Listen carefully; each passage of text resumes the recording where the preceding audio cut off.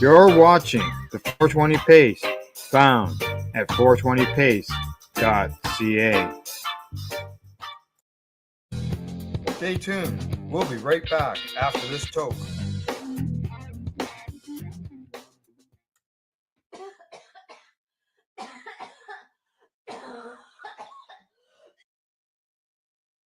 You're listening to the Pace Radio Network here at paceradio.net.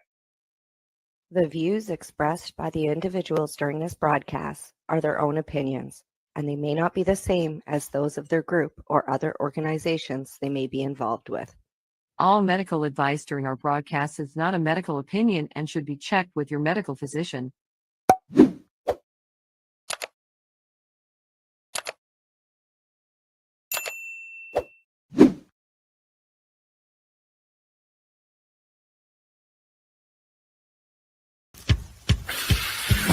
Oh yeah, baby, that's lovely.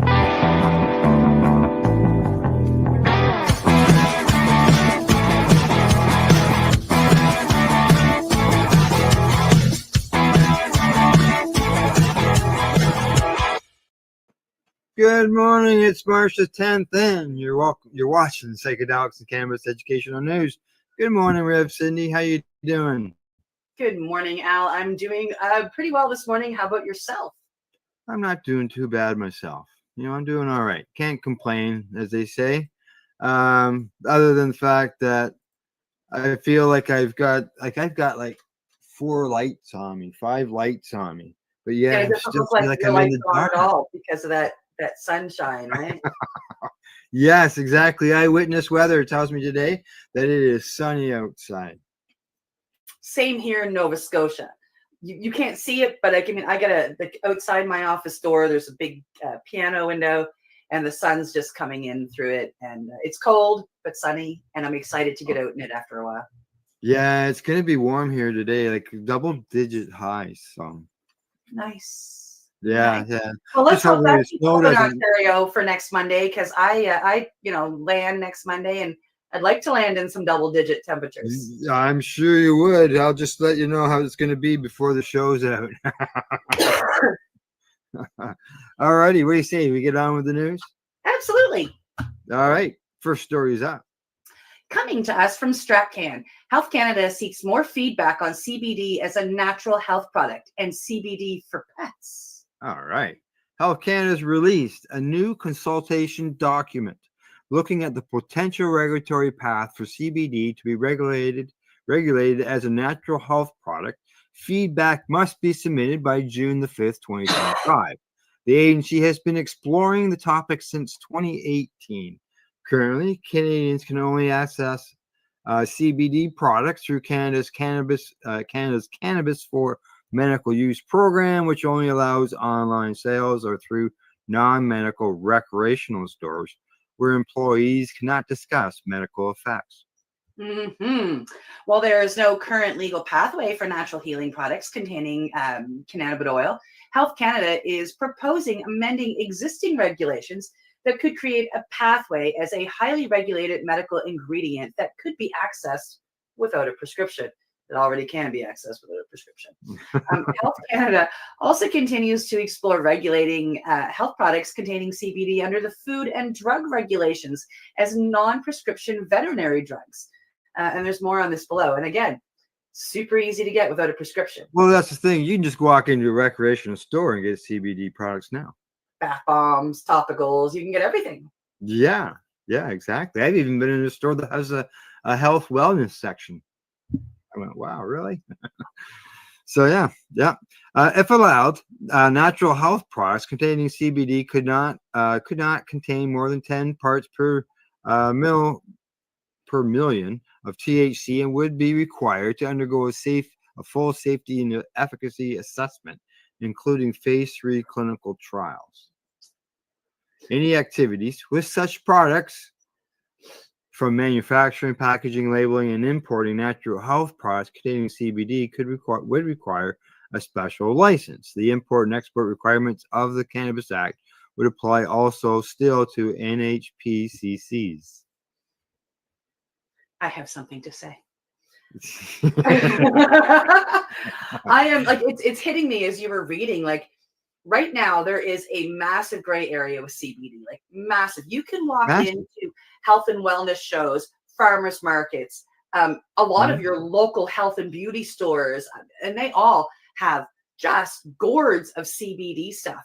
And the government's finally going, oh, wait a second, we can make a lot of money on that. Let's make that illegal. Like they said, they've been looking at this at since 2018. Yeah. And like, what's taking them so long? Like, this is ridiculous. It's available in so many places. People are selling it left, right, and center. Like it's, you know, the little head shop that I work at, we carry CBD products, you know, because that gray area is there and it's huge, and you know, people are ignoring it.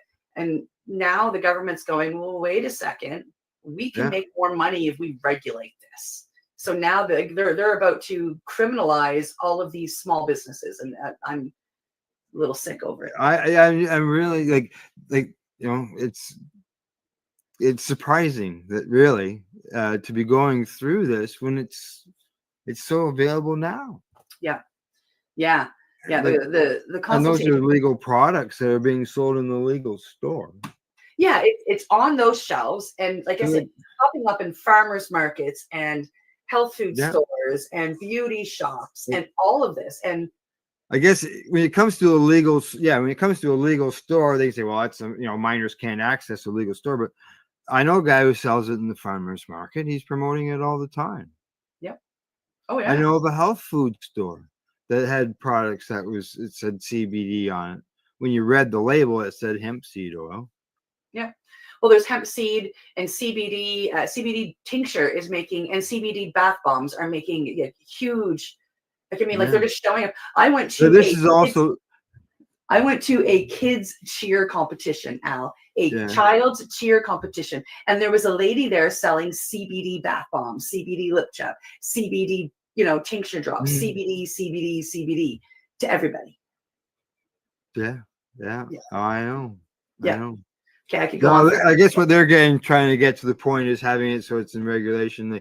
They can put it in pharmacies as far as like out on the counter, like regular cough medicine. Which would be absolutely beautiful. I think that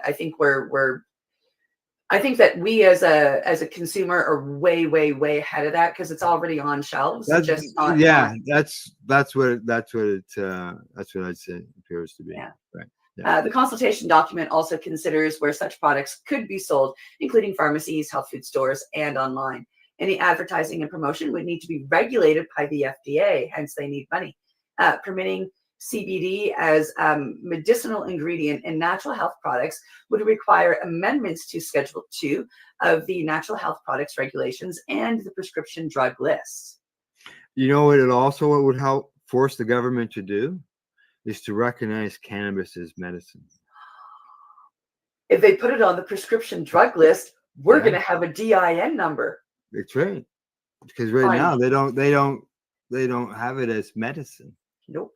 Right. So the federal government's External Science Advisory Committee also identified what they say are several gaps in scientific evidence that would need to be addressed in future product licensing applications. Those gaps include long-term safety and any possible interaction with other drugs, as well as impact on specific understudied communities like pregnant and breastfeeding individuals, older adults, indigenous peoples, people with underlying medical issues, and more. Now, Health Canada also encourages the industry to continue more clinical research on cannabis-based products and their derivatives, and notes that the approach to post-market safety monitoring of NHPCCs would be the same as for other similar risks of natural health products. For the potential for CBD as a product for pets, Health Canada is considering limiting veterinary drugs containing CBD to an oral dose of CBD of 0.2 to 2 milligrams per kg twice a day for treating pain associated with osteoarthritis in dogs. The agency says it would also consider further amendments to the PDL for CBD if additional evidence supports non-prescription statuses for that VDCC. The Federal Health Agency is asking for stakeholder feedback on several of the issues they highlight, which will be used to aid in their decision-making process. Health Canada has released several updates on this ongoing process over the years to look at CBD as a natural health product and or as a non-prescription veterinarian drug. In 2022, Health Canada also released a report on health products containing cannabis in their forward regulatory plan 2024-2026, released earlier this year. Health Canada also said it intends to create a regulatory pathway for health products containing cannabidiol that would not require practitioner oversight.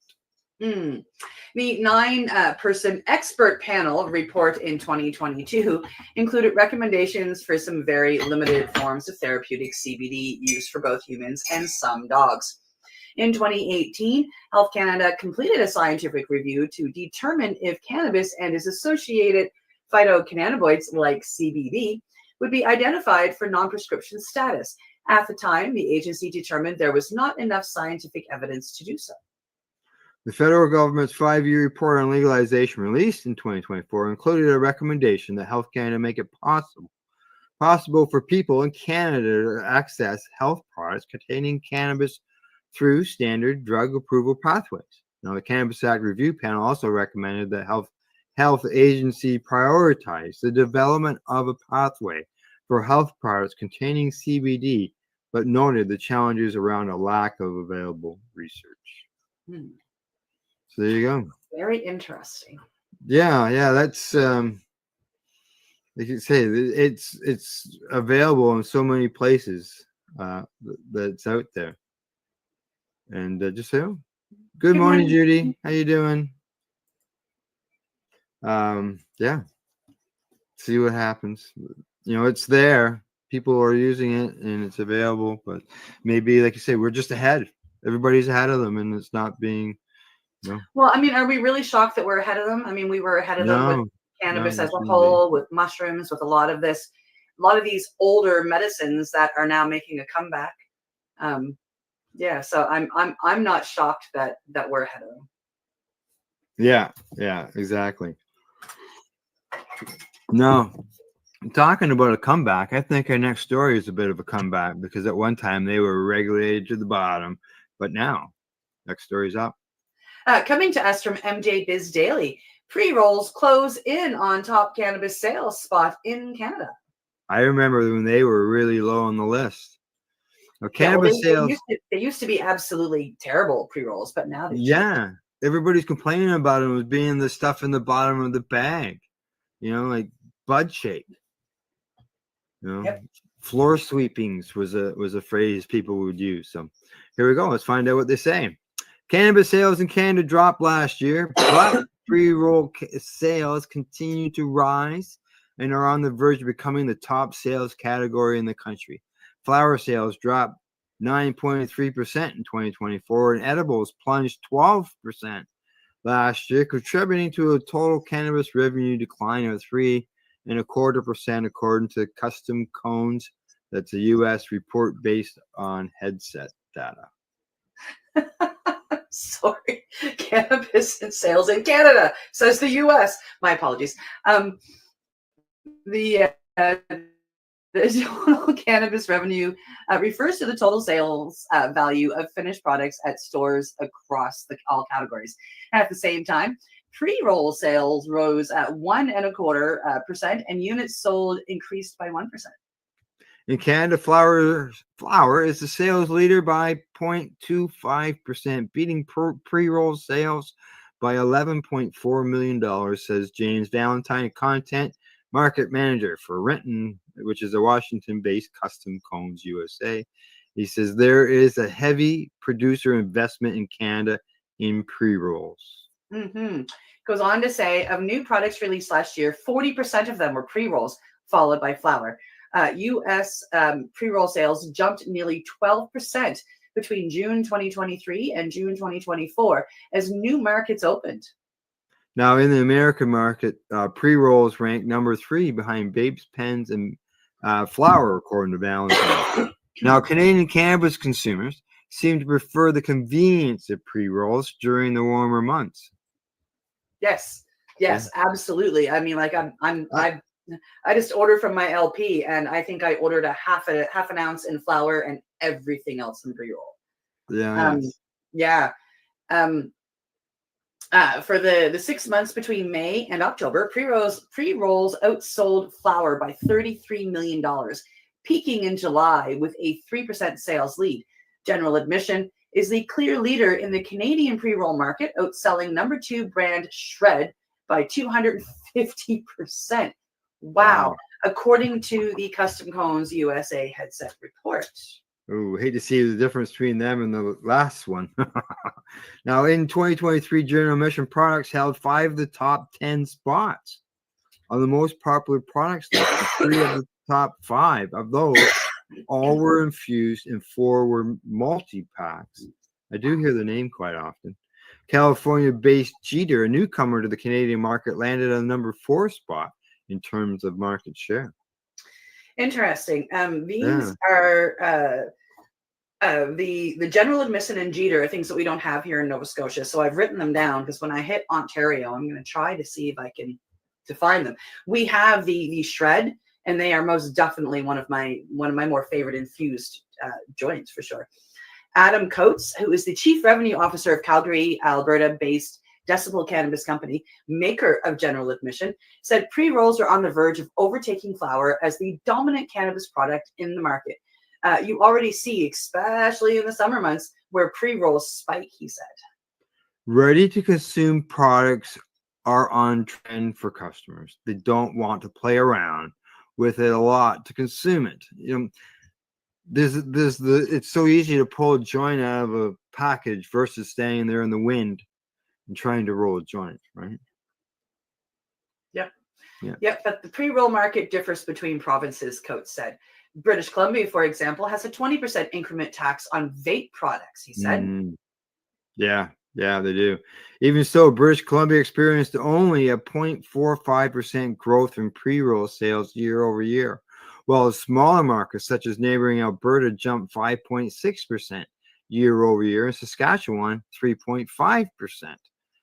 Quebec, which is not tracked by Seattle headquartered cannabis analyst firm Headset, caps the THC content of all cannabis products sold at 30%. So infused pre-rolls aren't an option in the province. No. They don't. I'm not sure if they've accepted vapes yet, and they've only recently started, putting gummies on the shelf and stuff like that. The answer is on the next line. Yeah, Quebec. Here we go. Quebec also doesn't permit vape products, although the ban will be lifted this fall. So they're not competing with pre-rolls. We're seeing pre-roll growth in Quebec, but it's a different market, Coates said. Yeah, he goes on to say you don't get the same product assortment that you do in other provinces. Growth has slowed overall, Coates said, and pricing has flattened. Yeah. Flour is still the biggest category, and because of a step down of production, flour pricing is starting to come up, Coates said. That hasn't happened in a long time.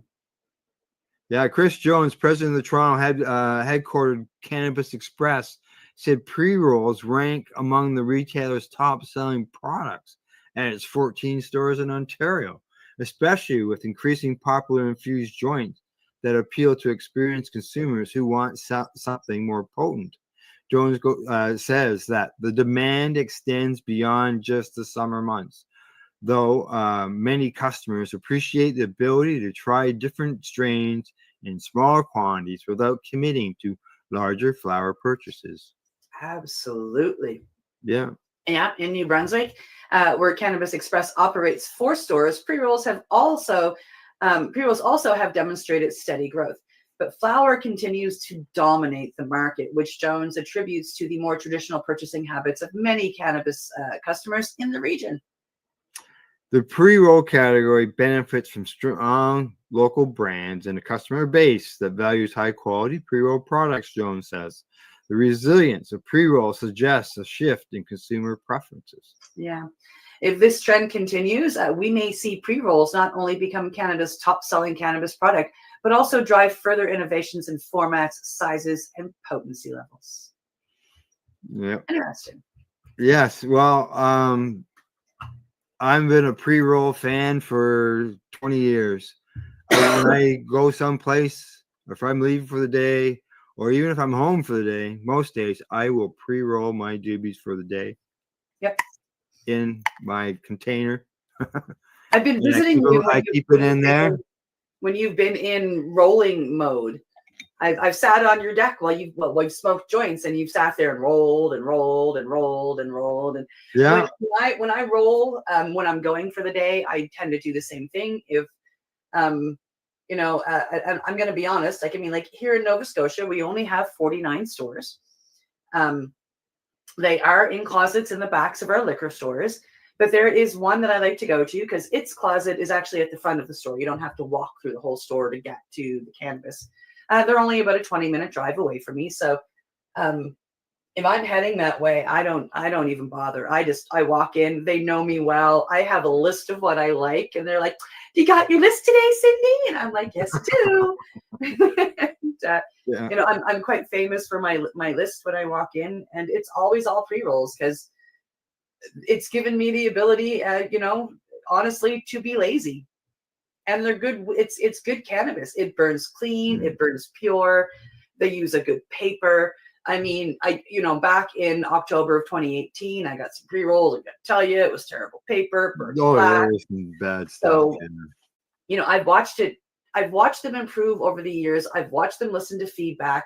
They need to listen to more, yes, but it's nice to see the improvements year over year. And now there are some that honestly, like as I sit here, I look in my little drawer, and there are 4 kinds that I'm guaranteed to go get all the time. These are always in my drawer. I got some pre-rolls, but they're from the Legacy from Legacy 420. When I'm in Ontario, I always have those in my drawers. But yeah, it's always been more convenient to pre-roll joints. Like I mentioned during the article, the weather is a big factor, and convenience. It's right there, ready to go. Like, why spend the time? So. But at the same time, I'm not going to lie. If I am having an anxiety moment, the whole aspect of literally taking the bud and smelling it and breaking it and rolling it is part of the medicine for that too. So it's not like I only get the pre-rolls. I love the convenience. Yeah, exactly. Hey, thanks for the thumbs up, Joe. Way to go. Appreciate that. All right, Cindy, on to the next article. Here we go. Coming to us from International Cannabis Business Conference, a study. Medical cannabis doesn't negatively impact driving performance. All right. No responsible cannabis advocate wants intoxicated drivers on public highways. With that being said, just because someone has metabolized THC in their system does not automatically mean they are intoxicated, and public policies need to reflect that scientific fact.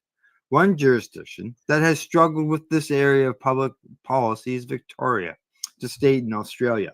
The Australian state was automatically banning the driving privileges of medical cannabis patients if they were found to have THC in their system while operating a motor vehicle in the public roadways. Furthermore, fortunately, that policy was changed starting on March the 1st, 2025.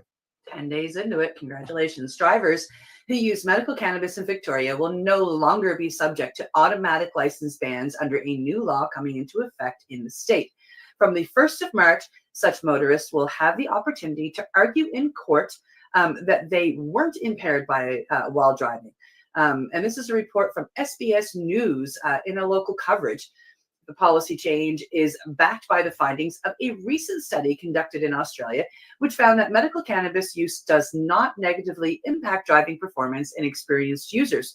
Below, we have more information about the study and findings. And this comes from a release from Normal. Yeah, they said that according to this data, it was published in the Journal of Safety Research, and they said that they assessed patients' simulated driving performance at baseline in 45 minutes after they vaporized prescribed doses of cannabis flowers. Now they say here that under Australian law, physicians may authorize cannabis products to patients unresponsive to conventional prescription treatments. Now, after vaporizing 1 dose of the prescribed cannabis flower, participants exhibited no significant changes in performance on any of the video-based tasks. which they say included hazardous perception skill, gap acceptance, following distance or speed compared to the baseline. The study's authors concluded the findings suggest what a dose of vaporized cannabis consumed in accordance with the prescription may not affect hazard perception ability or driving related risk-taking behavior among medical cannabis patients. The study's findings are consistent with those of several other determining that daily cannabis consumers and patients especially exhibit tolerance to many of cannabis's psychomotor influencing effects. According to the findings of a literature review published in the Journal of the German Medical Association, patients who take cannabinoids at a constant dosage over an extensive period of time often develop tolerance to the impairment of psychomotor performance so that they can drive vehicles safely. Boy, I tell you wouldn't have heard that a few years ago. No. No. But honestly, I mean, like that, you know, I guess I can understand the government's concern. Yeah. But it's, you know, it's going to take studies and it's going to take proof and it's going to take people getting caught and fighting in court. Now, you know, as they mentioned there, they talked about patients and regular consumers. You know, those people who are getting out there for first-time consumers, I could see a lot of those people you probably wouldn't want to be driving down the 401 at 100 kilometers an hour with, right? No, I mean, I use cannabis as a medicine. I use it on a daily basis, but that doesn't mean I forgot what it was like to be a new user. And one thing about cannabis over alcohol, or, you know, other prescription drugs, I mean, I was an addict to both. They give you courage. Honest to God, they numb all the fear, they numb all and they give you courage. I can do this. What do you mean I can't fucking drive? I can drive. Cannabis, on the other hand, allows you to see the truth. Even today, like if I'm sitting at my friend's place and we've done a couple hot knives and then we smoke a joint, I sit there and go, I'm not going anywhere for an hour because you're not getting me behind the wheel, dude. You know, I stop myself, and because you know, it's not that I'm scared, it's that I'm smart, you know. Well, I've even recently I was at a friend's place and they went to go light up a joint and I said, "Whoa, I'm just about to leave, so save that for yourself." And then I was gone, like, you know, 10 or 15 minutes later, right? Yeah. So yeah, no, and you know, I think that you know, and I think that our education with the plant and using it over time gives us that experience and gives us that knowledge. And really, like, I mean, even as a new user, we have that knowledge. The cannabis tells you don't want to drive. Nah, you just want to sit here and chill. Yeah. And it's easy to listen to. Yeah. Smile. Yeah. All right. Talking about smiling. It's time to go on our last story before we go to break. Here it is. Coming to us from the scientist. Trippy hearing aids. Psychedelics spur new synapses in mouse ear cells. Wow. I read this headline and I thought, what? Really? Here we go. Growing old is a bittersweet experience. While it brings with it many joys of life, it also carries the baggage of undesirable changes to the body. Hear, hear. One such hallmark of aging is the loss of synapse, the connections between neurons, which is key driving force for many neurodegenerative disorders. This phenomenon, called synaptopathy, can affect synapse across the board, causing the detrimental changes to memory, such as Alzheimer's disease or diminished sensory perception, as in age-related hearing loss. The burden of hearing loss is twofold. Not only does it affect more than 50% of the population, but it also associated with 2 to 3 times greater risk of age-related dementia. According to Ura Manor, who's a cell biologist at the University of California, they say if you have age-related hearing loss, you have a higher chance of also having dementia or cognitive decline. Wow. Well, that sucks. I'm so glad that my hearing loss is by really loud music. Hey, go ahead. Currently, there are no approved treatments for synaptopathy, but researchers have been looking into an interesting candidate, psychedelics. A leisurely afternoon of reading during the pandemic left Manor amazed that psychedelics could potentially treat a range of mental health diseases like post-traumatic stress disorder, depression, and anxiety. And excuse me, I shouldn't have said disorder. I should have said injury. It's like a silver bullet, he said. At the same time, emerging reports showed that the medicines could induce plasticity in neurons. On digging a little deeper, Manor found a conference report from the 1960s that showed enhanced hearing in people after they consumed LSD. Curious to find out if these effects stemmed from structural changes, Manor and his group studied the effects of psychedelics on mouse ear neurons and found that psychedelics induce the formation of new synapses in the cochlea, the hearing organ, which is the hearing organ present in the inner ear. This is the first time someone has reported an effect from psychedelics on neurons outside the brain, said Manor about the preliminary findings presented at the Association for Research of Otolaryngology's annual meeting in February of this year. He hopes that data could pave the way for new treatments for hearing loss and other peripheral neuronal defects. Really? Like, wow. We're talking about so much about psychedelics and helping with mental health, but be dripping the LSD tincture into my ear? Yeah. That's cool.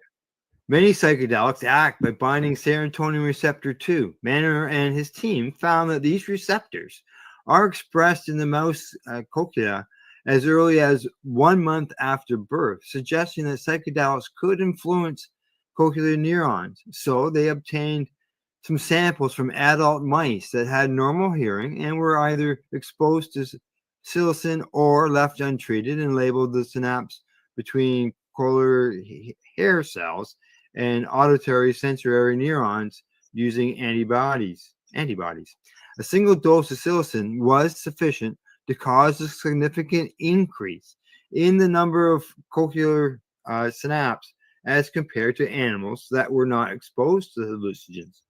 A synapse function test revealed that the new synapse also led to an increase in signal transmission between the cells.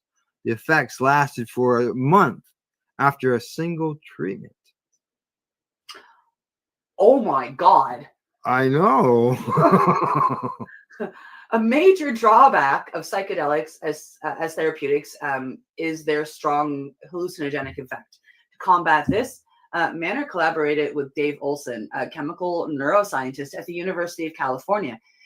Davis, who has developed non-hallucinogenic psychoplastogens, when Manor and his colleagues tested the effects of these modified compounds on the cochlear neurons, they observed the formation of new synapses as well as growth of neural protrusions. Wow. I know, eh? The group has previously reported that synaptopathy and age-related hearing loss precedes cognitive decline in several Alzheimer's disease mouse models. Based on these observations, Manor thinks of the cochlea as the canary in the coal mine, serving as an early sign of neurodegeneration in the brain. It's a harbinger. It's a notification that neurons are degenerating, he says. His team has begun experiments to test if the stimulatory impact of psychedelics on peripheral synapse formation has therapeutic potential to treat disorders such as hearing loss and neuropathies. There you go. Wow. Wow. Yeah. Wow. That was really interesting. Very cool. Yeah. We've never come across a story like that. Eating magic mushrooms to improve your hearing. Yes. Yeah. And not necessarily improve your hearing, but to make that synapse go. So, because I mean, a lot of people, there's two really big types of hearing loss, of where everything gets quieter. But then there's that you hear somebody say dog, but really it comes through as the synapse, it totally screws it up, and you hear, bag instead of dog. And yeah, this is beautiful. Wow, this can help to fix, especially in that second kind, So the word, even if it's quiet, you're hearing the word that is being said. It just Yeah. blows my mind. That is incredible. Yeah, big time. Good Got a morning, Ken. message. Good morning, Kent. How you doing, buddy? Thanks for tuning in. And I'll have to talk to you next time I see you. Talk about mushrooms helping hearing loss. Like, yeah. Be nice to hear more of these those stories. See what there's other articles coming out on it. Yeah. All right. Time for us to take a break. Commercial time. Time to hear from those who inform us or help us inform you. How's that? I think I got that right. You're watching Psychedelics and Cannabis Educational News. We're found here at paceradio.net and at 420pace.ca. You're listening to the Pace Radio Network here at paceradio.net. Legacy 420 have an awesome array of cannabis-infused beverages, from pop to Nature's Nectar's teas, all in amazing flavors. What a selection. We even have a delicious mango-infused juice, and let me tell you, it's delicious. Everything is infused in-house, so we buy our syrup from, the same place where everybody else buys their syrup for their pop, and the infusion is done in the lab. It's all canned here, labeled here, produced 100% on Tyndonega. We have 2 lines of drinks. One's called our Nature's Nectar. That was our original line that we came out with. And then we also have a line under the Red E brand. We have them in 10 milligrams, 30 milligram, and 60 milligram cans.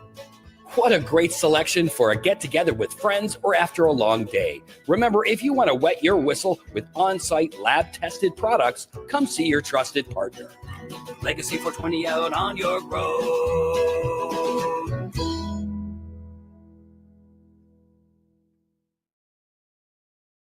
Camelford Lifestyle Shop. Open Monday to Friday from 10 till 7 p.m. or by chance. Check out our flags, our t-shirts, plus our hats. And look of that supply of rolling papers, plus much more. We've got bongs and your favorite herbal vaporizers. Look at all the incense we have, as well as for those who collect knives, check out these knives in our collection. And while you're here, stop in to see Shay at the piercing room, where you can get poked by Shay. Daily deals, check them out. Camelford Lifestyle Shop, 17 Bridge Street West, Camelford, Ontario. Limestone City Hydroponics is Kingston, Ontario's hydroponics shop. Take your growing to the next level and create the optimal environment with a tent kit, or maximize your yield with an ebb and flow flood table kit. Either way, Limestone City Hydroponics has more sizes and options to fit your needs. Are you looking for the power of the sun that adapts to your budget? Then look no further, as they have professional grow lighting. They have indoor grow systems that are easy and cost effective, with many options to fit your living space and lifestyle. Cultivate your growing potential. We have everything you need to succeed. And if you can't make it to the store, they offer local delivery to the greater Kingston area. Remember, when you're looking for experts to help you grow, then look no further than the locally owned Limestone City Hydroponics, 105 Sunderland Drive in Kingston, Ontario. Call them at 613-548-0420. Rerolled Saturdays. Check it out. Nothing but non-stop cannabis and psychedelic programming. Find it at 420pace.ca. You're listening to the Pace Radio Network here at paceradio.net. Hey, we're back, ready to bring you some news. What do you think, Cindy? I think we've got 4 more stories. 4 more stories to go, right? And here we go. First one up. Coming to us from StratCan, Canadians list cannabis legalization as Trudeau's crowning success. New polling data shows that Canadians rank cannabis legalization as Justin Trudeau's top accomplishment in his nearly 10 years in office. The online poll conducted and presented by the Angus Reid Institute took place from March 4th to the 6th among a representative randomized sample of 1,850 Canadian adults who are members of the Angus Reid Forum.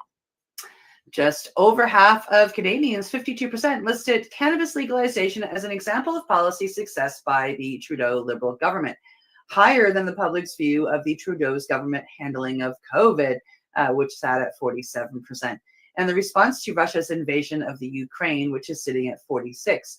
Younger Canadian men between 18 and 35 were more likely to consider cannabis legalization a successful policy at 66%, but support decreased with age. Men aged 55 and older were least likely to say the same, sitting at about 40%. I would say probably because the older group is more entrenched in the legacy way of doing things and everything. Yep. Yeah. Now, women showed a similar spread of support with more support among the 18 to 15 crowd. That was at 59%. Then the 55 plus crowd at 46%. For Canadians who listed cannabis legalization as a failure, a similar trend among age groups emerged, with 30% of the Canadian men aged 55 plus saying it was a policy failure, while 27% of women aged 55 and up said the same. Only 16% of men aged 18 to 34 said cannabis legalization was a failure, and 17% for women in the same age group. Interesting. Unsurprisingly, those who supported the Conservative Party were overwhelmingly not supportive of cannabis legalization, while Liberal and NDP voters, and to a lesser degree BQ voters, were supportive.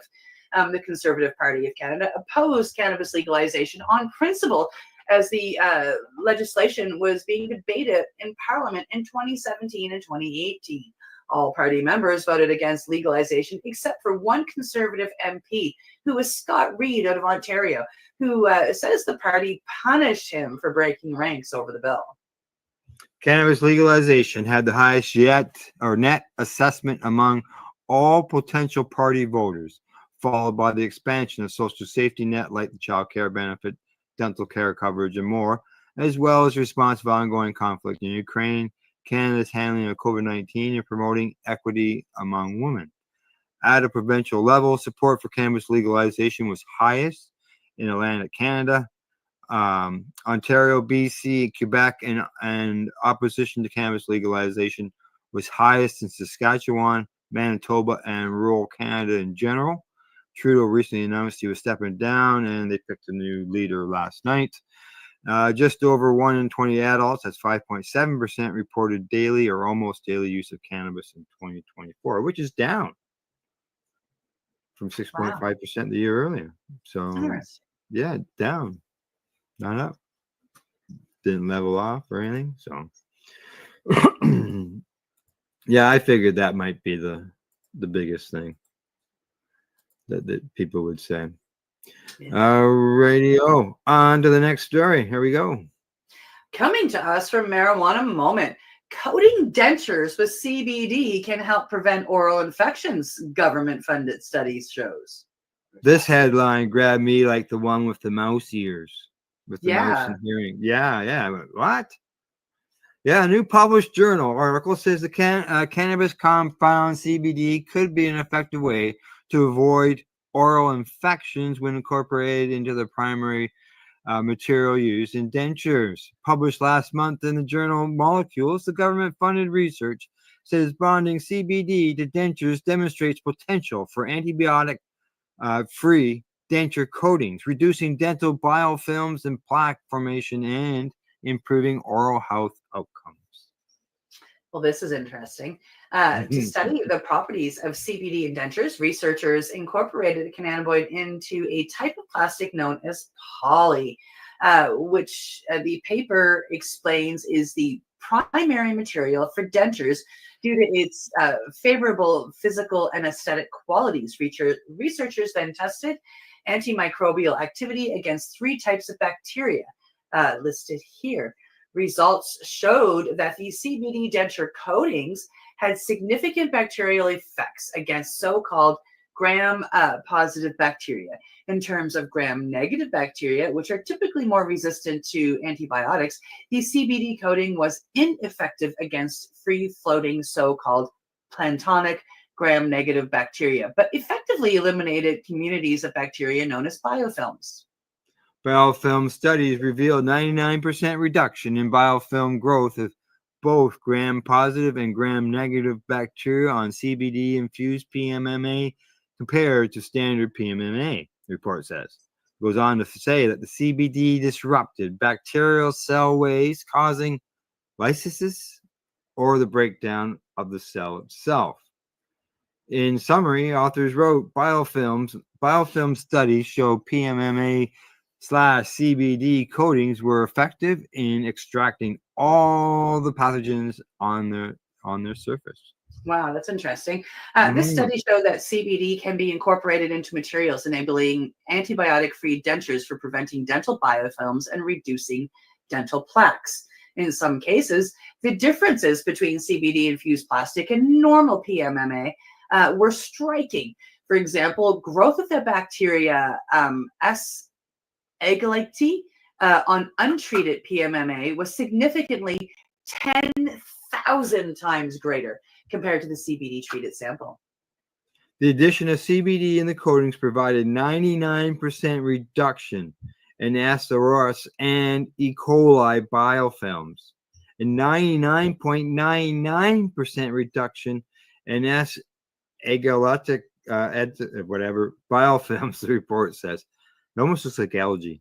The paper appeared in a special issue of Molecules dedicated to the antibacterial application of so-called intelligent polymer materials and was federally funded by the Natural Sciences and Engineering Research Council of Canada.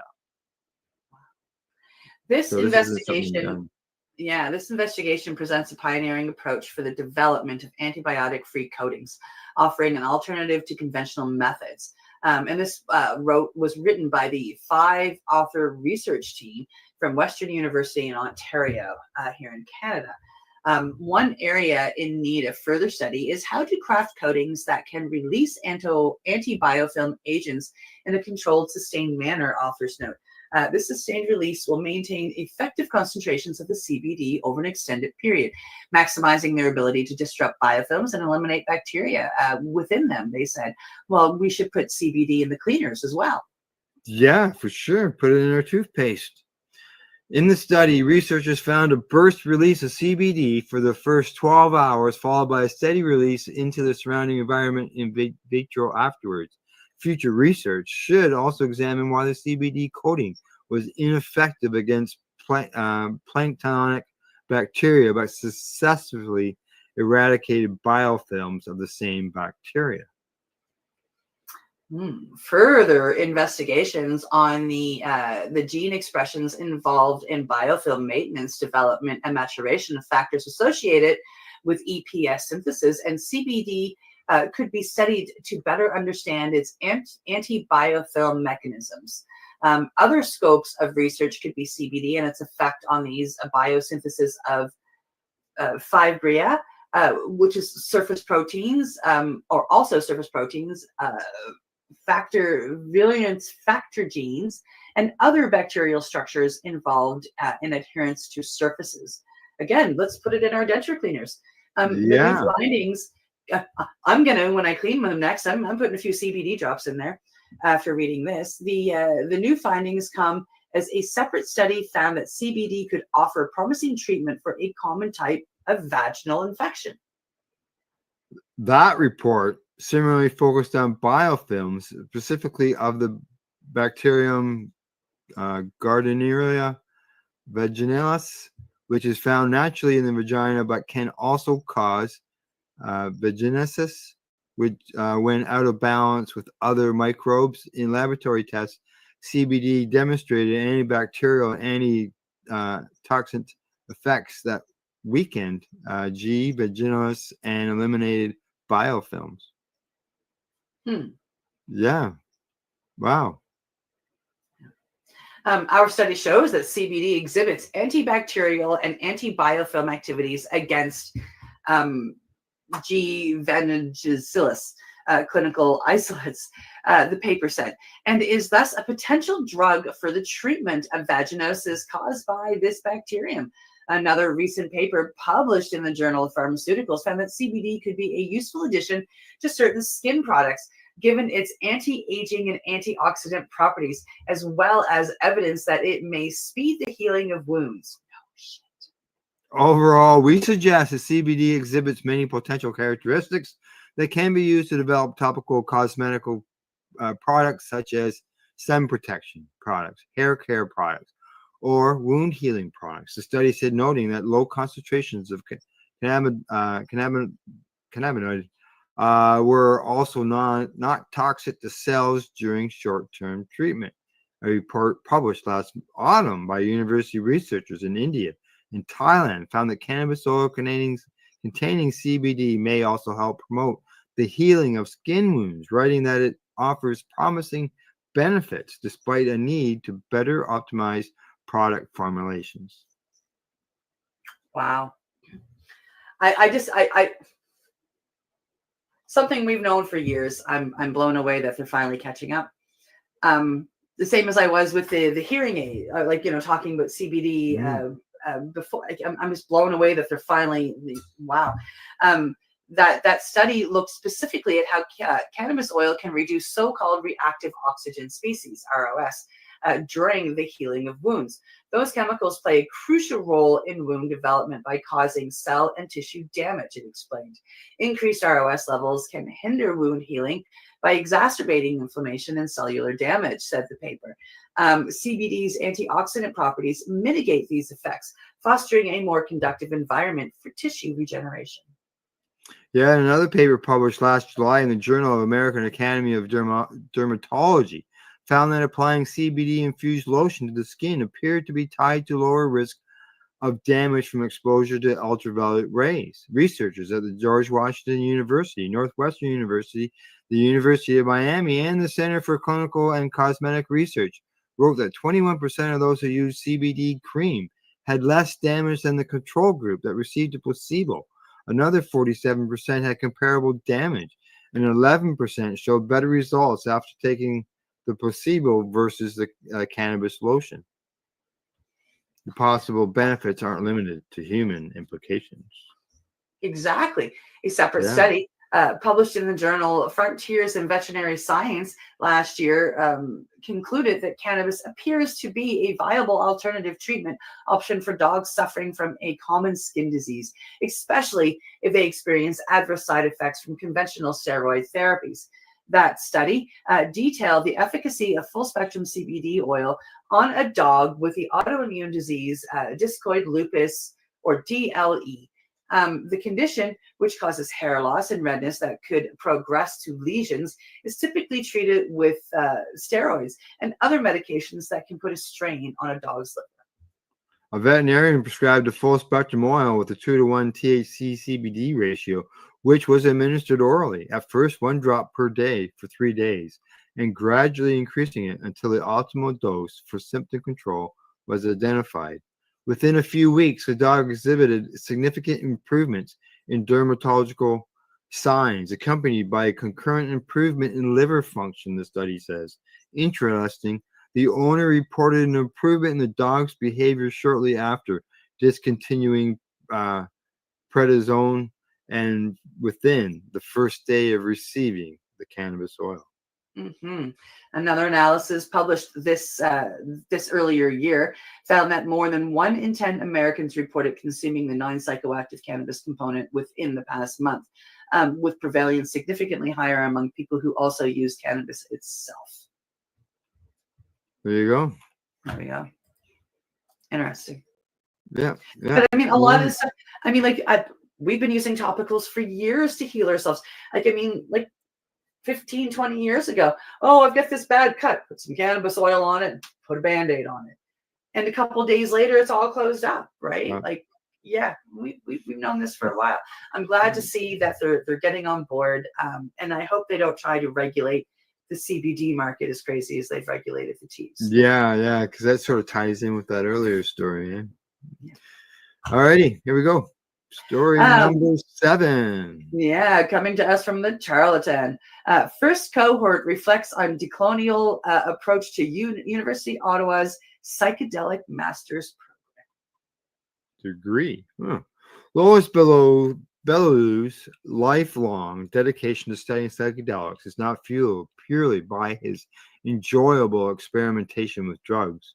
It's also driven by the wake-up call he had following a dangerous experience which almost ended his life. He says, I started exploring psychedelics when I was about 17, recalling the initial years of the journey. He says, I was just very curious. Mhm. For the next few years, he said his psychedelic experiences were pleasant, but he eventually became attached to those sensations. I ended up taking too much and having a very dangerous psychotic experience that almost ended my life, he said. And that was a wake-up call for him. Belu is now the founder of Sagea, a non-profit organization aiming to educate people on the safe consumption of psychedelics. The lack of education around how to safely experiment with psychedelics, especially as a young person, is also the motivation driving Belu's research of his master's in psychedelics. Belu is part of the first cohort of the University of Ottawa's Psychedelics and Consciousness Studies master's program. It launched in September 2024, enrolling 11 part-time and 4 full-time students. The inaugural one-year program is halfway finished, with the first cohort of students set to graduate this spring. Along with its practical learning component, which allows students to travel to various psychedelic retreats, the program offers mental health, harm reduction, spirituality, and psychology courses that complement an interdisciplinary understanding of psychedelics. Professors and authors alike are rethinking the historical narratives around psychedelics, encouraging Eurocentric perspectives, and working to decolonize psychedelic discourse by recognizing historical and current Indigenous knowledge. Created in collaboration between the university's Faculty of Social Science and Faculty of Arts, the Psychedelics and Consciousness Studies Master Program was launched to advance research in the therapeutic potential of psychedelics. It's said to be the first of its kind here in Canada. Monica Williams, who's the co-director of the program, said its launch has been fantastic so far.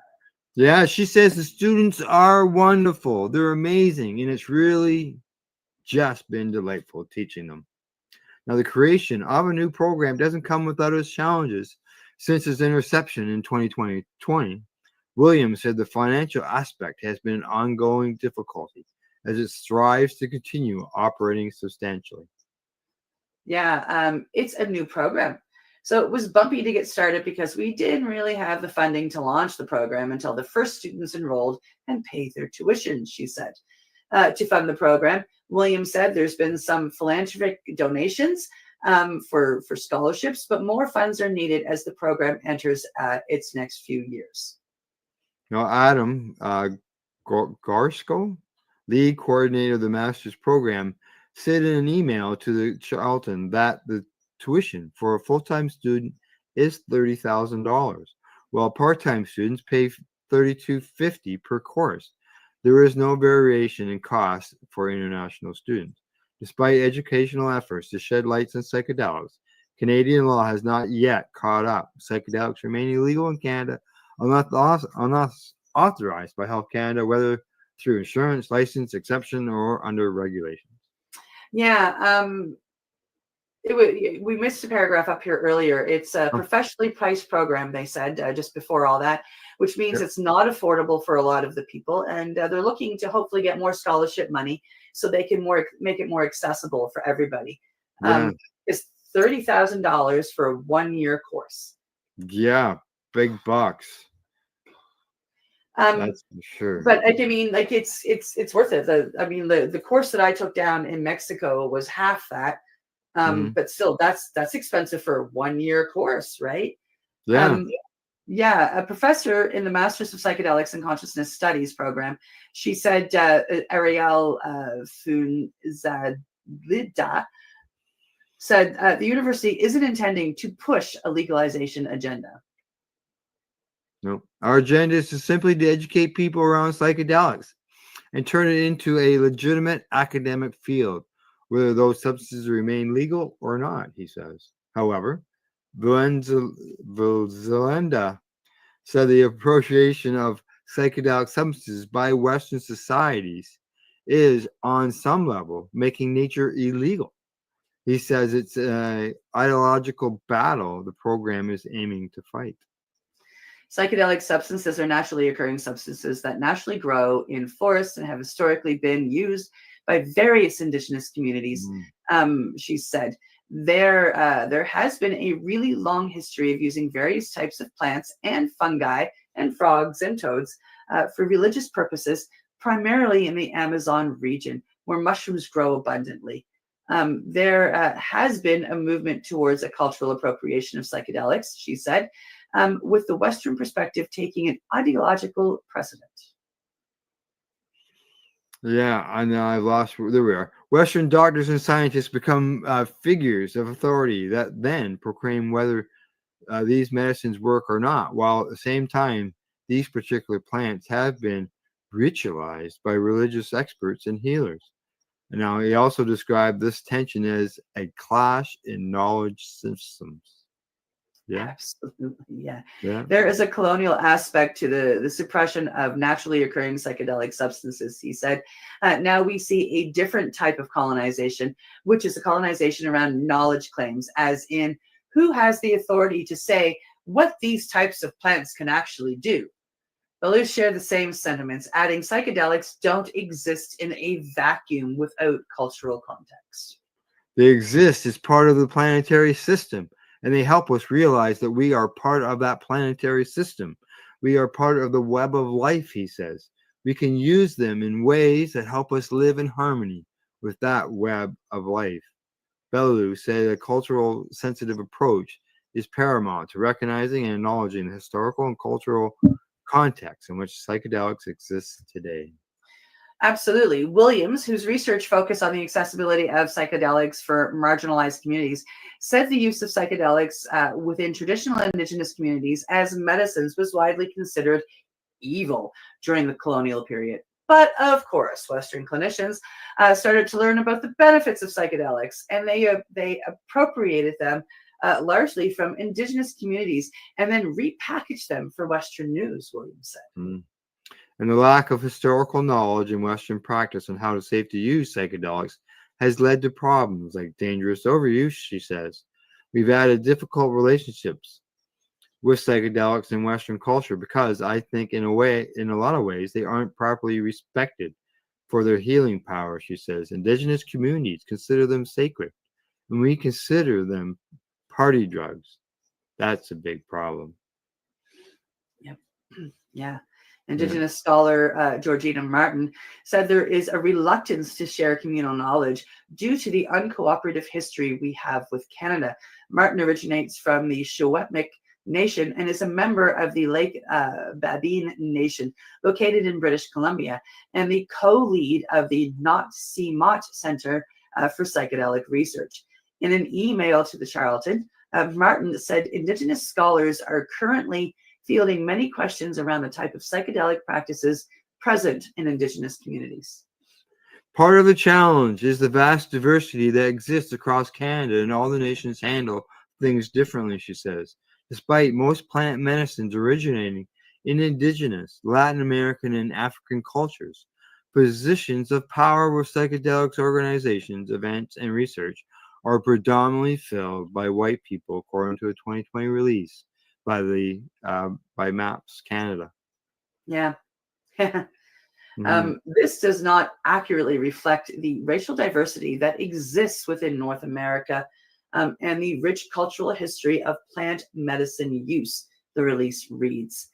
Williams said, the Masters of Psychedelics and Consciousness program not only hopes to teach students about the historical context of psychedelics in Indigenous communities, but also that these communities are still using them in healing practices today.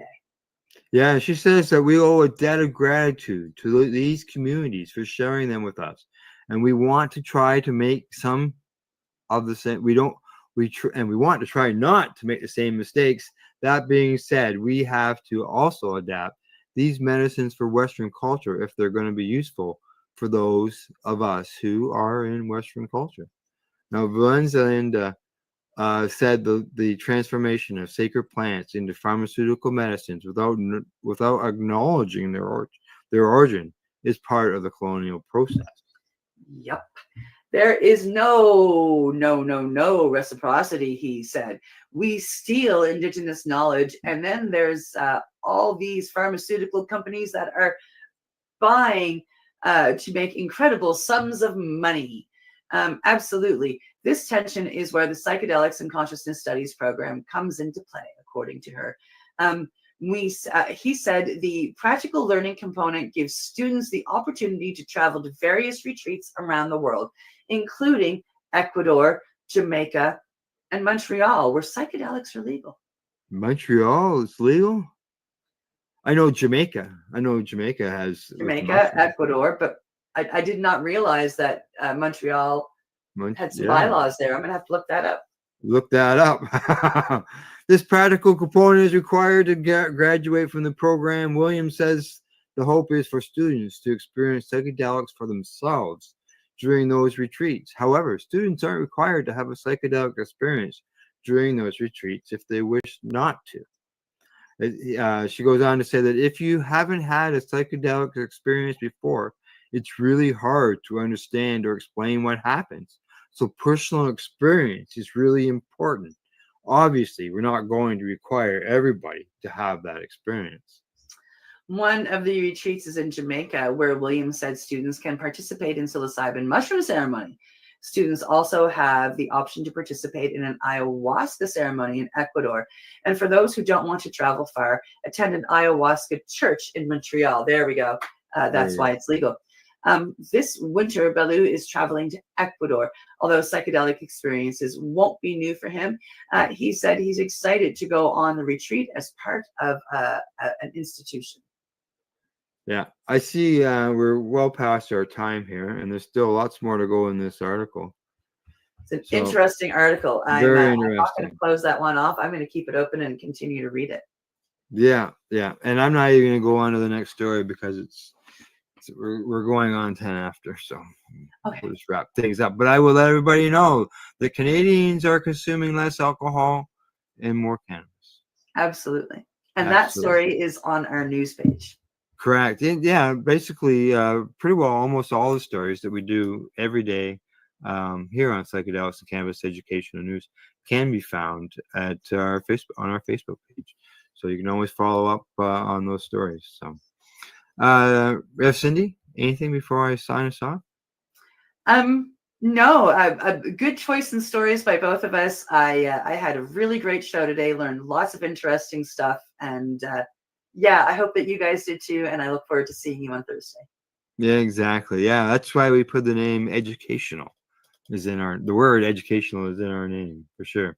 All right, from the Legacy420.com news desk, that's the news for today. We hope you found it educational and informative. Thanks to Legacy420.com, the Campbellford Lifestyle Shop, Limestone City Hydroponics.ca, and at ease.ca. And as I always say, don't forget to educate, medicate, and do not incarcerate. You're listening to the Pace Radio Network here at paceradio.net. The opinions of the individuals during this broadcast are their own and may not be the opinions of their group or other organizations they may be involved with. All medical advice during our broadcast is not a medical opinion and should be checked with your medical physician. When you have a pain that's reached its peak, Legacy for 20 is so unique. If organic cannabis is what you seek, here's your trusted partner 7 days a week. Suppository salves, vapes and drops, topicals, edibles, infused pop. Just when life seems like it ain't easy, at Legacy 420 enjoy a pop freezy. Lab tested products make them the GOAT. Legacy 420 out on your road. Legacy 420 in Tyndonega Mohawk territory. Indigenous organic cannabis at its finest. Enjoy the buzz of legalization with Campbellford Lifestyle Shop. From lights to plant nutrients, books, consumption accessories, and more. We've got all your basics to grow or consume cannabis. Visit our info center or take a look at our piercing services and body jewelry, now available in-store through Campbellford Lifestyle Shop, 17 Bridge Street West, Campbellford. Limestone City Hydroponics is Kingston, Ontario's hydroponics shop. Take your growing to the next level and create the optimal environment with a tent kit, or maximize your yield with an ebb and flow flood table kit. Either way, Limestone City Hydroponics has more sizes and options to fit your needs. Are you looking for the power of the sun that adapts to your budget? Then look no further, as they have professional grow lighting. They have indoor grow systems that are easy and cost effective, with many options to fit your living space and lifestyle. Cultivate your growing potential. We have everything you need to succeed. And if you can't make it to the store, they offer local delivery to the greater Kingston area.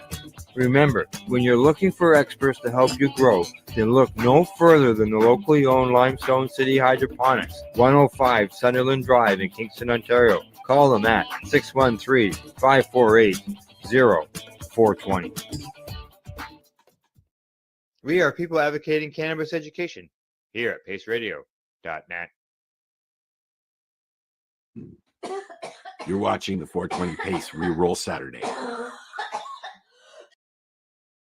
You're listening to the Pace Radio Network here at paceradio.net. The views expressed by the individuals during this broadcast are their own opinions, and they may not be the same as those of their group or other organizations they may be involved with. All medical advice during our broadcast is not a medical opinion and should be checked with your medical physician.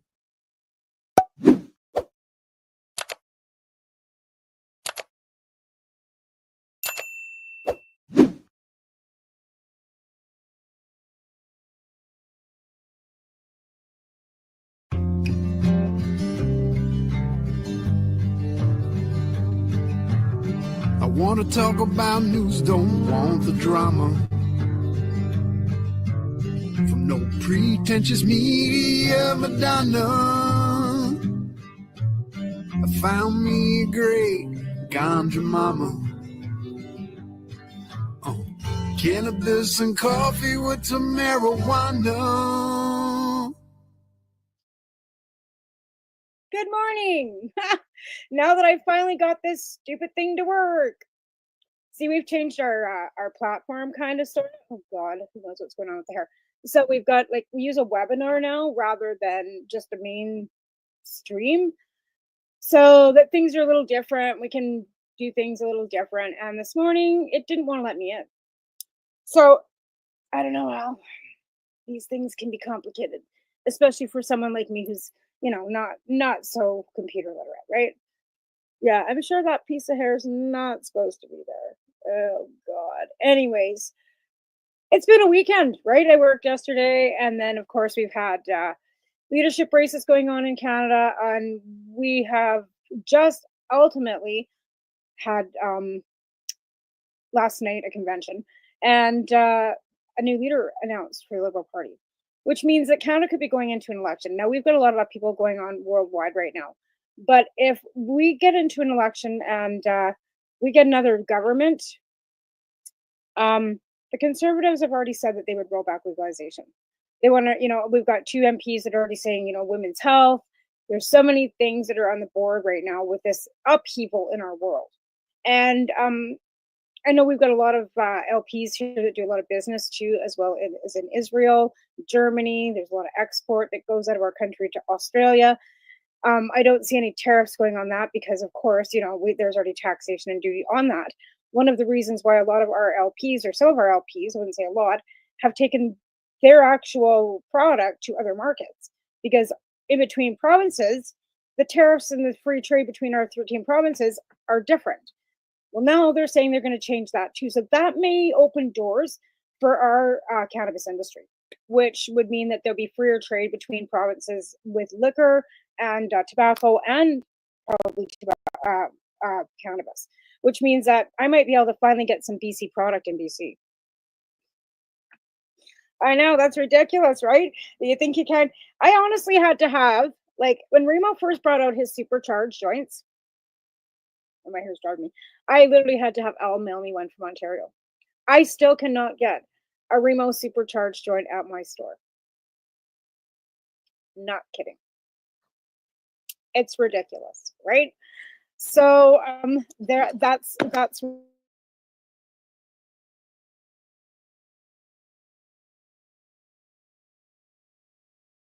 where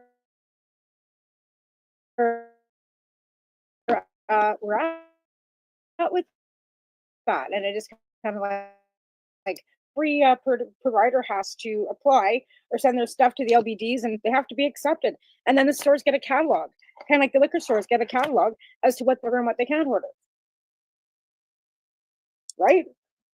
So a while ago, I received some loveliness from a friend, and I hadn't brought out my email. Like anybody who knows me knows that I don't do much dabbing. I cough and I hack and I'm out. But I have this email that I bought 10 years ago from emails.ca, and fellow was a friend of mine.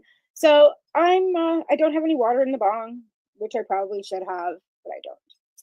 But I haven't done dabs for a while, so this morning usually I start with a doobie. Well, today I'm going to start with a dab because, like I said, I don't do this often. But what the hell? World's going to hell in a handbasket, so we might as well too.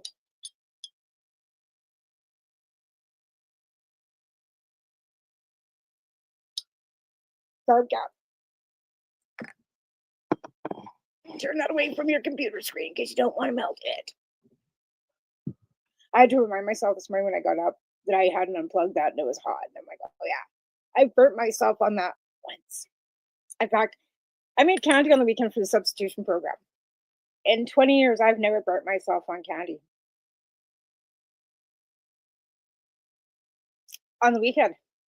Because for some reason, the RSO that I put in, so obviously not all the toxins were out of it. So when I put it in, yeah, and then I went to pour it into the measuring cup that it went over, and it went over onto my hand, on my finger. One little piece, I pulled it off, stuck it straight underneath. I put it right under cold water, but hey, it didn't seem to help. So for the first time in 20 years, Tamara's got a burn from making candy. I actually also made some beautiful red velvet white chip cookies. They're so yummy. Again, for the substitution program. But that's where most of my stuff goes now, straight out for free to people with addiction problems. I actually see a post this morning on Facebook on our Cranbrook page saying a lady that's come to town, she got a master's degree offering ketamine and psilocybin therapy. And I said to her, wait for the trolls. I do cannabis substitution. You're going to have fun. Because anything different in this town, oh my God, maybe the ketamine and the psilocybin will make these people normal. Maybe that's what Dank Town needs, is mushrooms. Wouldn't that be a concept? That everybody did a little bit of ketamine and got their wiring straight, and they actually became decent human beings instead of a bunch of Nazis. I can say that on this platform. Nobody's going to ban me. Just love that TikTok. You can't say the word cannabis. You can't say the word schmack. You have to use like code words. So I find myself when I'm doing my own show here, which I've done on this network and on this platform for years, using code words for cannabis, like MJ, and not smoking cannabis, because on that platform I can't, and I am wearing clothes, folks. You know, on that platform they tell me that I was nude and probably ban my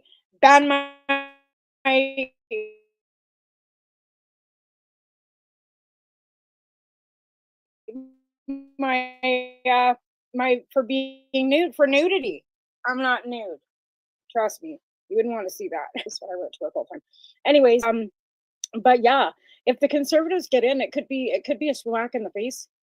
I mean, our medical program was court ordered, right? But if he starts using notwithstanding clauses and tearing our Constitution apart, that will mean that Section 7 that covers our charter rights to what we have, be able to medicate, expression, freedom, all these things, would be gone.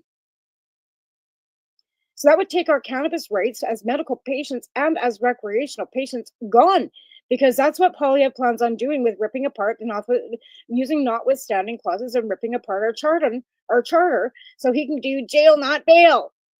Didn't Harper already try this with the mandatory minimum jail sentencing and all these things and trying to, build private prisons? Haven't we learned from our past mistakes already? And cannabis is a plant, right? It's a they say euphoric. I have never giggles and having a good time in high school. Maybe most of us that are cannabis patients don't even get that euphoric feeling anymore. We're barely able to get the pain managed. Never mind feeling funky. Like psilocybin, yes. Acid, MDMA, all those other high, like those are psychedelics. Those will cause hallucinations. Cannabis is not psychedelic. There is no psychedelic compounds in that plant. The euphoria you feel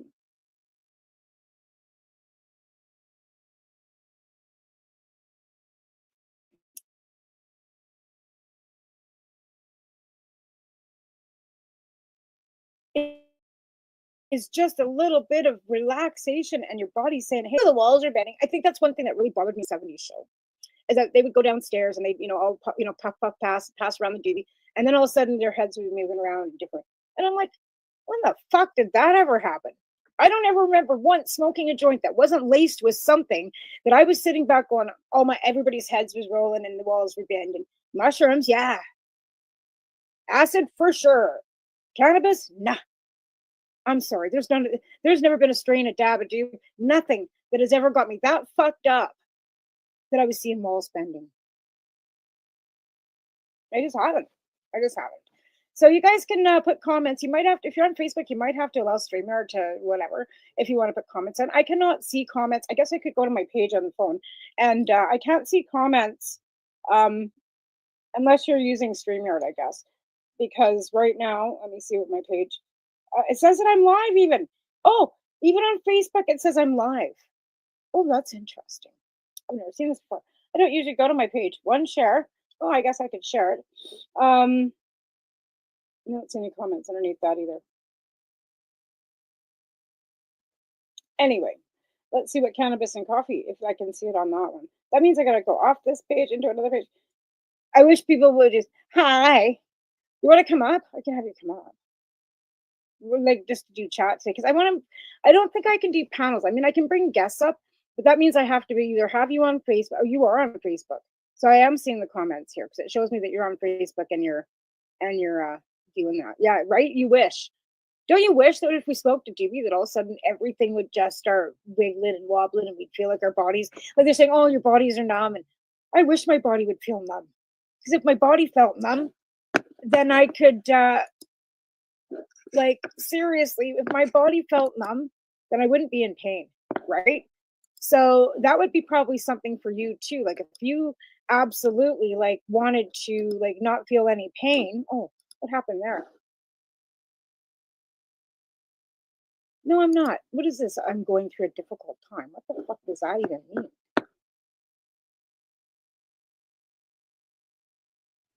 Okay, so I'm gonna go here. Add story, edit profile. I'm gonna see if I can. Where are you, Mel? Where are you, Miss Melissa? So I can find you. There you are. Okay, I'm gonna send you the link for today's show, and I think I can. Oh, I did. Yep, there it is. Okay, there. You got the link if you want to come up. You just have to pop yourself in, and that way I can do that. So if you're on Facebook and you have me on Facebook and you want to come up and chat on this, I can send you the link and then you can come up. Because I believe I can have more than one guest. I think I can have like 4 or 5 guests on here. You can medicate online on this show. We don't care here. You don't have to hide it on here. I'm medicating too, or unless you have to be away from your phone. But I'm medicating too. Like that's one thing. This is not like the talk live, right? We can do on this one. We can medicate, and we have been doing that for as long as we've been on here, because these are on our own. Like we pay for this stuff, this platform and stuff too, right?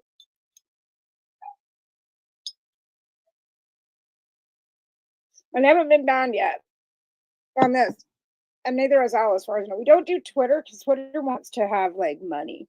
They expect you to pay now, and then LinkedIn too, I think blocked him because most of this stuff all goes through Al's profile. Because we're back with with Al Rapp too. We have the 420 Pace project.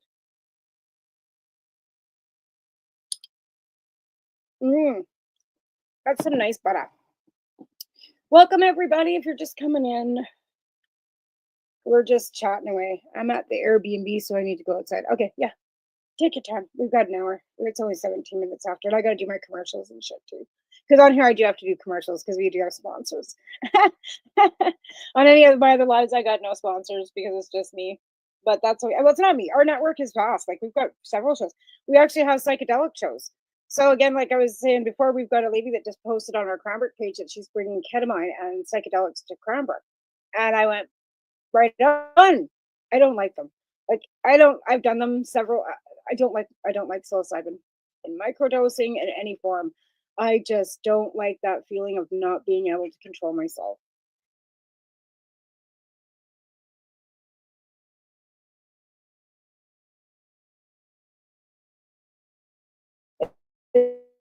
It's the same with alcohol. Like, if I don't know why. I like cane. I will say I liked that. And that was the issue that's why I liked it too much, and that's why I don't do it anymore. But I don't know. I think it's because it actually made me feel normal. And now that I'm on medication for my ADHD, I don't feel like I need that anymore. And even with the cannabis, like I find that it's just nicely diverts my pain so I can get up and go to work. I'm not taking the opioids like I would if I wasn't doing a combination. Like I don't take a lot of like if I'm in a flare, and right now my hip is killing me, and I actually had to go for an X-ray on Monday, and I have to go to an in-doctor appointment about my hip. Now, if there's nothing wrong, you don't hear from them, and if it's something minor, they just give you a phone call. I got to go into the doctor's office, so I don't know what the hell is going on with my hip. All I know is that I've been in excruciating pain for probably 5 years, and I had it X-rayed once, and she said, "No, there's nothing wrong." And I just kind of chalked it up to my RA. But it's continuous, waking me up at night. I'm using the opioid that I do have for the hip and not my RA. But my shoulder is always a bit stiff. In the morning when I wake up, I'm always stiff. And I know that she'd like me to go to an injection or a biologic. I have a needle phobia. I'm supposed to get a blood test every 3 months, and I don't go. My liver could be fucking all wrong from taking this shit, and nobody will ever know because I won't go get a blood test. I have a needle phobia.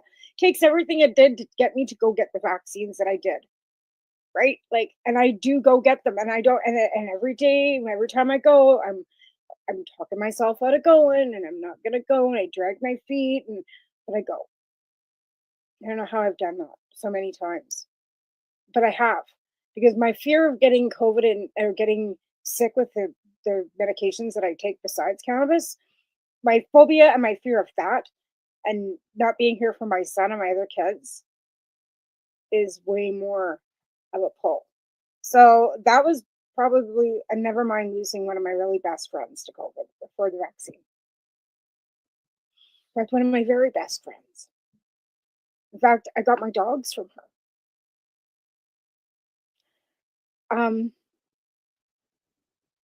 When she died of COVID, that was it. When the vaccine came, I was like, I'm going. Yeah. So I guess if you've never lost anybody to it, or you don't want to believe in it, that's your choice. But some of us have actually had it touch their lives, and my 15-year-old son's been suffering from long COVID for 2.5 years. Anyways, this isn't a COVID show. This is a cannabis show, and we laugh and giggle and have some fun. So I'm waiting for Melissa to come back up, and this is the lady that wants to do the walk. So now that actually she's going to come back up. We can maybe discuss that after my break here, and we do the commercials once we get her up here. And we had her on last week, and we were talking about it, but I think that we really need to blast it out a little more. Like, Melissa is disabled. She was disabled at work. She was hit in the head with a chair. That was one of the injuries that she sustained, right? She was a nurse and she was a corrections officer, right?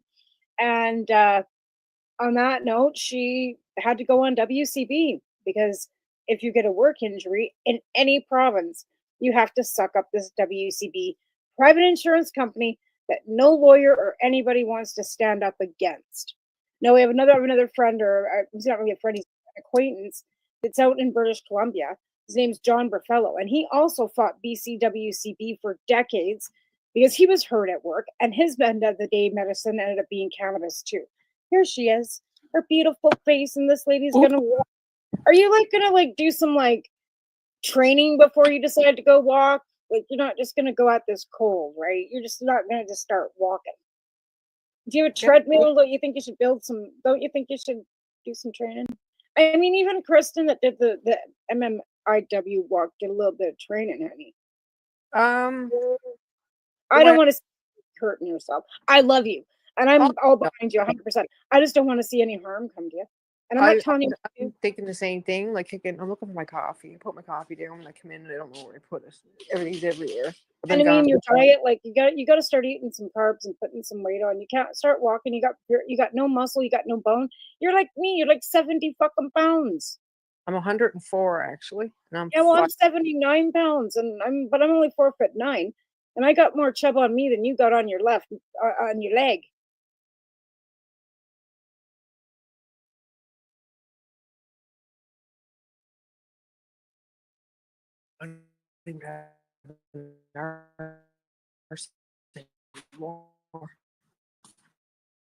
I know. I know. I get hungry. That's all. I was always that, and I think that's part of what happened to my appetite is that when I became less physically able to do things, that's kind of where my appetite between that and bouncing back and forth between SSRI, the SNRI. I think you should be. I think, like I said, this is a big thing, especially if it's going to be cold and stuff, because your body's going to be working hard to walk. You're going to be exerting a lot of energy, and then you're going to be exerting energy to keep yourself warm, right? If it's cold. I mean, it's warm here. It's like +5 here. It's fucking ridiculous. It's -6 here. I think it's wind chill -11.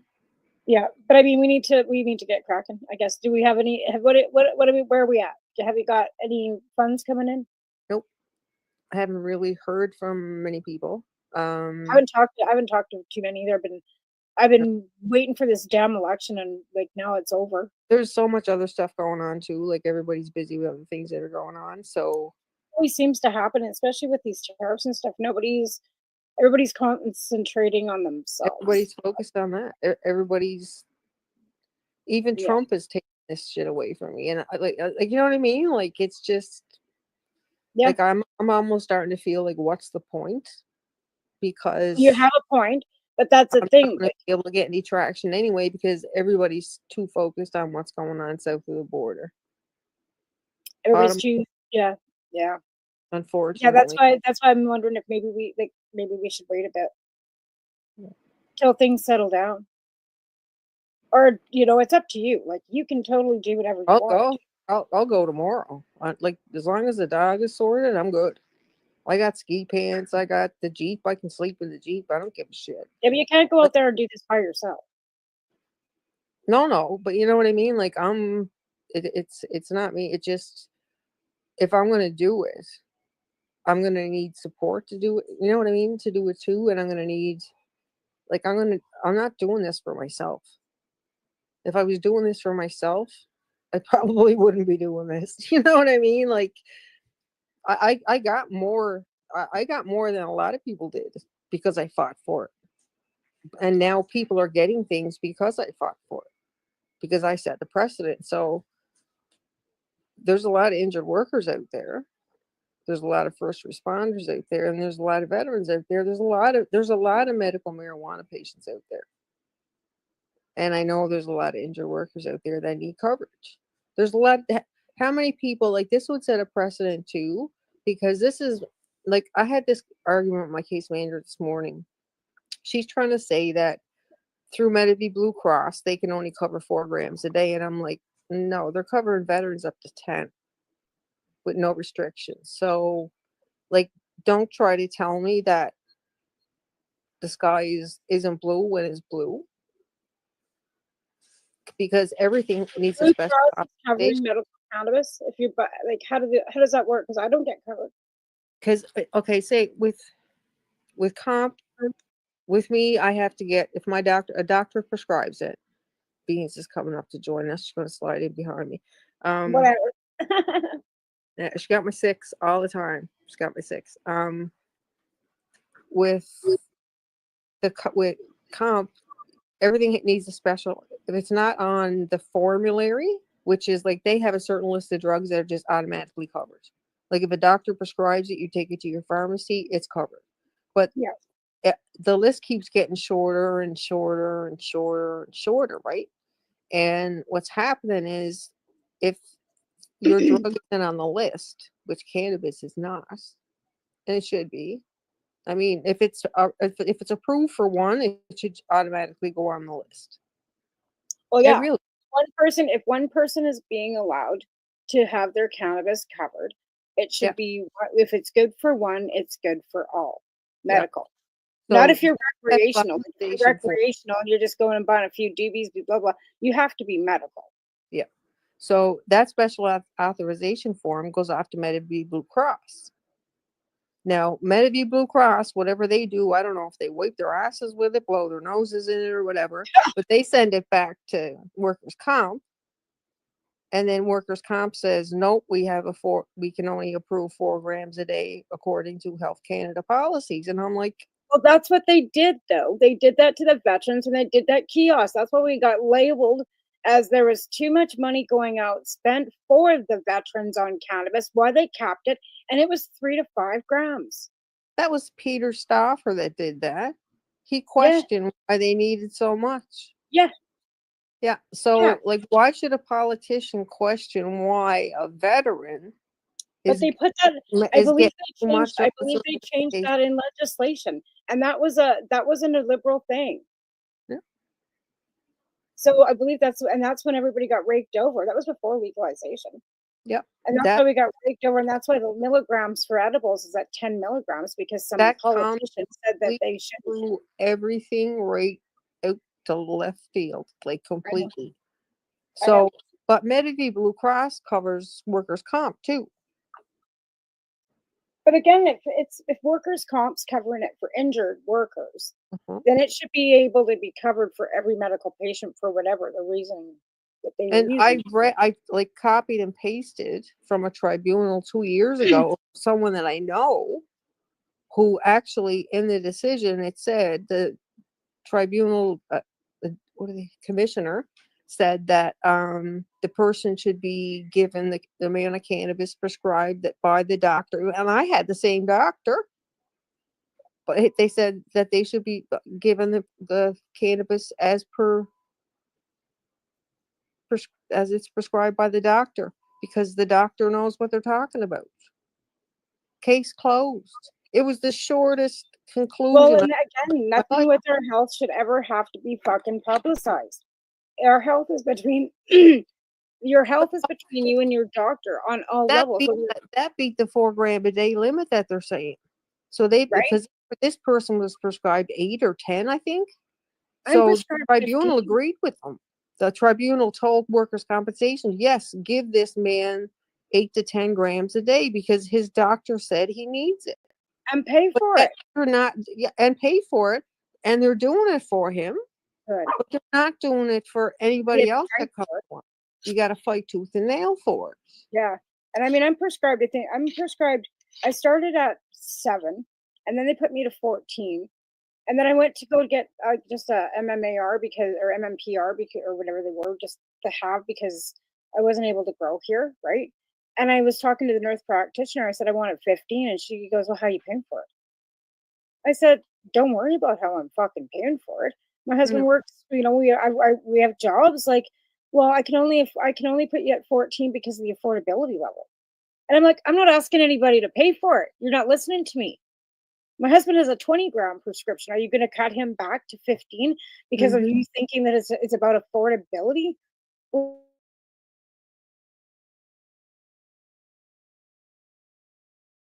Like, are you kidding me? Like, shut up. Like, this isn't about you. This new program, and where's the commercial? Right there. You're listening to the Pace Radio Network here at paceradio.net. Legacy 420 have an awesome array of cannabis-infused beverages, from pop to Nature's Nectar's teas, all in amazing flavors. What a selection! We even have a delicious mango-infused juice, and let me tell you, it's delicious. Everything is infused in-house, so we buy our syrup from the same place where everybody else buys their syrup for their pop, and in the infusion is done in the lab. It's all canned here, labeled here, produced 100% on Tyndonega. We have two lines of drinks. One's called our Nature's Nectar. That was our original line that we came out with. And then we also have a line under the Ready brand. We have them in 10 milligrams, 30 milligram, and 60 milligram cans. What a great selection for a get-together with friends or after a long day. Remember, if you want to wet your whistle with on-site lab-tested products, come see your trusted partner. Legacy 420 out on your road.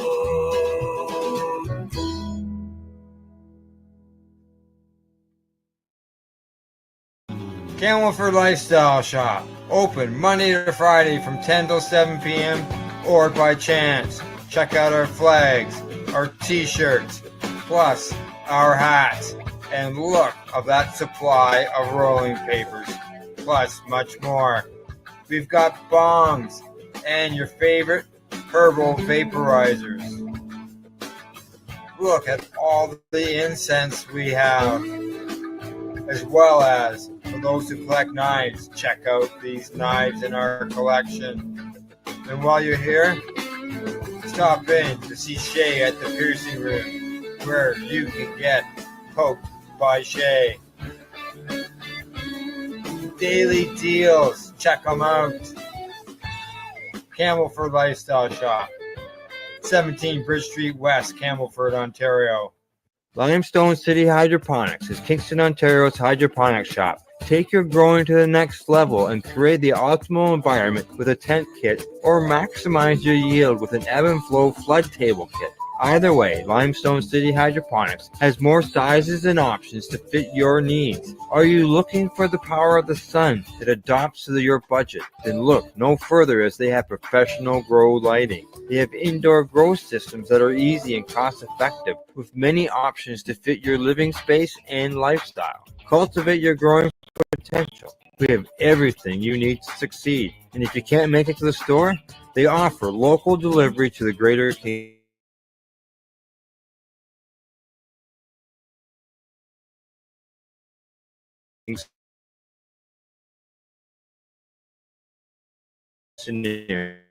Remember, when you're looking for experts to help you grow, then look no further than the locally owned Limestone 420.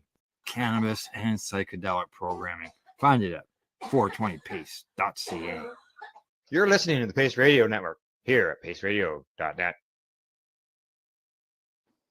And we are back. And we do have some awesome sponsors. I wish we had I wish I was in Ontario sometimes, because what goes on out in Ontario, even in Nova Scotia, but unfortunately I'm hearing from my friends from Mom that they are putting a pause on Harvest Fest this year, which is heartbreaking.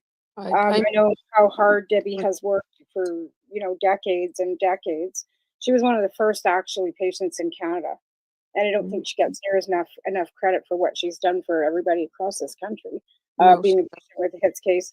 But I'm using I have my cup, I'm drinking my coffee out of my cup this morning too. But yeah, a huge shout out to Debbie Stoltz-Giffen and the Mom organization for all that they have done for our community over the last 20 years. Because we're coming into 20 years. Like, you know what I mean? Or more, because I think the HITS case was in like 98. Because we got the first medical marijuana program started in 2000. So we are past the point of our government should be like stopping us from having access to this. Like, it's past the fucking point of like, seriously, like, how many people have we lost? How many people have died in our community because they didn't get the access that they needed, and they had to screw around with the government and their fucking court cases and spend millions and millions of dollars. Even Jason Wilcox is gone. And he's the one that started our cannabis coalition that got us and kept us our rights to grow our own medicine. Harper was taking it. He was saying, now we're going to have these big licensed producers and they're going to supply everybody in Canada. You're just going to pay. And they come out with $10 a gram and then tax. Nobody could afford that shit. No one. Not even now. So, I mean, the prices have dropped significantly now, but even at the stores, like, you know, I'm still paying $100, $200 an ounce. No different than before, right? Like, it depends on what you get. You can get cheap stuff, sure. Yeah. But in hindsight, you know, and then we're taxed. I have to pay, even as a patient, like for even my RA, the pharmacy charges me a handling fee. Handling fee? It's like an admin fee. Yeah, I should try and dig out one of my receipts. In fact, I think I might have one. Oh, But it they doesn't charge surprise me. $10 or something for them to process my pharma. And I mean, I've got ADHD medication for my RA. I have to take folic acids. I've got to take, you know, I've got It's gone six, crazy. It's gone crazy. It is. right? It's 8. absolutely But I do. crazy. Hang on. I believe I've got some receipts, like, just like right over here. That I was noticing the other day that they're charging $10 and something, 48 cents or something for medical handling. Where's that little? They got them together for my account because I got to go see my accountant. I found anything that leans cannabis wise that leans towards medical. I don't even cover my It's cannabis. going to be like They don't double. cover any of my price. none, like none. They don't. There's no way they cover my cannabis. Okay, here's a. Now this is for Alvin's stuff for his colonoscopy. But seriously, like, they're charging me a handling. It's like an admin fee, and it's like, I'm like, what the hell is this for? I don't know what I did with that stuff. I put it all together for my account, and now of course I can't find it. Because that's what I do, right? Put things together for a reason, and then not be able to find it. I'm gonna keep it here so I know exactly where it is, and then poof, it's gone. That's the story of my life, girl. It's kind of ridiculous. Or maybe it's over here. Here's my attention deficit and so on, right? I stashed stuff so I can find it, and then I can never find it. Nope. I got boxes everywhere. I'm a nightmare, Melissa. This is me on not enough drugs. Anyways, yeah, it's $10.48 for It's my probably fee. pharmacy. I wish I could find that. Oh, anyways, I'll find it after when I don't need it. Is the thing. But yeah, it's like a $10 admin fee or some stupid thing from PharmaSafe, and it's on the, you know. And then of course my husband has benefits, so we get covered. But some of my son's stuff, and actually I've got a cream up at the hospital still for his dermatitis that I haven't picked up because it's $70, and they don't cover any of that because it's a compound.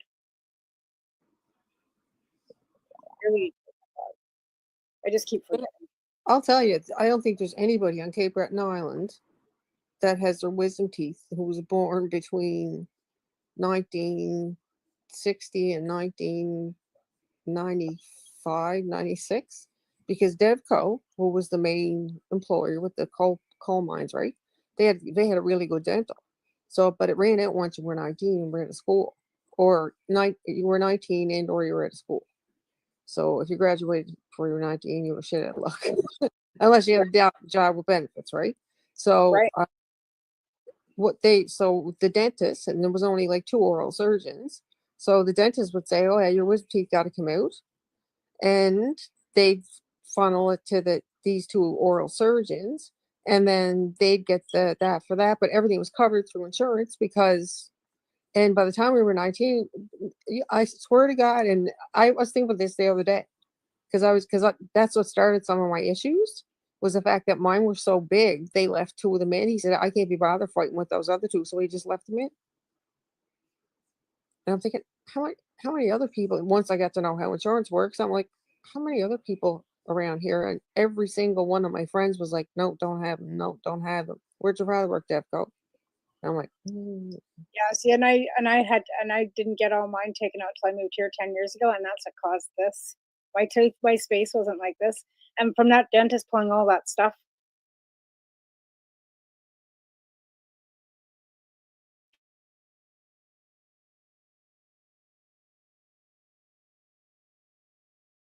it caused the periodontal to, as soon as I'm gonna have to have all of this taken out and get dentures eventually. But that's what my space was never this big.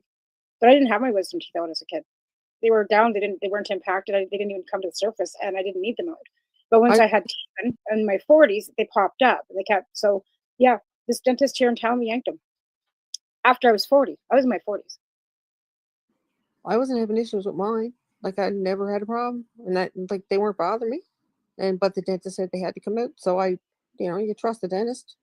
I went in because I had one filling. I had hardly any cavities because my mom had dental too. She was a public servant, so we always had good dental as kids as well, right? And I had a filling that had fallen out when I was pregnant with Taven. And I went in to get that filling filled, and they yanked that tooth. And then she told me because they, I had waited too long, so they couldn't just fill it. They had to pull that tooth.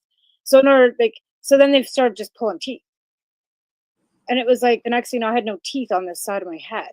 I had no teeth here. And it's like, they don't want you to, they tell you they want you to keep your teeth. No, now the new thing is to pull all your teeth so they can put implants in, because implants are $30,000. And that's the new lucrative oral surgery that they're all looking forward to. I don't have enough Here's the bone. thing, I can't have it because I've got rheumatoid arthritis. I got no bone density. And I'm not that vain. I will not pay fucking $30,000 to have implants so I can have a nice white, pearly white smile. I had two options. I could get my teeth fixed like that, but even though I don't have enough bone, I could take the chance.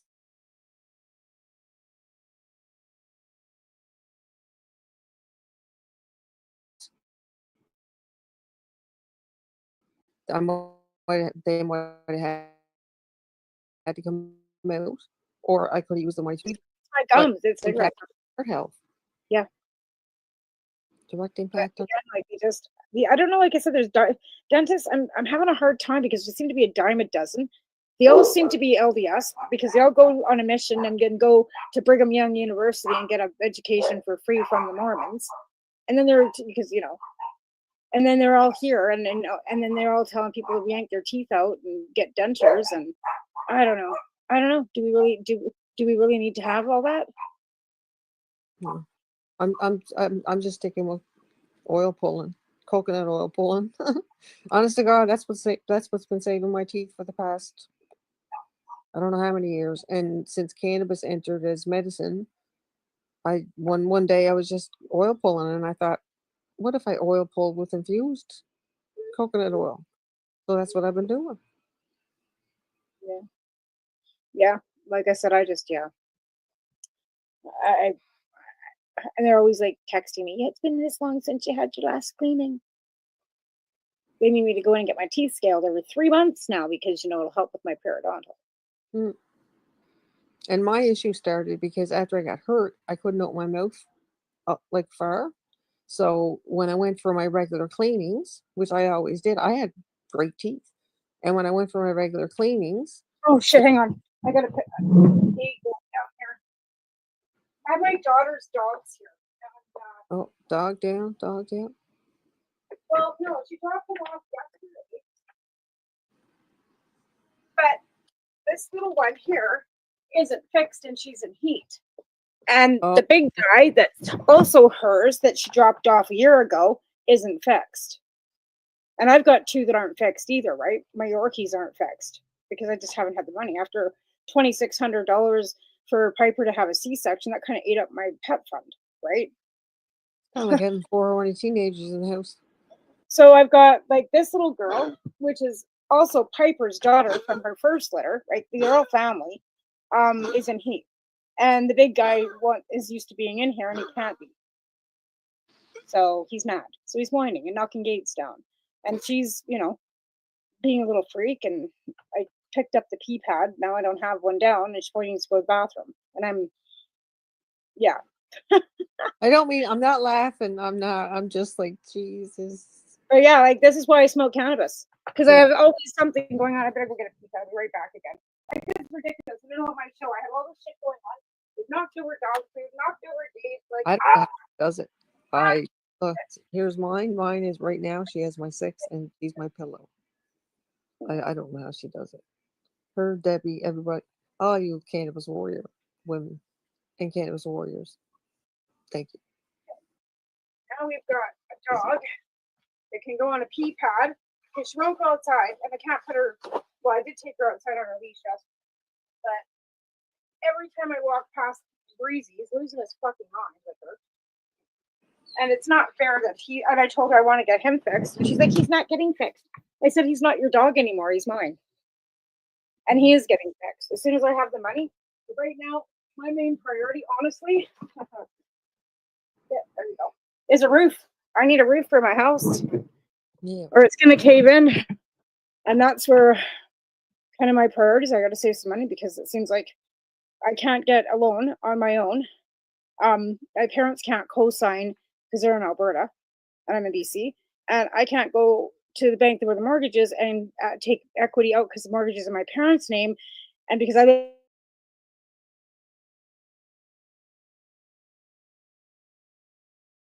in BC, they can't add me to the mortgage or have banking laws. Reside there, they can't co-sign for me, and I can't co-sign for my mom, and the bank won't give us any equity because of my parents' age. Because my parents are in their 80s. So the mortgage is a 25-year mortgage. There's only 15 years left on it. We only owe 60 grand or something on it. And I'm not getting a mortgage because I'm 55 years old. I just want to pay this one out. Yeah. Mom goes, I'll be dead in 15 years. I go, no, you won't. Yeah. You're too stubborn. Like dad's already 88 or dad's 83. Mom just turned 79, I think. Or yeah, 79, I think she is. So I don't think she is 80. Maybe she is 80 this year. Maybe I'm a year behind. My daughter said she was 80 this year. So that means my dad's 83. Anyways, she doesn't figure she's going to be around for 15 more years, and I go, Grandma lived to be 95. I don't know where you figure you're going. And my dad's dad was 93 when he died. So I don't know where they figure they're going. They're both in good health. My mom's 80 and goes to yoga. Like my mom's 85 and she goes on about it. I go, like, 95 is still 10 years away. And 10 our years, neighbor, 10 years is still a long time. yeah, and the thing, it's funny because our neighbor, when I was a kid, and they come into the store, right? And he's 97 and he's out shoveling snow and trimming trees.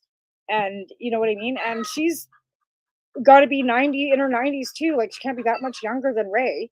Mm-hmm. And she's coming to the store and yeah, she's driving around. She's got a little, so people are living well into their 90s now because of science and technologies and better they say our food's actually gotten better because we are more mindful of our health. We had a period of who is 83 and still plays hockey 2 days a week found a fit one of those smartwatches on sale at Canadian Tire and wanted me to check it out because he's in the woods every day too, right?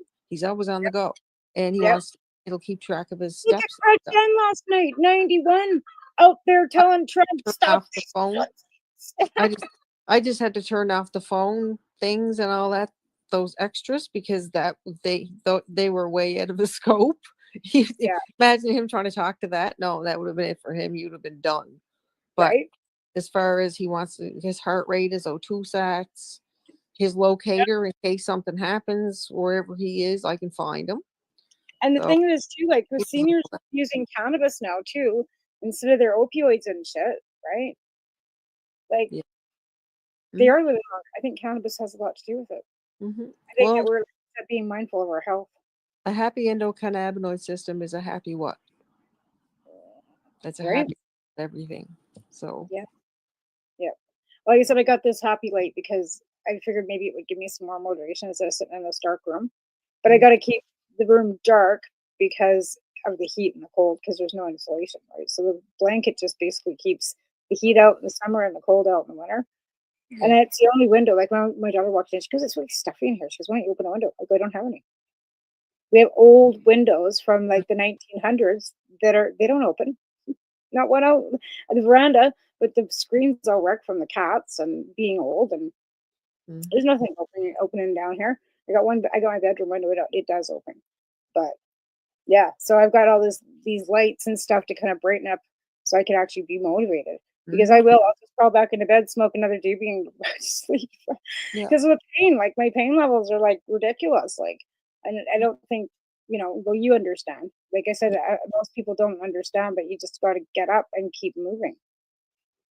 And the Yeah. cannabis helps. And they look at it. I've been called like a dope head and all kinds of like really derogatory things in the last few days because I've been running around calling people Nazis because you are. And they're like, "Oh yeah, it's coming from a dope head. What do you know?" I says, "There you go. Your tolerance. You've got no tolerance of anybody other than yourself. So that shows that you're a Nazi. So just keep it up." You know what I mean? Like that's showing right there your true colors. The minute you start name calling people and derogatory comments to somebody that uses cannabis as a medicine, then you are a Nazi. Yeah. Because if I'm using cannabis as a medicine, that means I'm sick. That means I'm disabled. That means I've got something going on that's made me sick enough that I can actually get that licensing. Because people go, "Oh, aren't you lucky? Lucky how? Lucky how that I've got colitis? Lucky how that I've got rheumatoid arthritis? Lucky how that I've got lottery. lucky how am I lucky?" They act like it's a lottery. Like I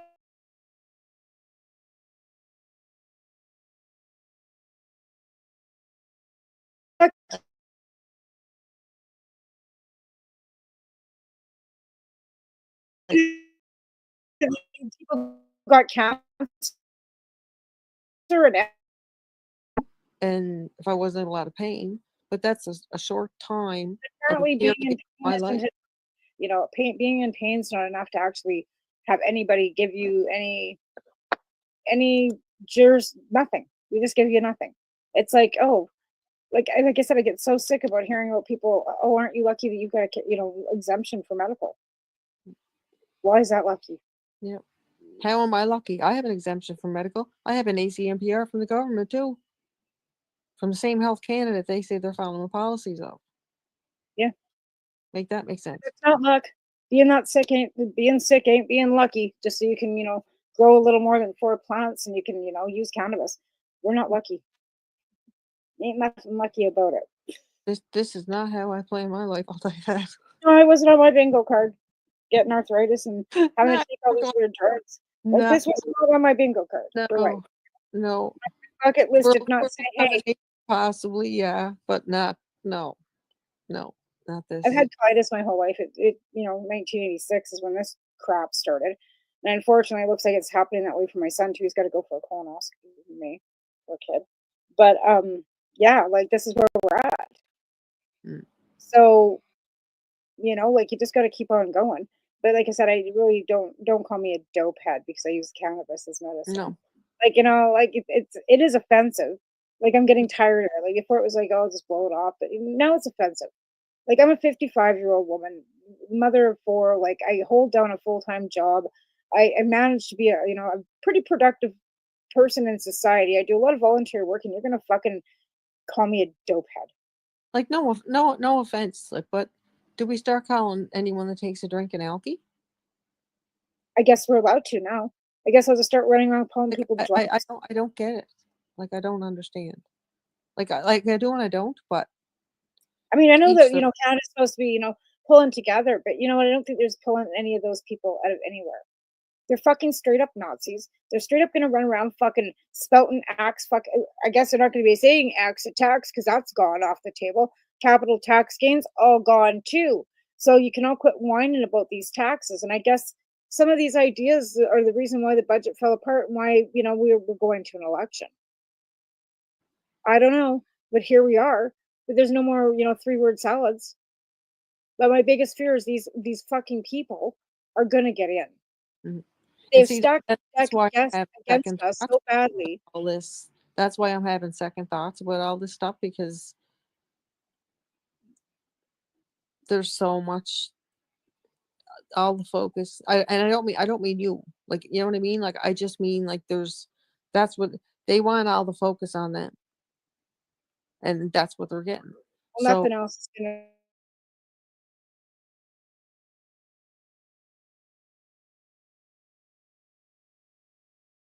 go through right now. And I think my point is just and talked to me and said, "Yeah, we there on Tuesday," and never showed up, never heard another word. So like I'm just kind of yeah, whatever. It was the same when we were fighting to try and get our licensing and our, make some traction with the growing too, because there was so much going on back then too, right? It's always, and even with all of the cannabis stuff that we've done activism over the years, there's always been like really no spotlight really on it. Until and I get they're hearing about it, but if they're still hearing about it, then that means there's still a problem. Houston, there's still a problem. Right. There is several, and that's unfortunately, the way it is. Yeah. Well, I guess we've got 3 minutes left on this, and then it goes by quick. Like I said, this hour show, like I can blither on for 15 minutes by myself and go, holy shit. I don't like to talk to myself, but I've done it. I've sat here several times without guests because it's really hard to get guests with legalization. Nobody's doing much of anything. If they are, they're working in the legal industry. They're not allowed to talk because they're not allowed to do any advertising. Why it's hard to find sponsors or do any events, cups, anything, because nobody can do anything. It's like the liquor companies can't, they can sponsor events apparently, but cannabis can't, right? They're not allowed. They even this expo that we were supposed to be at in the middle of March here, she canceled or postponed it to October because of tariffs and the stuff that's going on, because there's no spotlight on cannabis, right? And it's hard. And I guess if these LPs are exporting to other countries, which they possibly could be, this could be possibly something that does affect them. So, you know what I mean? Like, I understand that people, and the stock market's fucking caving. Our dollar's down to like fucking $6. Even gold dropped by $4 fucking. No. That's what made me rethink things, like just. That's because fucking don't want potatoes. They don't gonna go into the Fort Knox and check on the gold.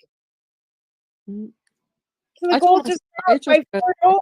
They're gonna make gold worthless so he can't fucking sell it either, or that they can make everything worthless so the billionaires can run around and buy it all up. Yeah. Cheap, expensive. No, that 1% that wants to go and buy everything up, they drop everything down to nothing, then they can all suck it up, right? And then pump the prices back up and sell it all and make more money, right? Right? Yeah. Never in my lifetime, because I'm never going to be that person. Because we've never seen that before. We've never seen that before. Not 1940 at all. Insert sarcasm here. Yeah, right. All right, we're here to wrap things up. Anyways, if you want to get a hold of Melissa, I guess are you gonna put your walk on hold then, or what are you gonna do? I'm still thinking about it, but I'm not. Don't get me out of the race yet.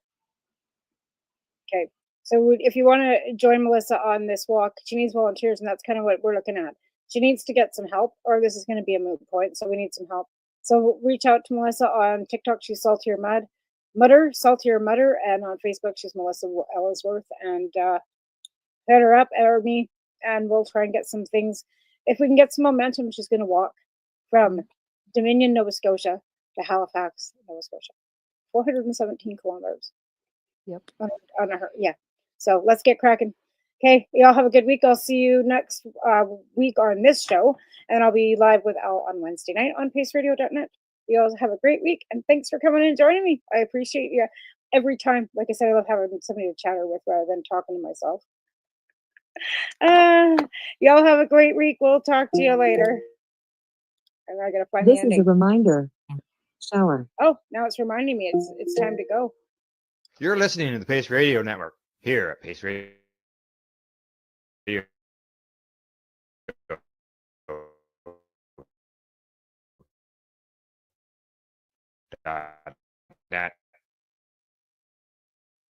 The opinions of the individuals during this broadcast are.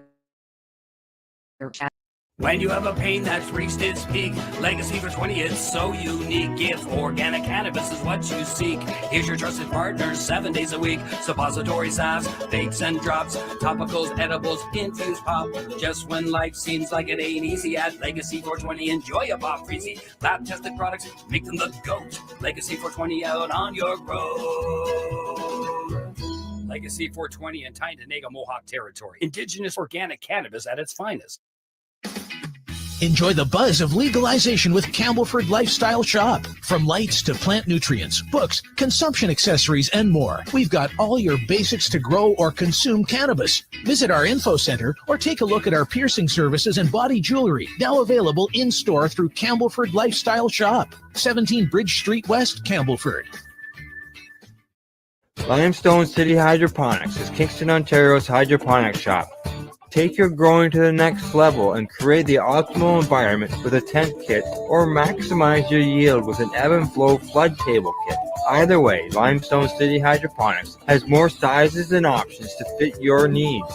Are you looking for the power of the sun that adapts to your budget? Then look no further, as they have professional grow lighting. They have indoor grow systems that are easy and cost effective with many options to fit your living space and lifestyle.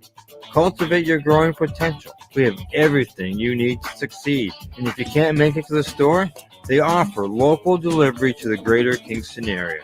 Remember, when you're looking for experts to help you grow, then look no further than the locally owned Limestone City Hydroponics, 105 Sunderland Drive in Kingston, Ontario. Call them at 613-548-0420. We are people advocating cannabis education here at paceradio.net.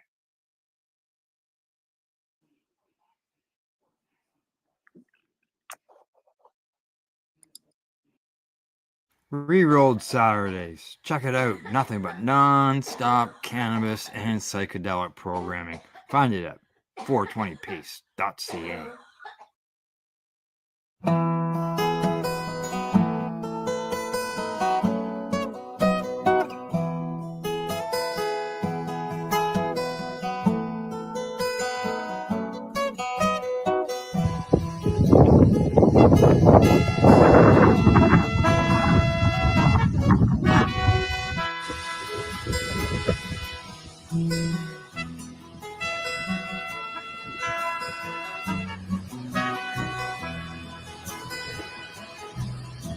Cannabis whispers sway to the breeze.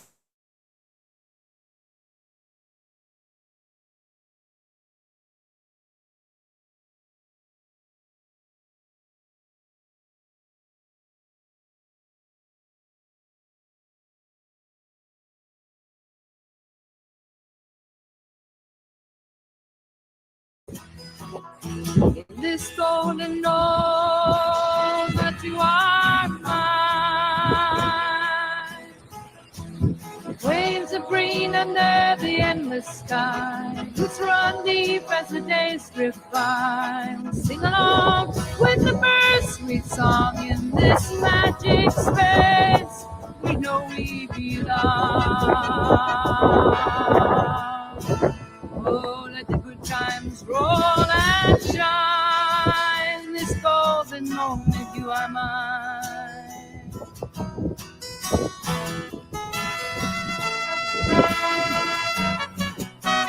Rolling hills with the sun on our face. Every spirit's in this sacred place. Every laughter and every moment we find. With our heartbeat on, souls intertwined. Let the good times roll and shine. In this golden moment, you are mine.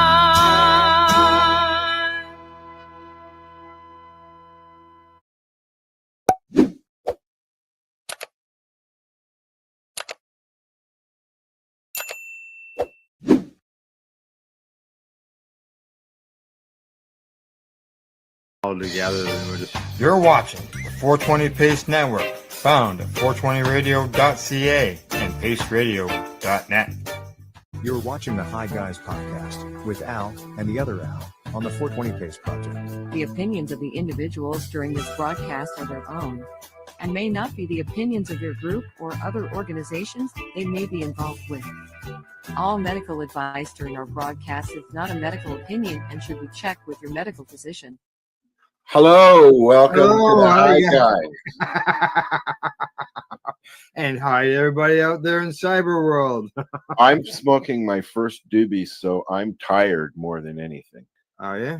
Well, I went out for a walk before the broadcast. And Oh, I was out for a walk. Did you? I went out Down the soon end of my about- driveway and back. I'm It's garbage inside. day. I'm inside, so I can't. I'm not smoking inside. So. Well, I'm sorry. I'll smoke one for you. All right. Well, I got I You've got your vape, I stuff. got vape pens here, but I don't still have any duties. You know, are okay? So are you?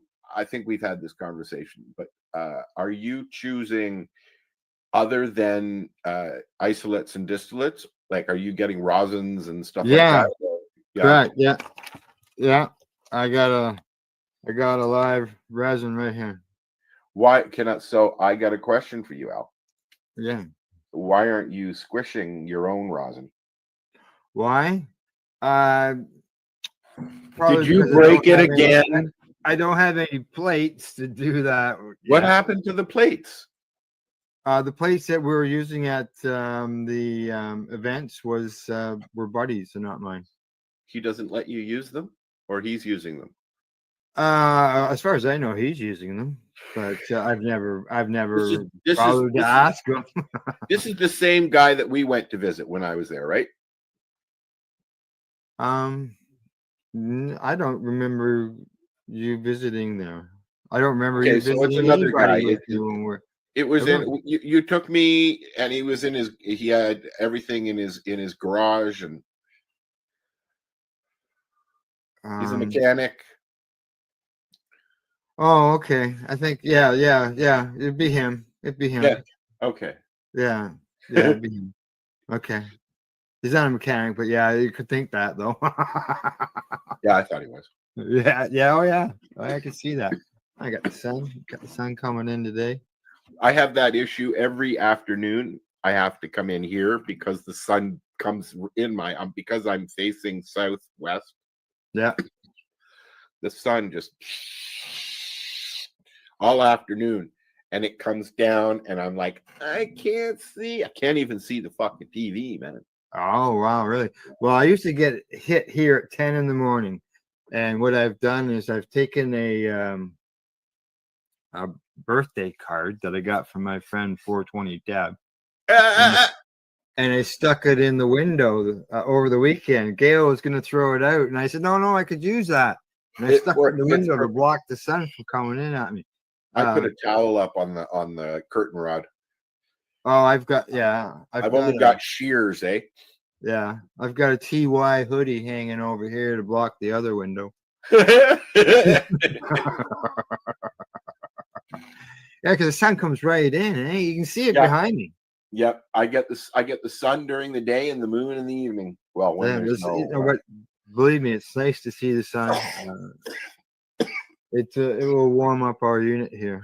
So you got some snow, I hear, finally. Oh, yeah, I guess if you could call it that. Like I can still see the grass. Oh, really? Yeah. Gravenhurst and Bracebridge and that got all fucking just crushed. Oh, Gravenhurst got nailed 140 centimeters. That was at like 4.5 feet of snow. We're in we've got a weather warning for this afternoon into tomorrow. Snow squall warnings. I mean, it's sunny right now, but snow squall warnings and high winds and drifting, and there will be play tomorrow. Yeah. Well, Wednesday, that's tomorrow. Yeah, we're supposed to get a pile of snow tomorrow, 10 to 15 centimeters. We're going to get it after we get it. It's coming from Alberta and then coming down. It's a southern one this time, so you're supposed to get it. Well, let's just hope that it runs out of snow after before it gets to me. Sharon already got it. My sister already got it. Yeah. Well, but it was gone. It was gone with as soon as the sun comes out, it's gone. Now we've got snow, and it's not leaving because it's -9. Oh, yeah. We're gonna still have some plus temperatures, but just very low plus temperatures. So let's see for today. Just so everybody knows, we got the 5 high list. We've got some recipes. It's the high 5 list, not the 5 high list. Yeah. Okay. We got some sports news. Did you get your news headline figured out? Oh fuck. No. I didn't. I'm sorry.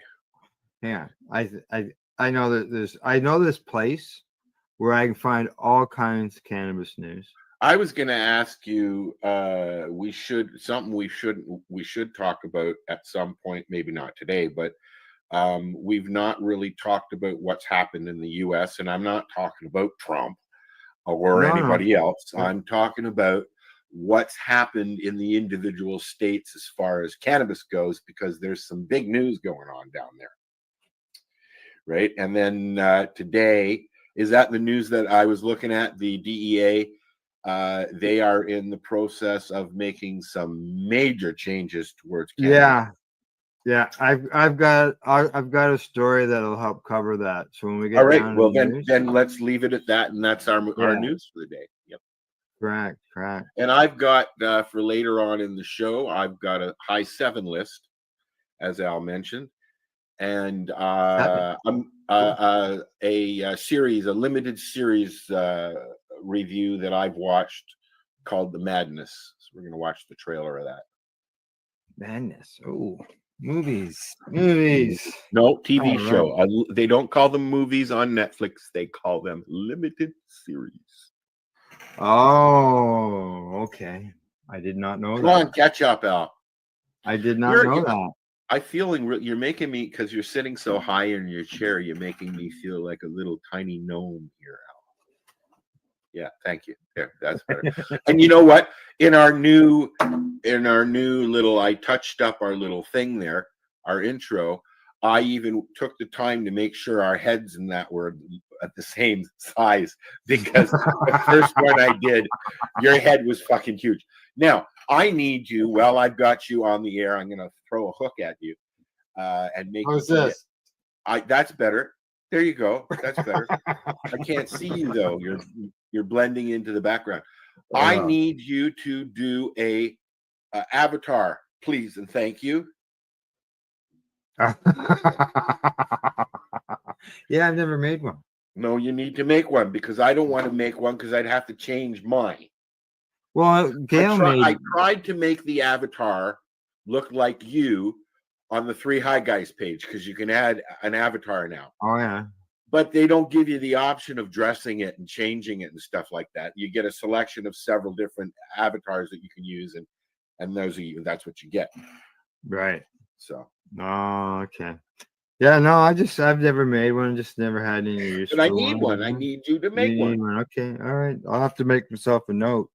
Make an avatar. Because I'll forget. Well, it's either that or I use one of the cartoon apps. Well, I didn't you see that? Remember, I sent you a picture of one that Gail made me one. And that was for a t-shirt that she got made for us. Do you remember that? No. Yeah, I'll have to, it'd be a while before I found it, I think. But it might be there. I'm gonna take Boo, see if it's still there. Because you just never know. It could be. So we've got, shall we take a quick break and bring in your high 5 list? Sure, and it's just one we're going to look at, and it's points that are pretty on spec with real life, as opposed to fake news. Mm-hmm. Fake okay news. Oh, I don't have my fake news thing here. Never mind. Yeah, I thought that picture would have showed up by now, but I'll keep looking. I'll just keep looking. It's okay. All right. Yep. Let's do the thing. Let's do the thing. Okay, we'll be back in like 20 seconds. Don't leave. Are you looking for non-stop, continuous cannabis and psychedelic programming?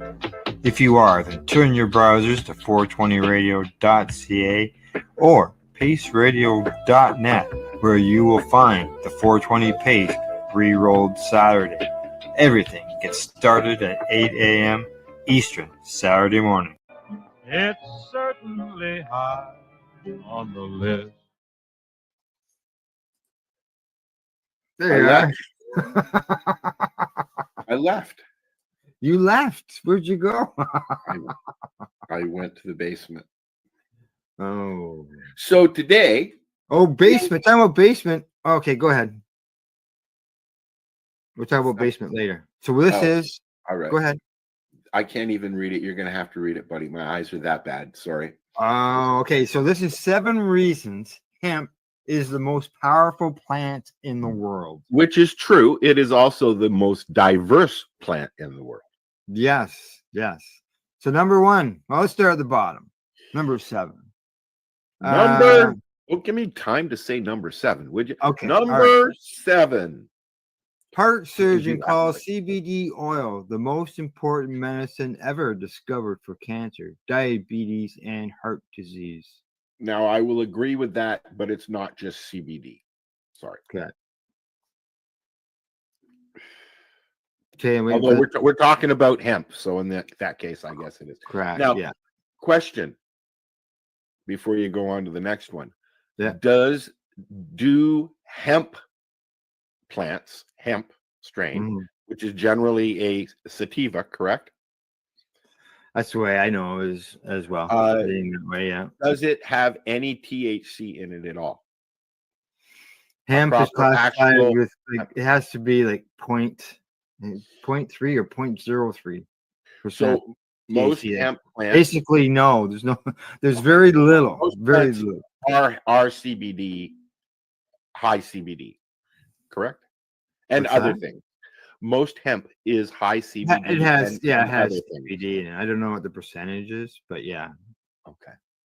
It just has very little THC in it. Number 6. Hemp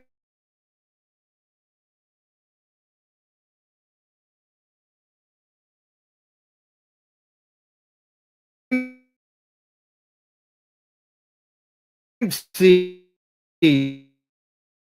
are superfood.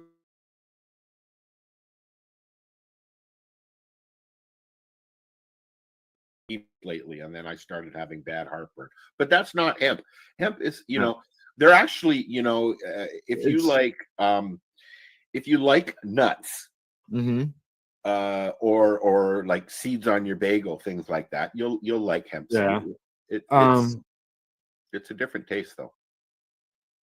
Yeah, it's very earthy.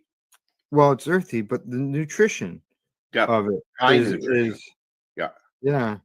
I just got it here.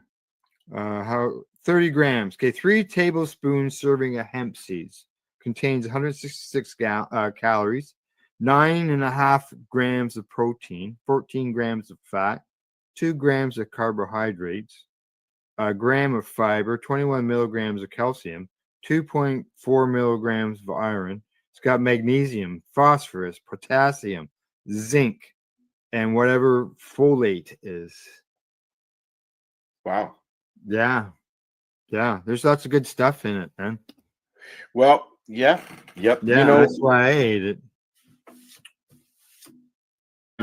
It was a protein boost for me as well, because of the fact that the foods I was eating, I had to cut way back on my diet, So, but you could grind it up and use it as a flour. Yeah, I could have the hemp flour, sure. Yeah. The first time that I baked a cake was with leaf. We ground it up into a flour and didn't use any flour. We just used that. I think everybody's probably done that at some point in their life. Yeah, I used to drink hemp milk as well. No.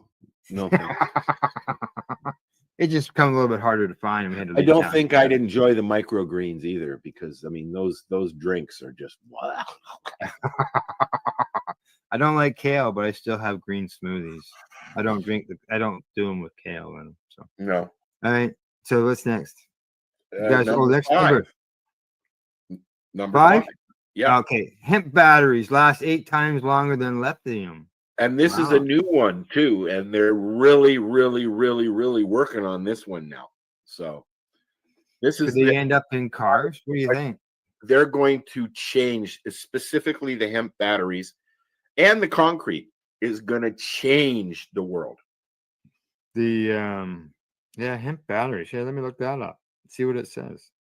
There's been a lot of articles lately, a lot of videos and things like that. It's more sustainable. It lasts longer. It's Okay. obviously easier to. They say that hemp batteries perform better than lithium ion as their gravimetric energy density is superior, meaning there is more available energy per unit mass in the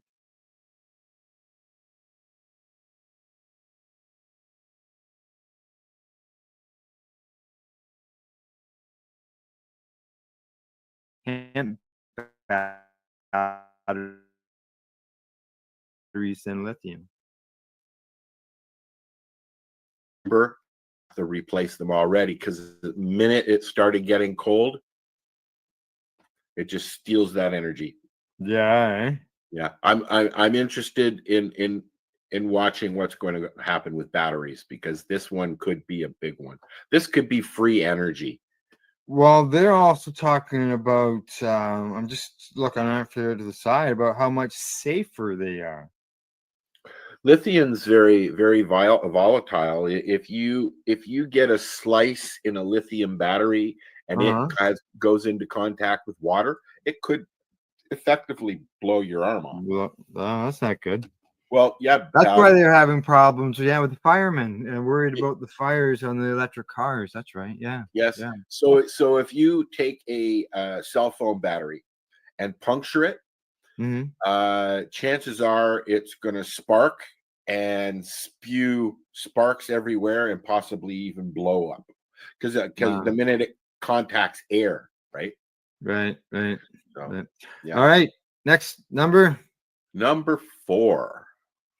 Hemp ethanol could replace gas and cost 4 times less. Not could, will. Yeah, it's because they're heading towards a non, was it biocarbon? No, I guess a non-carbon index. Correct. As far as even though coal is the most mined product on the planet, they're trying to stop that, right? And they're trying to stop the oil production and reduce emissions. Yeah, reliability on oil. Yeah. Having to rely on oil all the time as well. And now Canada's threatening to start keeping their oil and producing it ourselves, which is, Well, we only have like 1 or 2 refineries in the whole country. Yeah, but as far as I only know of the one, and I'm throwing the other one in there just in case. And so we got to ship all our oil all the way to the East Coast. Yeah, we have to ship it down south, but that too. We're the ones that have it. Yeah. Right. Yeah, we've got her. We used to have a lot of. Well, I think Canada has more natural gas than anything, but Texas is a good producer, obviously. Well, we can produce lots of hemp. We got some farm fields we can do that with. So I'm having a hard time producing cannabis, but I had no hard time this summer producing some hemp. So, all righty, move on. Number 3. Hempcrete is lighter, stronger than concrete. Yep. Now, I saw a comment in the original post of this that said that that's not true, that hempcrete is not stronger than concrete. But I've watched a few documentary things on it, and when you mix the hempcrete with the concrete, then yes, you get a product that's as strong, if not stronger, and lighter, considerably lighter. They're building, what they're doing now is they're building a Lego-like block. Yeah. That then they ship all the blocks to you. You take them and you put your house up like a Lego. You just build it. Yep. And they've also got 3D printed houses now too that are using the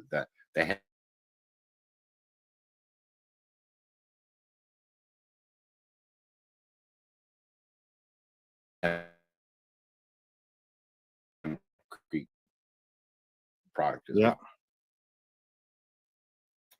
Okay, it says here this amounts to roughly 17% of the strength of concrete. Despite this, hempcrete can offer other respectable tensile strength. So concrete is strong, correct? Okay, but I know that they are playing around with mixing concrete with hemp and creating a whole new product. But they're also putting the what do you call it, the fiber, the stock. No. They're mixing fibers. plastics and recycled plastics and concrete and hemp together, and they created. Oh.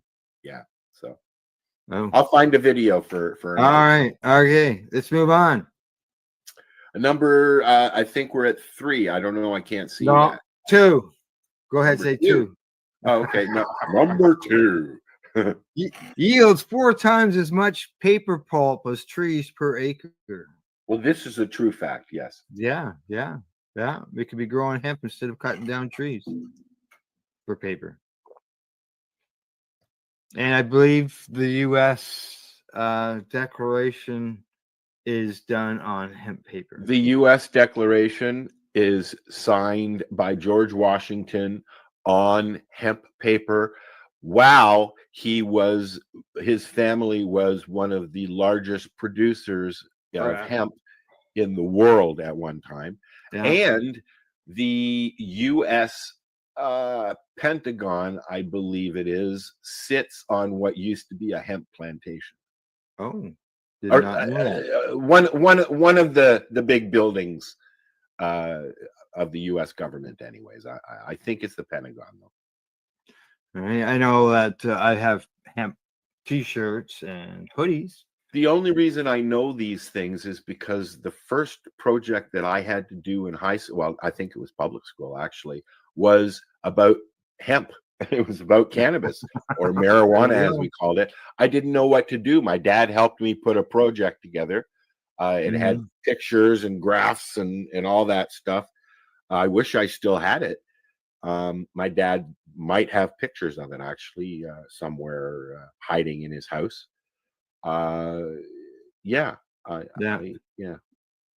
And number 1 yields twice as much fiber as cotton. I thought we were done.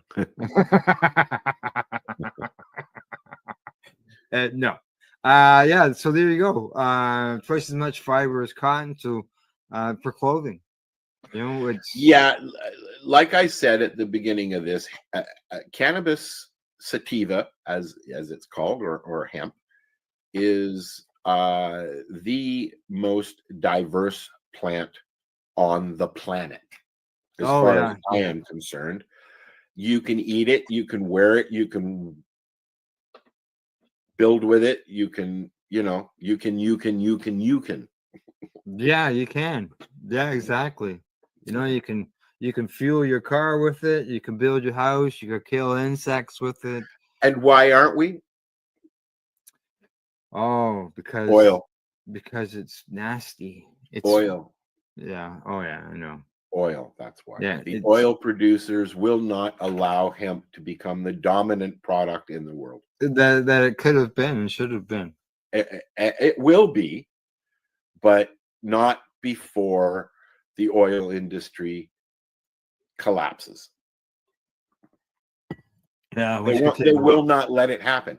The automotive industry won't let it happen, even though they're including things like hemp runners on interiors. Trucks. Interiors and panels and things like that. There's a plastic hemp composite that they use in the automotive industry, and they have been for many years. I believe one of the first Ford vehicles was made out of hemp. Yeah. Right. Yeah, the Model T there, he had Henry had it hemp, and people were been able to drive across the whole continental USA using hemp oil. Yeah. Right? So, yeah. Hemp will rule the world Someday. That's right. Straight. It'll get back to where it should be. And let's just not forget about that burning plant, eh? Just saying. Yeah. Yeah. All righty. Shall we take that down and move on? Okie dokie, Smokey. She's done. She's gone. So hemp. Ouch. Get that stuff into you. She's good for you, nutrient wise, and she's Right. good for you. Don't push me. I'm working as far as I can here. I gotta roll some. Okay. How about if I give you 7 seconds then? I might be able to do it Because I got to. I've got to. You ever time yourself to roll a joint? Yeah. I wouldn't say per joint, but I have timed myself to see how long it takes me to fill my doob tube, and that gives me an idea how much time I'm going to need to roll my joints in the morning if I was going to go someplace for, you know. You lay in bed in the morning counting your times that it's going to take you to roll your doobies? No. I think Good Gail morning, would have a Daryl. hard We time with got that. a message. We got a message from Daryl. Good morning, Hello, Daryl. How you Daryl. I think Gail would have a problem with that. Honey, what are you doing? Well, I'm trying to figure out how, if I roll 12 doobies for the day, how long is it going to take me? Yeah, well, you know, like when you have to get up early in the morning and go someplace, you don't want to get up extra early. You know what I mean? I bring some with me and roll it there. Oh, no. Because if I only bring 5 or 6 doobies, although every time I go out and I do that and I take some doobies with me, like I'll take 4 or 5 doobies with me up to Thunder Bay if we go up to Thunder Bay, but I rarely come back with more than 2 gone. You know. Yeah. It's Daryl fun, by is the part way. of the. I believe Daryl is part of the CBK substitution program. The CBK. Cambrook Cannabis Substitution Program. Oh, okay, cool. Yeah, that's something that Tamara is running. Oh, I didn't realize Tamara would jump into that. Yeah. She has now. She has now for a few months now. So. I miss doing Hope in Hamilton. We used to have 200, 300 people come every Tuesday. Yeah. And that was amazing how quick that happened, Al. I mean, but then, you know, we ran out of people who were donating product to us. Yeah. And we literally had to one day just say we can't do it, and we just went out and told everybody we were done, and that was it. Yeah, man, that's what happens. You know. Well, no, this happened after the business association started. Yeah, that's not good. Yeah. Well, we were using their little kiosk thingies, so. Right. But yeah, I'm glad that what Neil built is still going. And I'm a big supporter of what Chris Backer is doing out east, because I've been helping out with the substitution programs here and there through it. Have you? That's good for a bit. Yeah. So I wish I had enough to do patients that. helping patients. Yeah, I wish I had enough to do that, but I don't even have enough for myself. Yeah, I know. In my review we're going to do here later on, I'm going to review some of mine. All righty. What do you say? We move on to the next segment. You done your list? Anything else on hemp? I don't think so. I don't think okay. more to mention about that. Okay.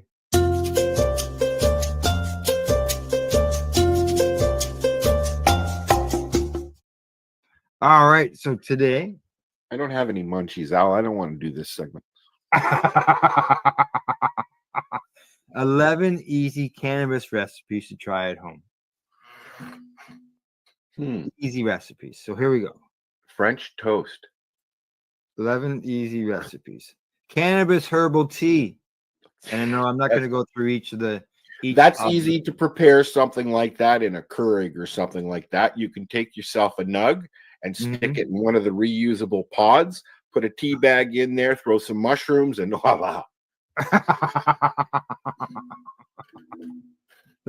Okay, Have a number nice- 2. Have a Look at nice that. day. They got a quarter cup of Everclear going on in there.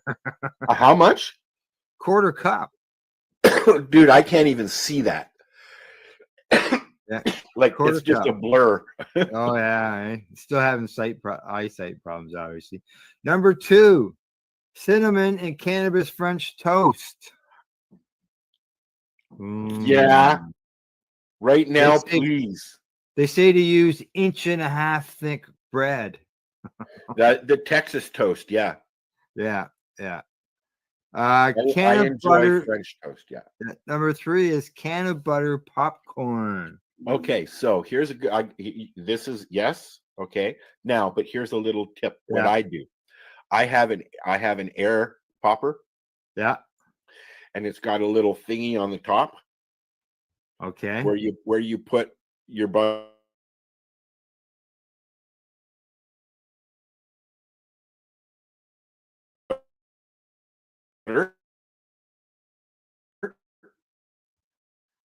So cool. Yeah. I see Daryl's left a message. I didn't get to I just- Daryl's message when we're done this recipe. I got thing. it. Oh, well, yeah, okay. There you go. Okay, go ahead. Yeah. Okay. Popcorn. Okay. Yeah, they say to use microwave popcorn. Yeah. Although I like the idea of it dripping down onto it. Yeah. Watching butter drip down onto your popcorn is very sexual to me. Is it? Okay. Canana bread. Canana. Yeah, they say to smash 3 pumpkins or 3 bananas. Sorry. No, thank you. I'm not into banana's not a flavor that I like in any way. It's up there with peanut butter. Here's one. Grandma's cannabis Christmas fudge. Don't you Now remember that? this I looked at a box of fudge at the store yesterday. Now I might have to go get some. Oh yes. 8 tablespoons of canna butter. That's a lot. I think that works out. Yeah, it's about 24 grams. I think it's like 3 grams per tablespoon or something.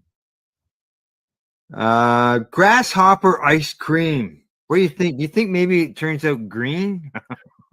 I would think so. I make ice cream. I have an ice cream maker. It's very easy to. There you go. Because they say to use 2 to 5 grams of decarb cannabis. Ooh. Yeah. It looks like I've made ice cream this way with condensed milk and whipping cream, and that's what they're using here. Yeah. Good. Oh, green food coloring is optional. I think that might just come naturally. What do you think, Al? Yeah, maybe. Maybe. Yeah. Now, number 7 is European style cannabis infused hot cocoa. Ooh, I like. Yeah, you have to infuse the chocolate, I would think, because the minute that you put drops into the drink, when it cools, it separates, right? Yeah. So they're using canna butter in this. So it'll separate when it starts cooling. So you got to drink it quick. Yeah. Okay. Cannabis coffee creamer. No, thank you. Yeah, I don't drink coffee, but you could use it in your tea. I don't. Yeah. Here's number 9, steak with canna butter. Been there, done that. I've made craft dinner with canna butter. There you go. Mary Jane's mug cakes. Huh. And then the last recipe is crispy cannabis treats. Ooh. Probably like brittle, is it? What's that? Is it like a brittle? No, I'd say it's more like Rice Krispie squares. Oh, yeah. Yeah, because it says 8.5 cups of Rice Krispie squares or crispy rice cereal. What I would suggest is like use any type of cereal. If you say you got Fruit Loops, make it with Fruit Loops. Fruit Loops is my go-to snack food. Oh, well, there you go. I'm not allowed though. No, eh? No, God, that's just pure sugar. Yeah. No. So yeah, there you go. Some recipes.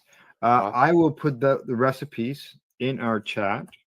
And we will see what Daryl has to say here. Correct. Okay, Daryl says we have a lady who was using 20 units of fentanyl per day. It took 2 weeks to get her down to 1 per day. Now has been clean for over 2 weeks. Way to go, guys! Way to go! We used to have great news, Daryl. In Hamilton, there are several encampments down in the woods in Hamilton, and in out by the yards and that, and a lot of military guys have set up camp down there, and they won't walk in to the city to come to a Hope or a cannabis substitution project or anything like that. They actually have runners who will run into the city for them just to get a doobie for them, because it helps them with whatever ails them. You know, if you don't have cannabis and you're going through a thing, just one joint a week even is 1 day less of a struggle, you know, because of that one joint. My buddy, when I lived in housing, I didn't have access to a lot of cannabis other than from a buddy of mine who was growing, and he would come over every few days. But those days that you don't have, when you do have, you can literally feel it working as you take that first haul. You know, I don't relish not having. So I can only imagine how somebody who can't have any or doesn't have access to any feels.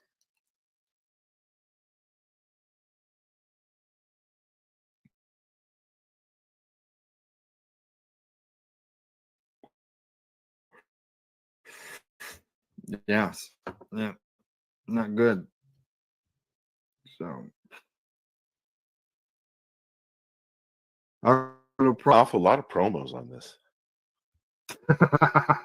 We've only ran one. I know. All right. We'll be right back in about 2 minutes. This, guys, is a BT bottle with a little straw on the end of it. Okay.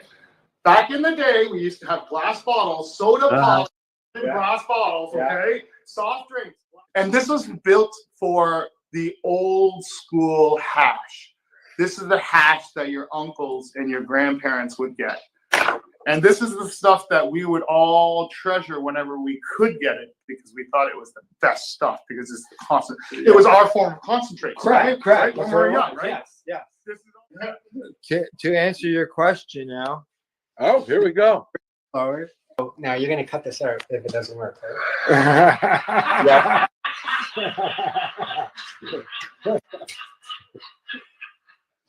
Just cut it out now. These are the 4 or 3 tools I use to form and shape the hashes.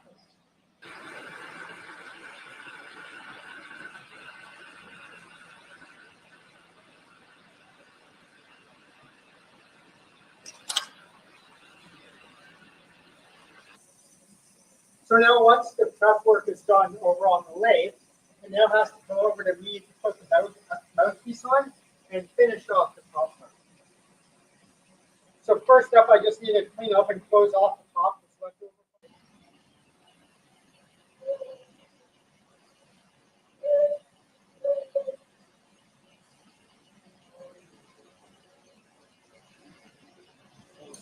First thing I'll do is I will heat up the corner and I'll push in the Maria, which is the circular lump that acts as a stopper. Right? Whereas I'm kind of like, I'm 49 years old, but I don't have time to be an artist. You know, each one is individual, though. There's only one of each. So it does make it art. Oh, stop it. Okay.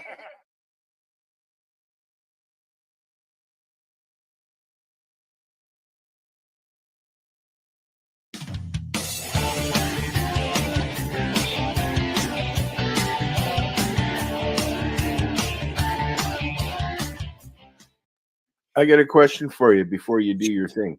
Sure. You have both a Happle and a dewdrop. Which do you prefer?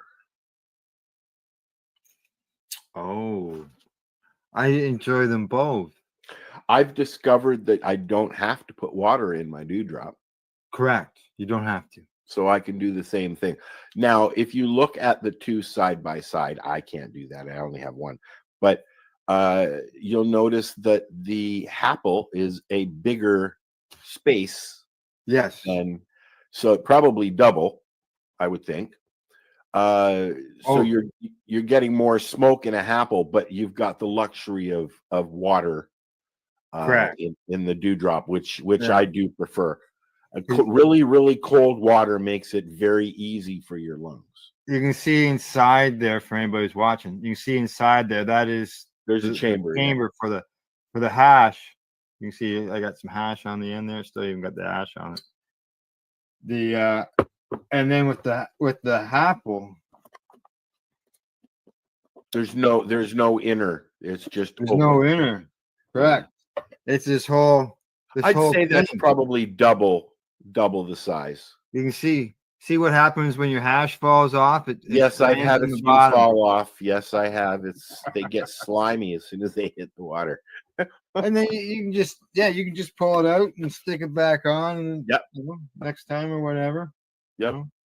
But yeah, we'll talk more about the Happle when we get down to our events and entertainment, because we've got a little bit of stuff going on there. All righty. Reviews. I got two. Last week I talked about the Vortex pen, I believe. And wait. I didn't realize the pen was from Vortex as well. Yeah, this pen, disposable, a vape pen, is from Vortex. And it's got it's live resin.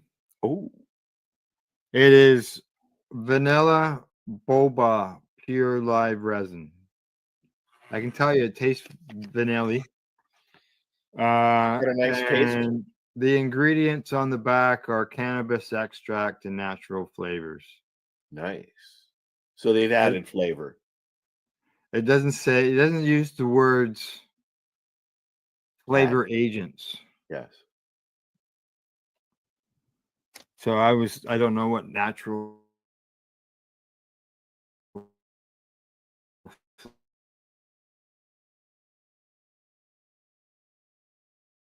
flavors are though. But not reloadable. No, correct.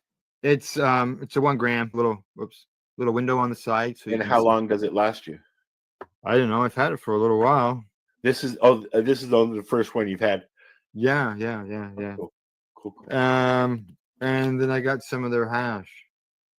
Which I enjoy. They are the first ones that I found in the city when they it took a little while for the concentrates to come out. Right. Yeah. So I bought some down at Legacy.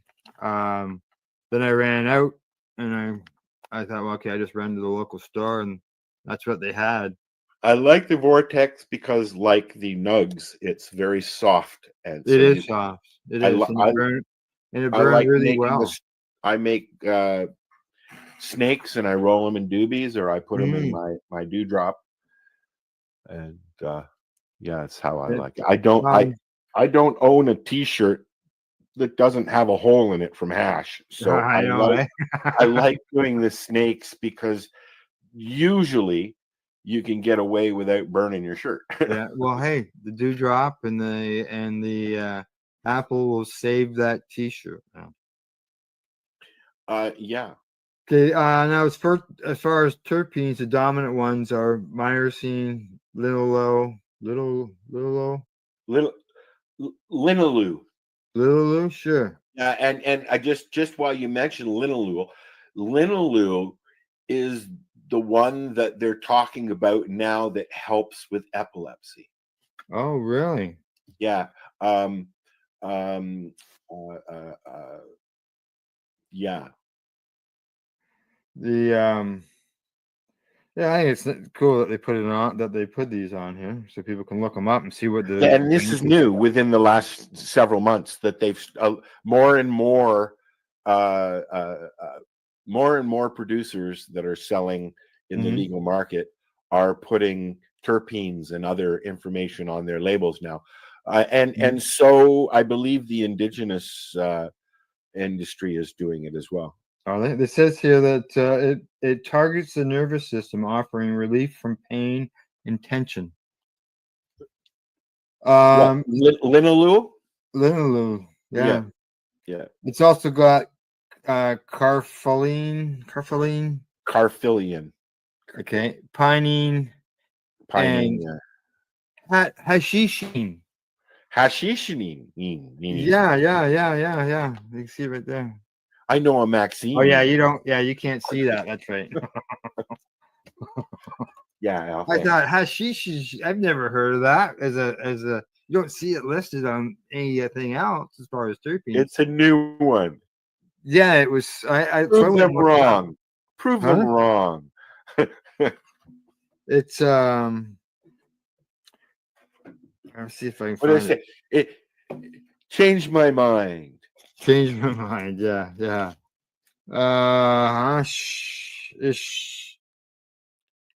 You shush. Don't tell me to shush. Hashishine. There we go.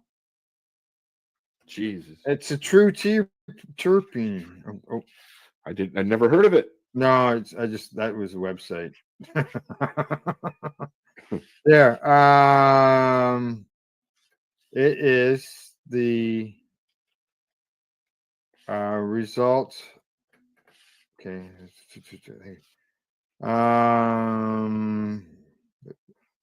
Yeah, we know about the taste. Yeah, we know about all that stuff. Well, hash does, hash does have a specific taste to it. That's yeah, it does. It's got that hash taste to it. Yeah. Okay. Speaking. Yeah. Alrighty. I see we got another message from Daryl. Yep. Daryl says that he deals with epilepsy. He says he uses CBC and CBD, 90 milligrams of each per day. It has his episodes between 3 to 6 months apart.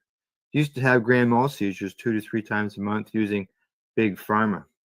My niece is in the process of being tested for epilepsy. She's been having seizures, grand mal seizures, that are putting Emily. She's been put in and out of the hospital for the last year with them now, and they're getting progressively worse.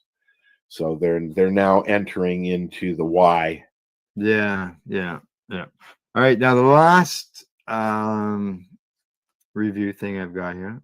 I've got it pulled up here. You're not allowed to have more than one, Al. Oh, I could always save it for next week. Okay. Well, I wasn't even going to do 1 or 2 of those, but it just worked out that way. This is really what I had planned on doing. And so this is a strain of cannabis that I've got here that I grew this year. Oh, okay. This is yours. Okay, so you can see it there on the screen. It's Trophy Wife BX2. It's from 7 East Genetics. It's a cross of Mach 1 Caps Cut and Blueberry Dragonfire, crossed by Dream Coat from Coalition Seed Company. I like Mach 1. The hybrid. It says it had some strange leaf variations, and it did. It did have some strange. It did look strange while it was growing. Oh shit! What? I almost closed everything. Oh, okay. It says it boasts a diverse terpene profile that was very sweet and melon-like, with skunky floral and fuel undertones. So is that the case? Is that what you're finding? Or you haven't tried it yet? Well, I smoked a couple joints this morning. before the show, but I don't remember. So it worked. This is very dense buds. Some were, some weren't. Easy to grow. Yeah. They say 27. It's got a high 28. yield. Yes. Yes, it was. Actually, it was the highest yield plant that I've ever grown. What kind of price are you talking about for the seeds? $6.50. And you know what? Send me that link, please. Oh, okay. Here, I'll just put it in the chat. Here. It's in our chat, and I'll put it in the group chat. Okay. All right. This is the strain right here that I grew. Yeah, it's I'll look at it after. 27 to 28% THC, 1% CBD. Middle of October, that's when I pulled it down. Terpene profiles say melons, candy, floral, skunky, and regular or fuel undertones. Yeah, $6.50 a seed is what they charge, but I can tell you that they also, if you order a set of seeds, you get a pack of free seeds. And those trophy wife seeds that I said that was the biggest yielding plant that I've ever grown were free. Free seeds. Didn't cost me a cent other than my original order. And they're regular. Regular They're not- seeds, yeah, no feminized. Yeah, So, it's all regular seeds. did you? How many did you pop? I only grew one, but I popped 4 seeds, and So- I got. You only got one female. No, I'm trying to think whether I even got one male. I might have got one male. Why did you only Yeah. use one seed though? Oh, why? Oh, because I didn't want to grow 3 of them. If I was growing So other you- strains as so well. you right? took. It's a the plant that I healthiest- didn't know. A You plant took that I didn't know. the healthiest one of the bunch, I Correct. guess. Yeah. Okay. Correct. Yeah. That's what I do. I pick one that is healthy, looks the healthiest, or growing the most vigor, or whatever. When it comes time to, reduce the numbers, that's the one that goes ahead. So I was glad that that it did so well. So My new doctor is willing to sign everything for me, so I'll be able to have a nice big thick room. good. I say hi, Scott. He didn't leave a message, but I see he gave us a thumbs up. Awesome.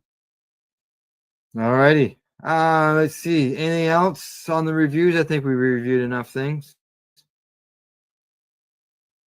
Yeah, I Sounds ain't got good. You got it. All right, we're gonna move on. It's that time. It's headline time.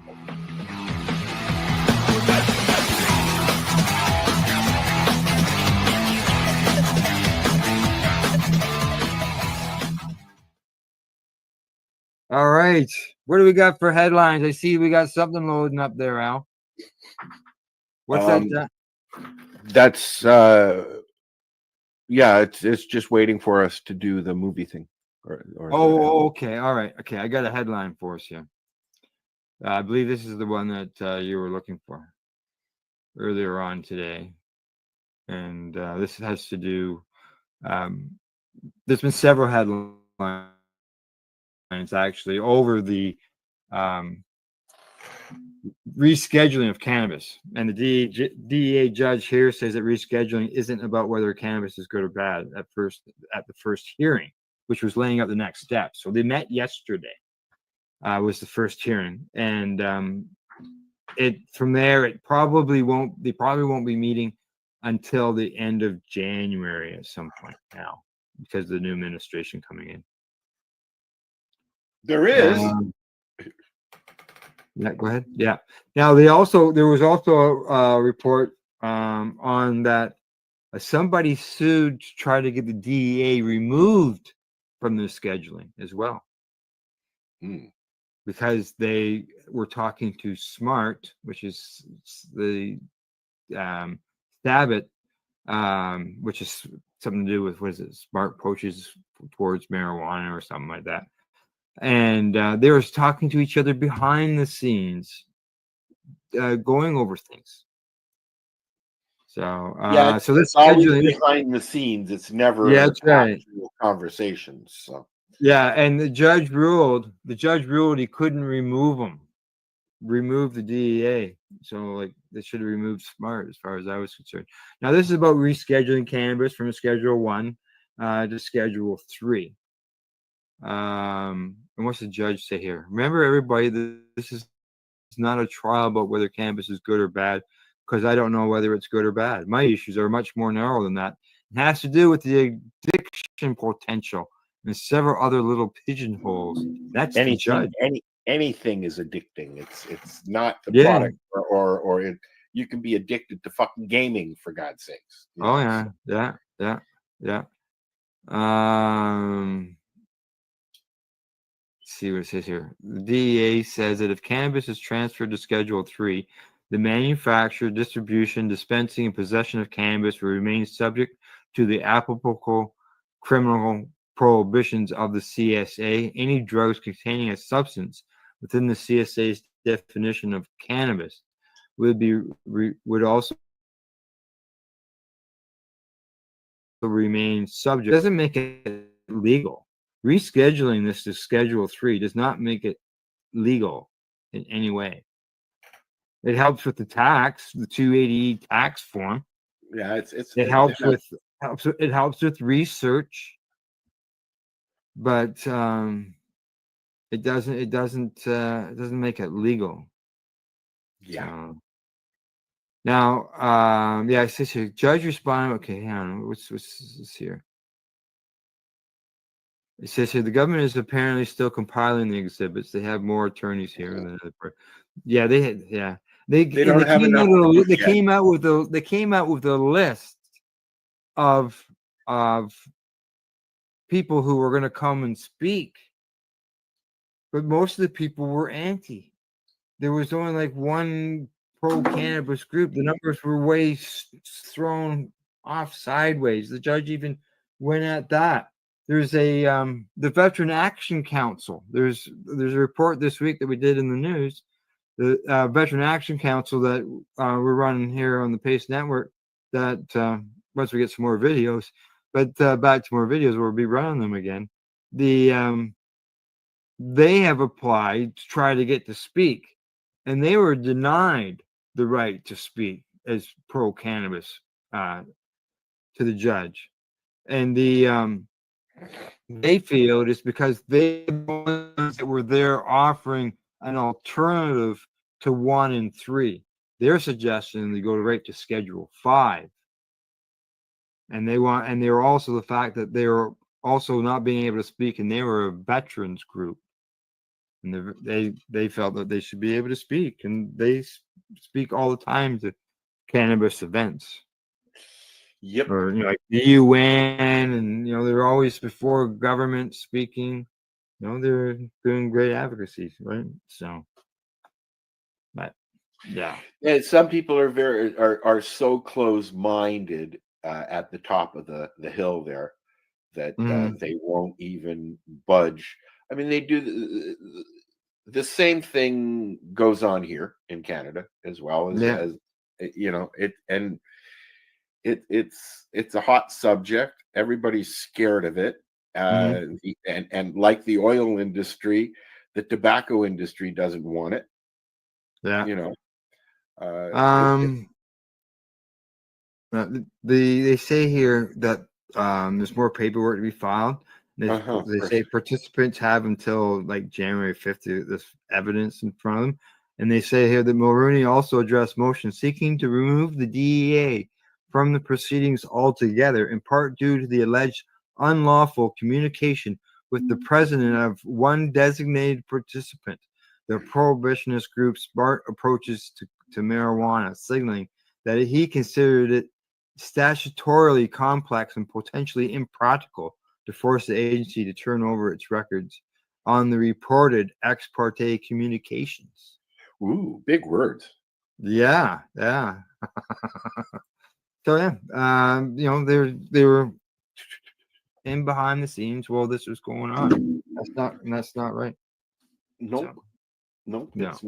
It's not right, and it's quite sickening actually. When Yeah, yeah, it is. It is. Exactly. But I'm hoping my friends at VAC get to speak. They're very knowledgeable on what they're doing. So, alrighty. From headlines, you got any more headline news you want to discuss? Nope. All right, then that means from news, it is time for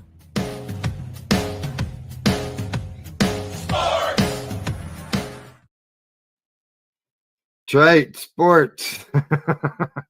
I've got they're not cannabis related sports, but they are sports, and being that hockey is on the go, I've got three little things that I'm going to discuss. Well, Last night, funny thing, we're in Canada, huh? yeah. Last night, I'm a former hockey coach. I coached hockey for years. I was vice president of minor hockey in my town. Won all Ontario championship. But I haven't watched hockey in a long time, years. And I really noticed it last night watching the Toronto Maple Leafs team, the game. And of course, I got to the game just like 1 minute before the intermission, so I had to wait 15 minutes before I could see any of the real game, which the Leafs won, by the way. But they're no longer the team in the blue and white. I've always known them as the blue and white. They're home jerseys. They have black in them now. They're black.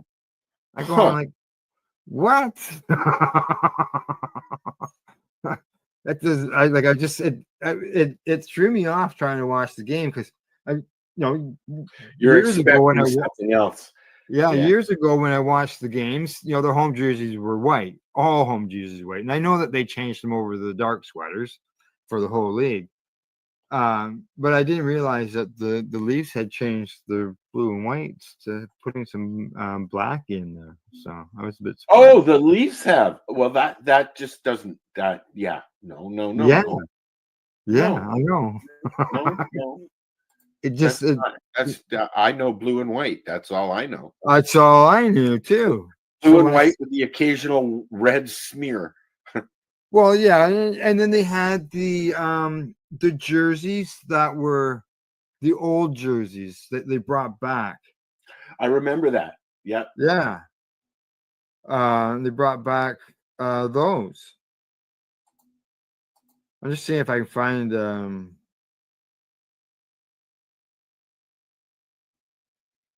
jersey. Let me see. I got images. Yeah, here we go. I got a picture right here. Like I was surprised. Yeah, okay, accept. Yeah. Look. Here you go, Al. Yo. There you go. Black and blue, man. Black and blue. Well, so it's usually, if I remember correctly, growing up, it was white was away, blue was in home, right? No, it was the opposite way when we were The other kids. way. They did change that a few years ago. Yeah. It was originally white at home, blue away. Okay. And now all the teams switched to darks at home and lights on the way, or while they're away. But I didn't know the Leafs had changed over to a black jersey. I was surprised by that. So instead of it being blue, because they had blue with the white logo. Is there a reason? Everybody's got to buy a new one. Marketing. Marketing. So, So yeah, there you go. The Leafs got different jerseys. I didn't know. I don't know how long they could have changed it 3 years ago. I would have known. I wouldn't know. It's been a while since I watched a game. So, but yeah. As far as other hockey related things, the PWHL has started their second season, and that's the Professional Women's Hockey League. This year, unlike last year the jerseys had the team's city on them. It said Toronto, Montreal, New York. This year, they've actually got their logos on them and the team's names on them as well. So that's some changes. They call it the fresh look. Ooh. They're in bigger venues this year. They have more games this year. They're adding 6 more games. Toronto's name, which is the Septors, will play at the Coca-Cola Coliseum that holds 8,000 people. Ooh, that sounds like a yummy place to go for a beverage. Mm. I'm a Coke drinker, not a Pepsi drinker. Uh-oh. Right. So yeah, let's see what else. I think Toronto has a strong pick coming up. They're talking about expansion plans. They're looking at expanding 2 teams as soon as next year. They have, and it says it has more than 25 proposals for teams to come into this league. Not surprising. Women's sports is getting really big, you know. Look, you know, one of the things that I did enjoy about the fight that happened a couple of weeks ago, the Tyson fight, the women's fight was a ranked fight, and it was the most interesting thing that happened all evening. And it just not the butt shot. No. No.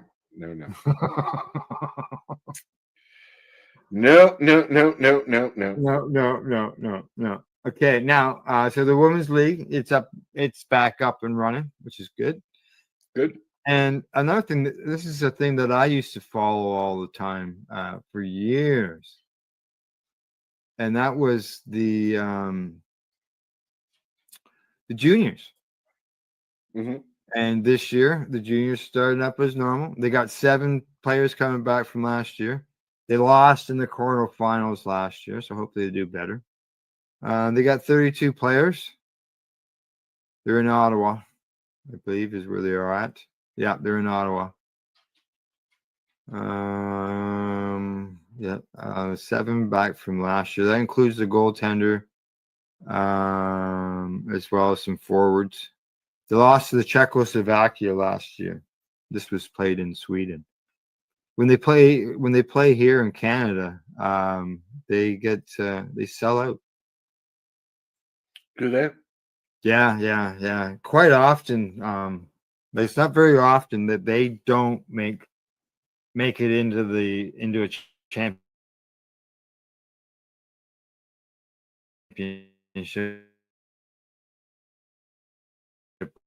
round. Canada's had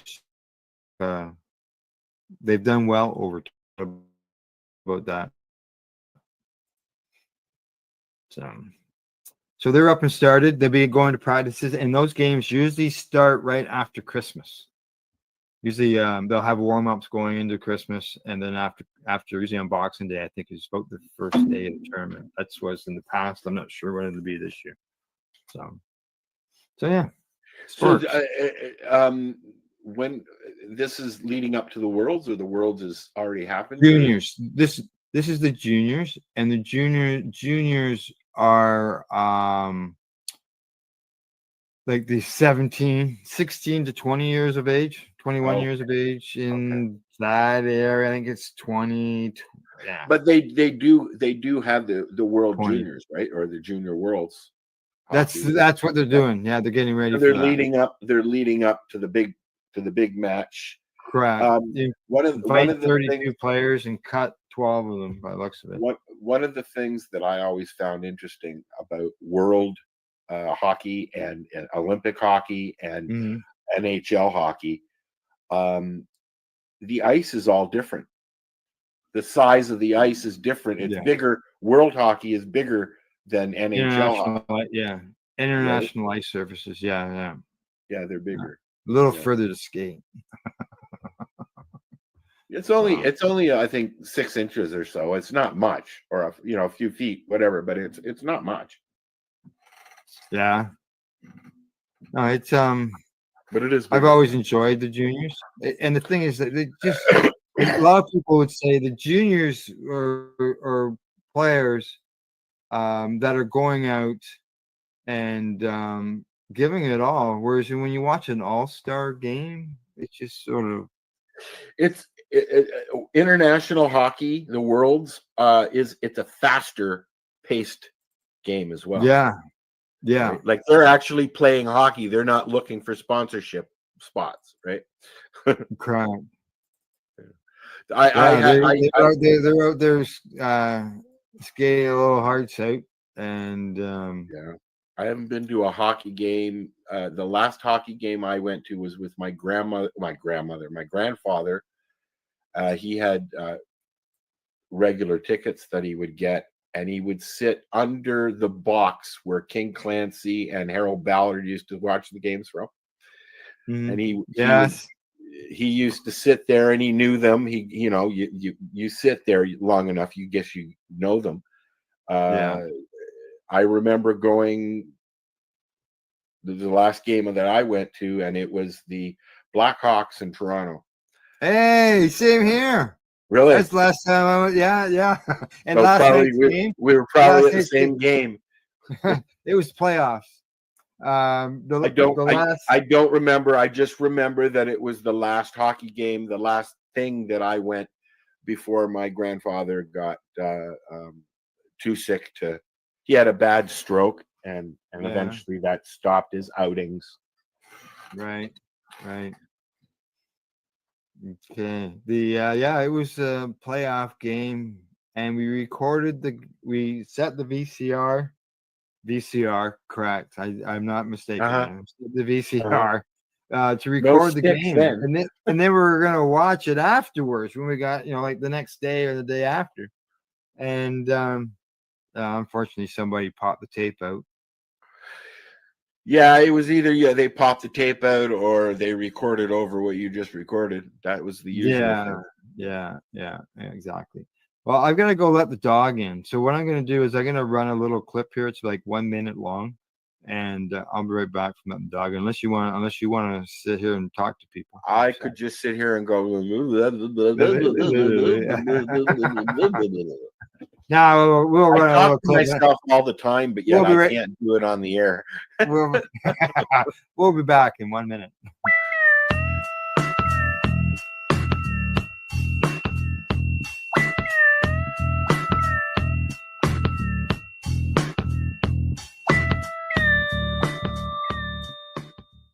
How are you? Can I ask you a question just so you know I'm Al. Here's my producer, and we're live on 420radio.ca and paceradio.net. So basically my basic question is pretty simple. Why do you march? I've been doing it for years, and we still need to recognize it globally, so I march. There you go. Exactly. I want to travel and be able to smoke weed in other countries. Exactly. Good answer. Thank you.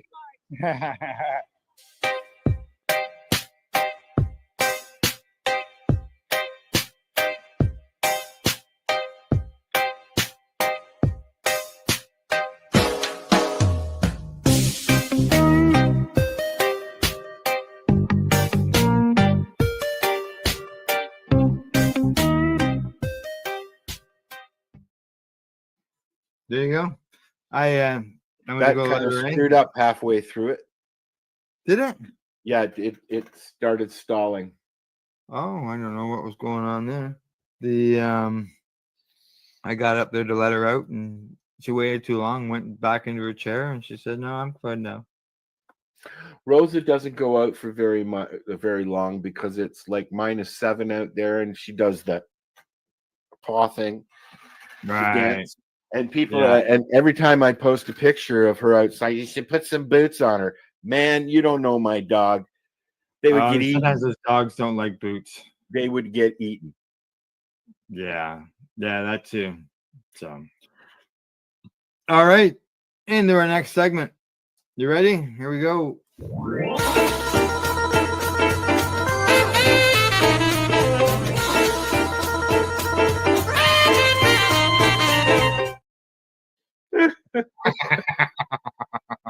I love the saxophone.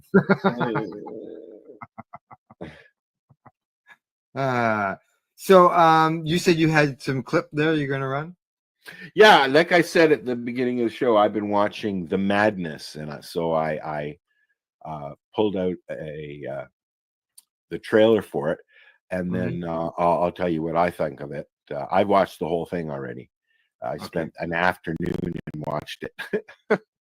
You know, when something catches you, you know, You when gotta something watch it grabs anyway. you watch it.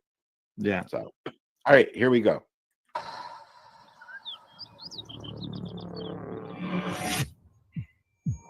I think I'm getting framed for murder.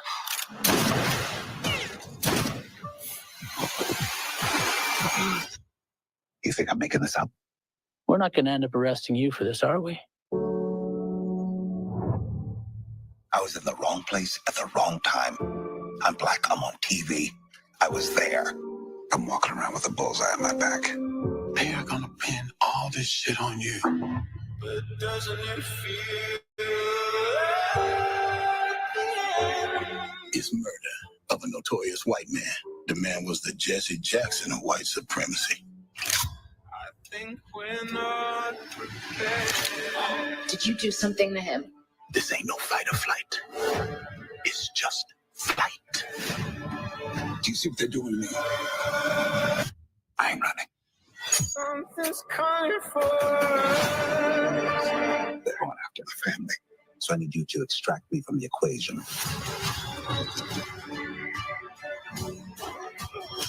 This one was a bit bigger than you thought.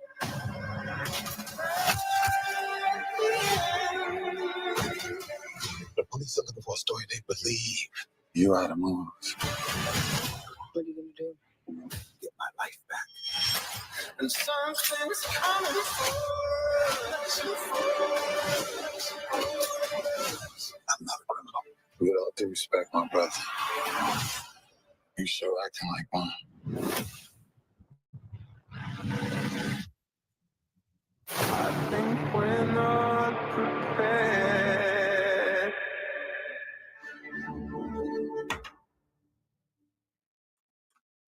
Don't that look like a good one? There you go. I'm unmuted now. That looks like a good one. You know what? I really enjoyed it. I think it's 8 episodes, and it grabbed my attention, so I watched it. And I would suggest that if you like a good thriller, I'll give you the gist. The gist is a CNN anchor gets framed for murder by a white supremacist, basically. Yeah, so and there's some twists and turns, and you know it's I miss movies that grab you. The Bone Collector with Denzel Washington and Jennifer Lopez was it just grabbed you, you know. Yeah. Yeah. I forgot what I was going to say. It's okay. I do that all the time. So yeah. Okay. So people catch that on Netflix. You said that's 8 on Netflix. Series? Yep. How long is each episode? If there's 8 series. You know what? I'm probably about an hour. You know. Hour. Yeah. Okay. Probably a regular show length.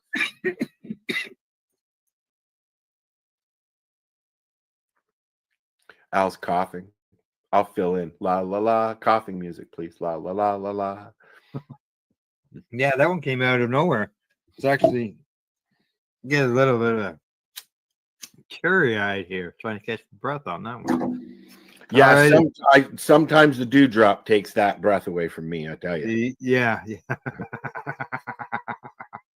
Okay, now as far as events, I went looking for some events, and I come up with some stuff that was, there's an event, BizCan, MJ BizCan 2024. It's going on down in Las Vegas, so it's obviously not here in Ontario.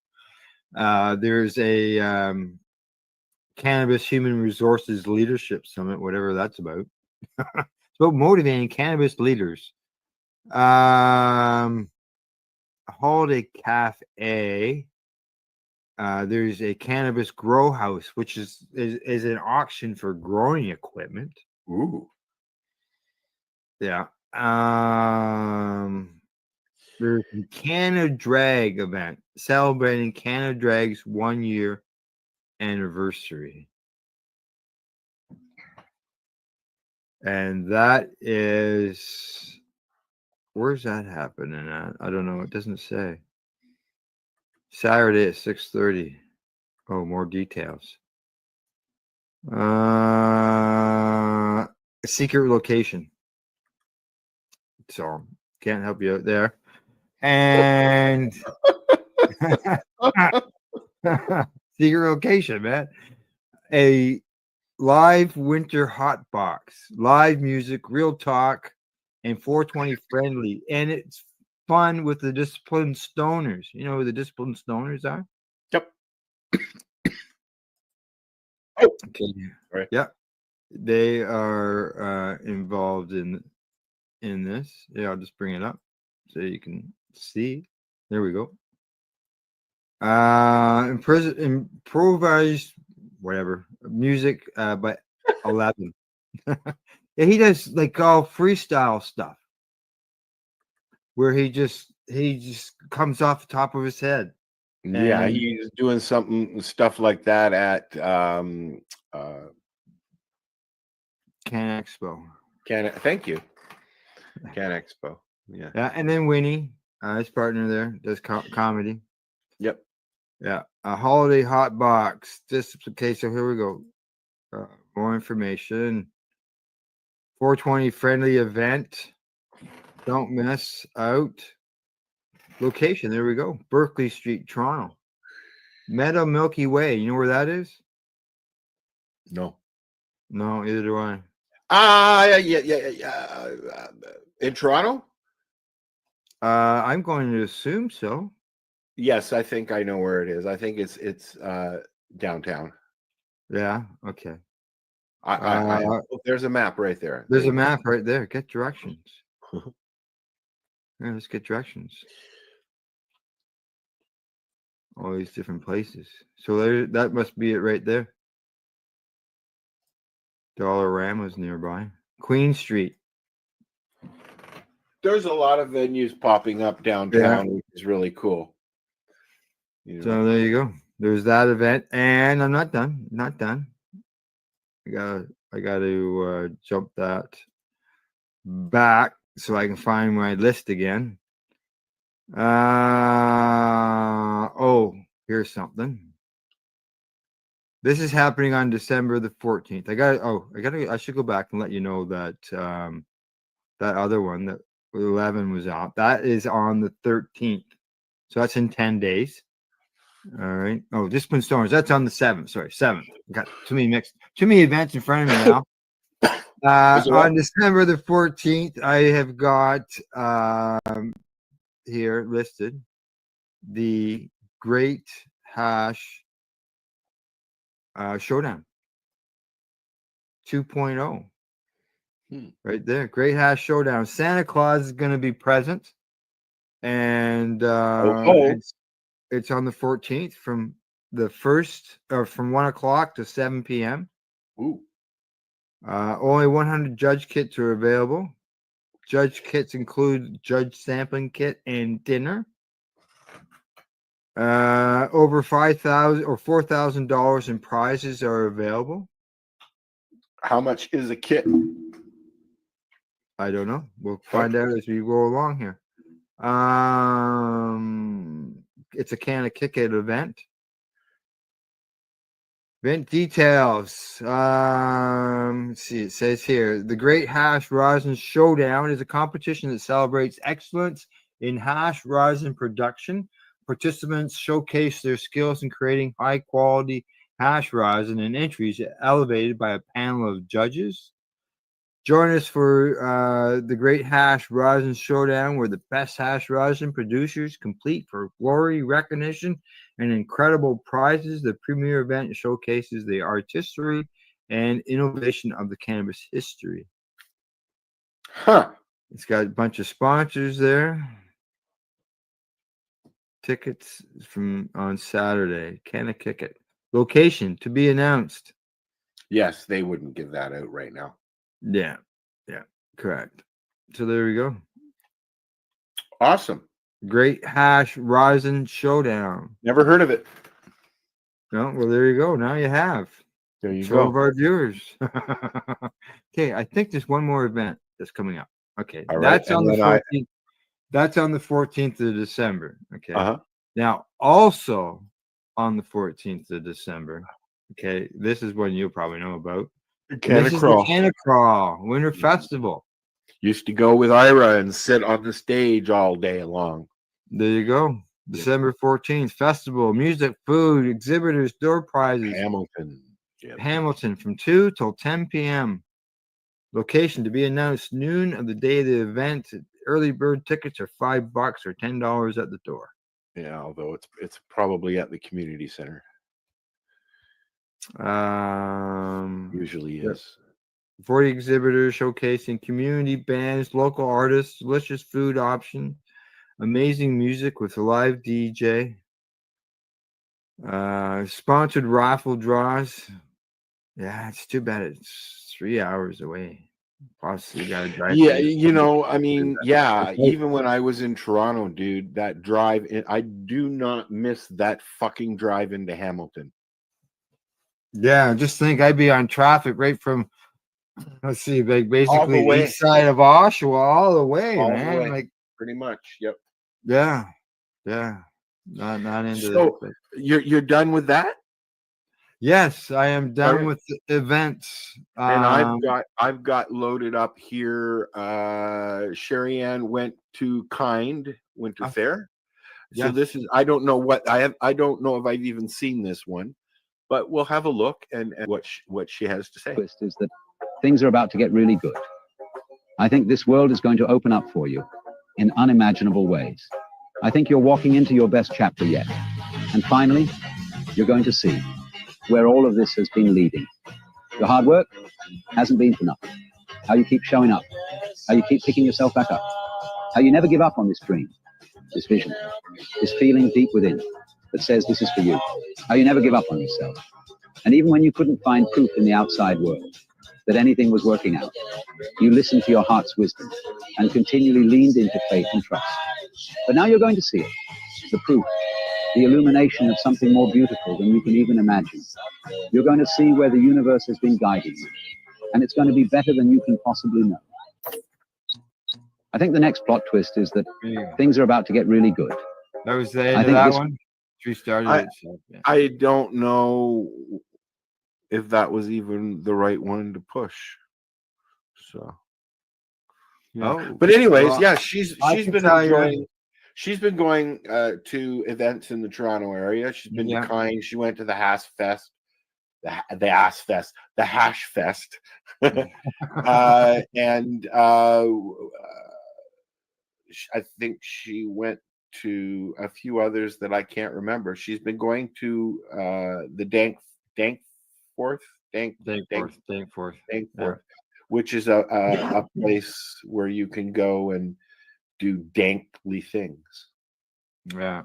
The Kind Winter Fair, from what I saw posted on Facebook, is that it was packed. Literally packed. She posted a lot of stuff. And I've been sharing it. So yeah, I've seen a lot of videos and it was packed. Yeah. Yeah, it was packed.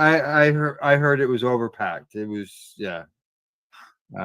There there were some Is people. that a legal event? A legal event or? Yeah, yeah, it's a legal event. Correct. Yeah. Okay. Cool. Cool. Cool. Yeah, yeah. I've been to them in the past.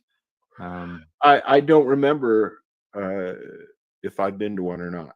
Well, we covered one. You were there. I mean, I Yeah. don't remember if I've gone to one because they've been going on for a while. Few years now. Yeah. I'm thinking like maybe 3 or 4 years now they've been going on. Yeah, there was a few when I was in the city. I just don't remember if I went to them or not. Right. Yeah, no, it was crowded. So I'm just crossing out on my calendar that we've had a successful number 14. Oh, okay, good. Does that mean that we're done? You got anything else you want to add to the events or entertainment or anything? I guess I got one thing. Go ahead. Okay. Earlier, we saw the Apple promo. Just to let everybody know that the video has actually been released. It's available on YouTube as well as Facebook and Blue Sky, where people can. Did you sign up on Blue Sky, Al? Yeah, I'm on Blue Sky. And are you liking it? It's a spot where I'm posting some stuff I've been going through. It's like the old Twitter. Like it's yeah, like you can't Can you go live on there? You can't stream to there. Okay. And you can only post videos that are a minute long. Huh. Yeah. So like when I posted it there as a YouTube link. Share the YouTube link. Yeah. But yeah, it's like the old Twitter. Really. It was actually a Twitter's project at one time, but yeah, from what I understand, it is a bunch of the original techs from Twitter that have abdicated and started their own network. Correct. Yeah. Exactly. So I used to know a bunch of the guys behind the original Skype project in Australia. Oh yes. And that's a bunch that is weird in a lot of weird ways, I tell you. Those guys are, I think I'm geeky, but no, those guys are fucking geeky. Wow. I use Skype there about a week ago, I guess. You know what? It loads up on the computer, but I don't remember the last time I got a Skype call other than soliciting. No, I don't have a North America plan on my cell phone. So if I ever have to make a call to the US, I just use Skype. Yep. Yeah. So all right. Anything else you want to add? No, that means we're done. I bit my tongue earlier this week because of the dewdrop. Oh. And I really bit my tongue. Oh, did you? Oh. Yeah, I still have it was 4 or 5 days ago. How would it get you to bite your tongue? I have a tooth that's got a chip in it. Yeah. And as I was sneezing, I clamped down right there, and it created a little welt on my tongue. Yeah. And every now and then, while I've been talking, I'm like, ah. So. Yeah. Okay. Well, I guess that's it. We're done. Yeah. I've got to get some lunch into me, and then I've got to get some wood into the house. We're expecting some snow, as you know. Issue, as I know, yes. Yeah. All right. Say good night, Al. Or good afternoon, Al. It's only 11:30. All right. You say good night, Al. Say good afternoon. Bye-bye. We'll see you all next week.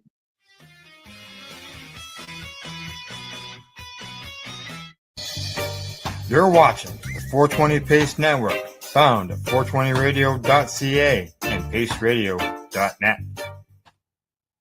Are you looking for non-stop, continuous cannabis and psychedelic programming? If you are, then turn your browsers to 420radio.ca or paceradio.net, where you will find the 420 Pace Re-Rolled Saturday. Everything gets started at 8 a.m. Eastern Saturday morning.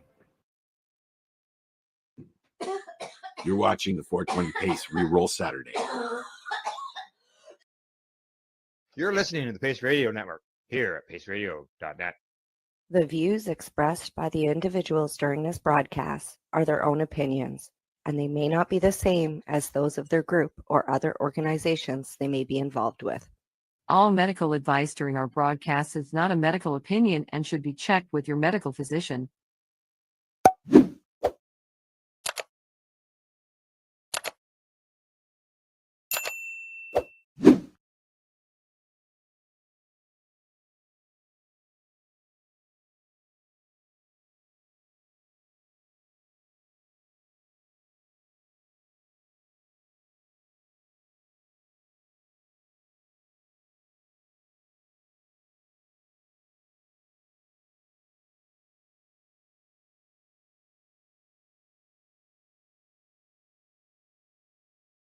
Myself and my awesome co-host Rev Cindy. We're live today on Tuesday, the March 18th. Here 11th. on Pace Radio. What?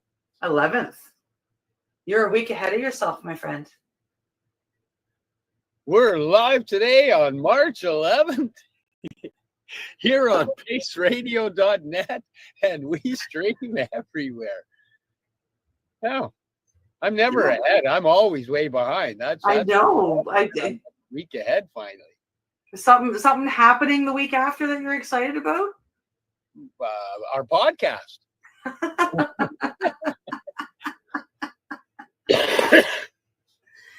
Oh my goodness. Oh my goodness. How's your Tuesday? Not too shabby. Not too shabby. Doing a lot better. I was, kind of got hit with a bit of that flu there a couple weeks ago there. Took me down pretty hard. It's nice to be recovering and back on track. Back doing the V-spike block and the poly shield to stop those things from getting in. Dang it. Can't wait to get my hands on those products again. I'm so excited. That and iAdapt. Boy, howdy, do I miss those things. Yeah, me too. Yeah, beautiful products. Beautiful products. And we should probably have a show one of these days to talk about all those products and do all that jazz. That's a good idea. Look at me coming up with ideas live on. That's not a bad idea. That's not a bad idea. But today,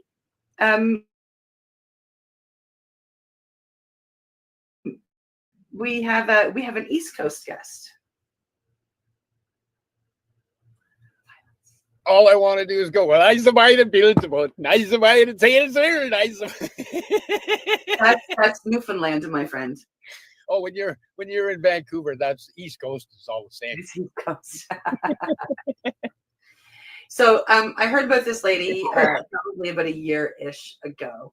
A friend of mine was telling me about her, about foraging. This lady that works out of New Brunswick, and she's very smart. She knows her stuff, not just about mushrooms, but about foraging in the woods. And then a few months ago, I had opportunity to go on a hike that this lady led here in Nova Scotia. She came and visited a beautiful spot, and we were able to go for a beautiful walk through the woods, a very nice trail these people have made on their property. And we got to go learn about the woods and about everything. And I came back very enamored with her knowledge, and I told you all about her.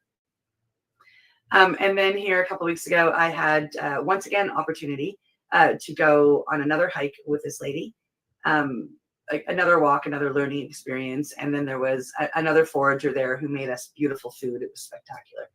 And what I can take away from the last meeting was, and we were just talking about it before we came on air, she taught us how to make white pine soda. Sugar, water, and white pine needles. And it was really cool. And, I invited her to be part of the show at that point in time, and she said yes. So we have worked hard to find time and bring her on. And her name is Jessica Gavin.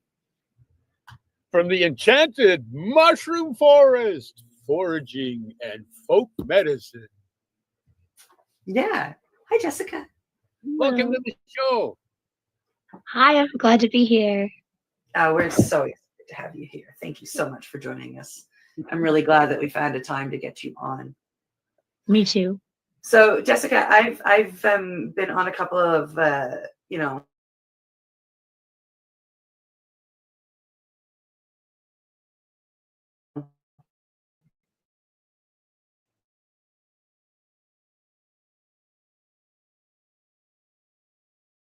foraging expeditions with you. So it's pretty cool because I can almost, like, if I stood up, I can see the spot where I picked my very first mushroom, because it's like literally just like maybe 15 meters out my back door. But I remember one of the very first things I remember was just kind of like toddling around my backyard, picking the white mushrooms with the pink underside, like the grocery store mushrooms. They're called meadow mushrooms.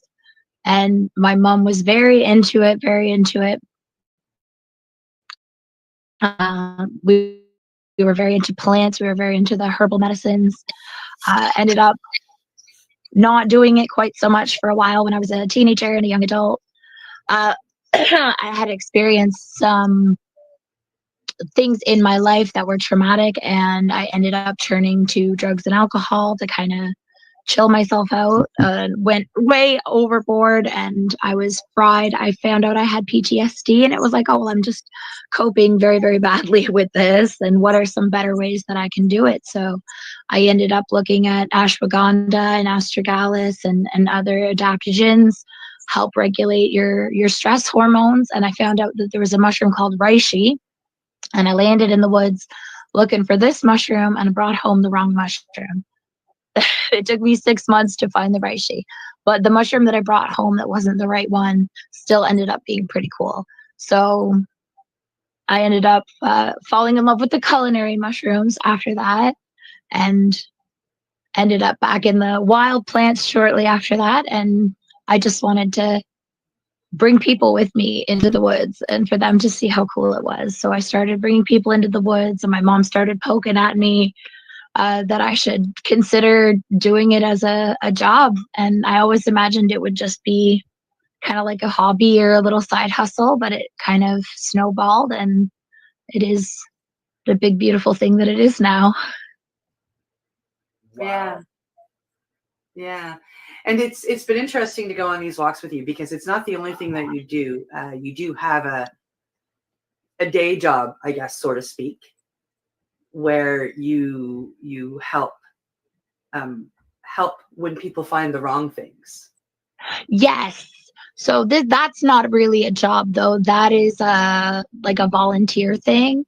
Okay. It's a big team. It's a big team full of people from all over the world helping with. You're talking about the emergency poison, right?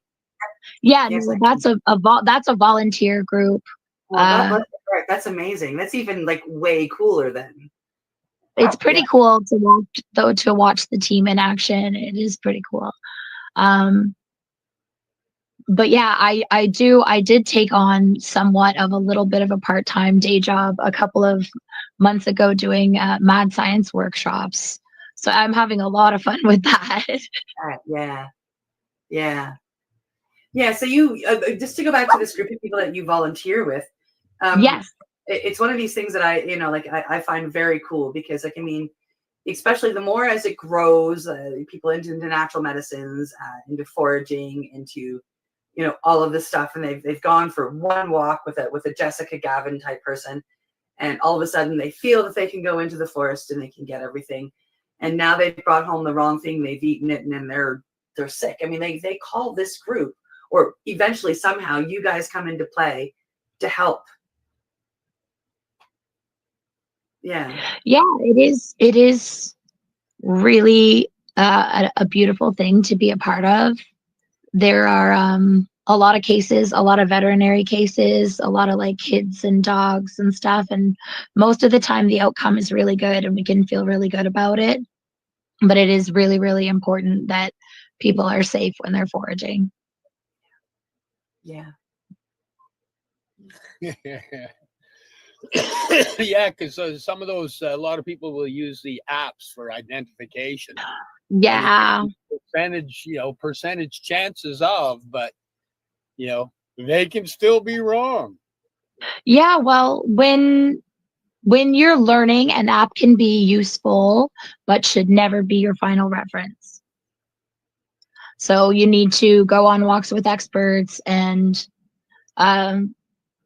ask for help. The Facebook groups are a really good resource. And it's really important too that you get to know each species really, really good and be familiar with the features that make it unique and what looks like it that can be dangerous. Yeah, you got to take your time and get to know it.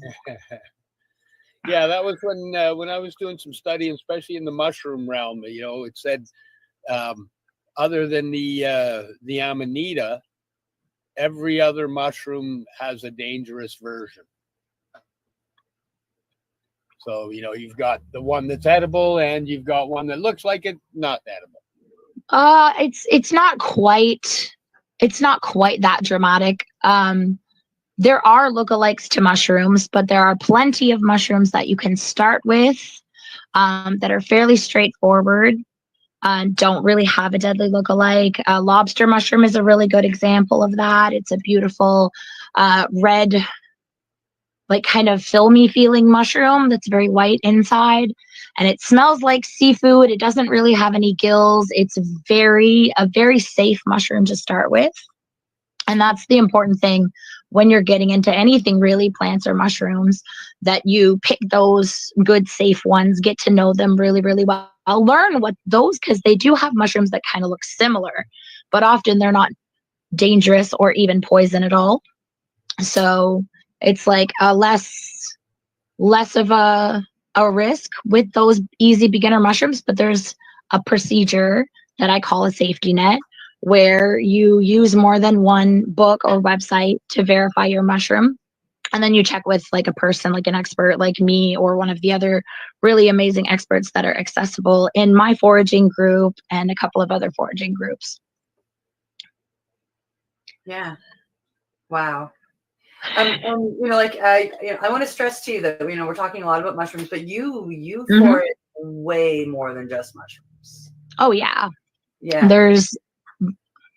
There's a lot of really, really, really, really beautiful things that you can forage for. Yeah. She the last walk we were on, Jessica showed us some plants that can kill people. So now I know that. Be careful. I'm kidding. But yeah, she said, what was it? The spruce tree, and I can't remember the name of Oh, the the deck. yew. It was the yew. Yes. Yeah. Yep. No, and that's very common and very. If the issue is, if you don't know that a plant or a mushroom has a potentially deadly lookalike, and you just, like you were saying, you go on a walk and you're like, oh, I know that, I can go get that in the woods, and then you don't realize it's really important. Yeah. Yeah, there are some.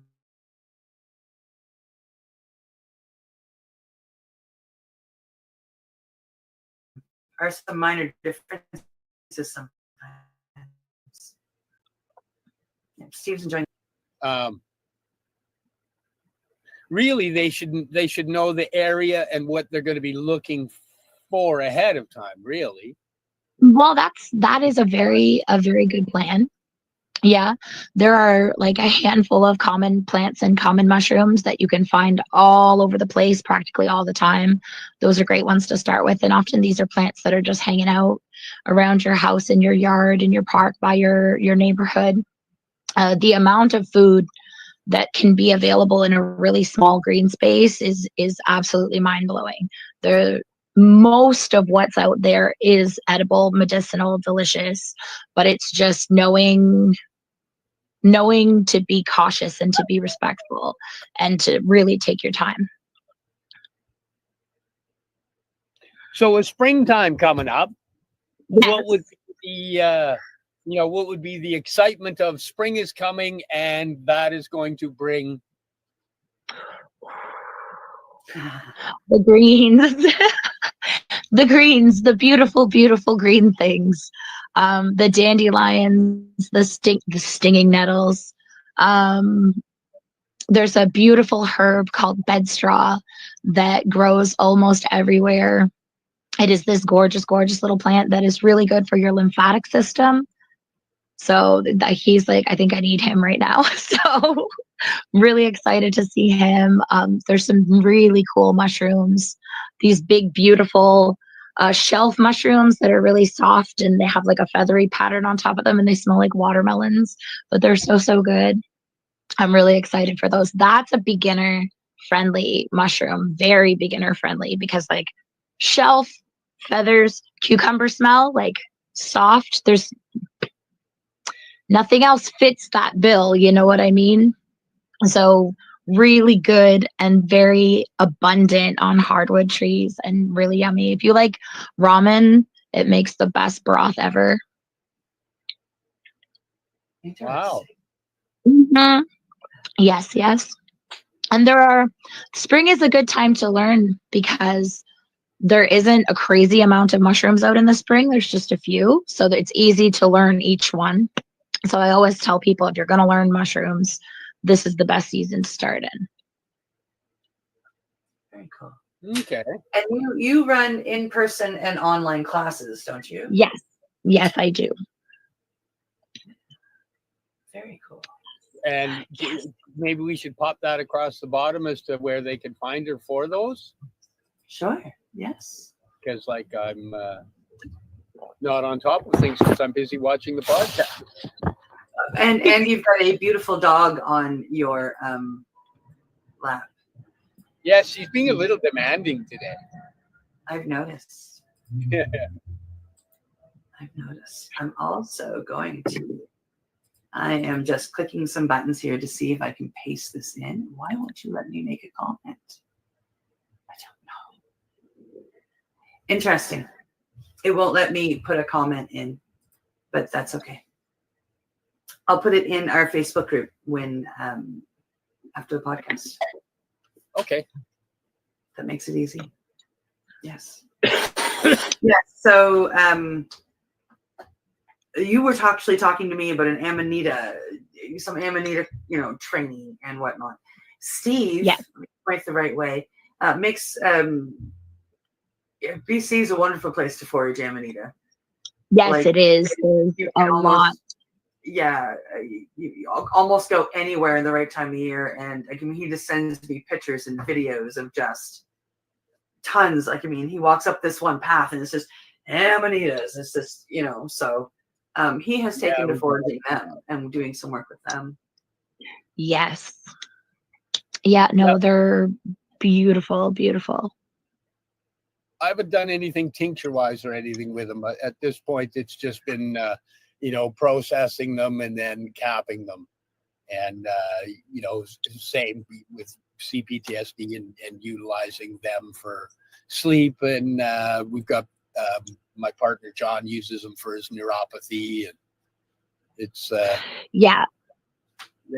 That was new for us just as of last year, actually. Oh, that's really cool. Yeah, it's really nice to see and hear about them. We'll further it this year because we have been gifted. The trail is just ridiculous some years with what the abundance of what it leaves for us. So it's been nice to open that one up because prior to that it was all psilocybin and reishi, cordyceps, lion's mane, chaga, maitake, shiitake, turkey tail. Yep. The the ones that when I was first looking weren't so abundant, but now seem to be quite abundant and talked about, which is nice that people are learning what they do what they can do for the immune system, what they do for the guts, what they do for our healing. It's just absolutely amazing. Absolutely amazing.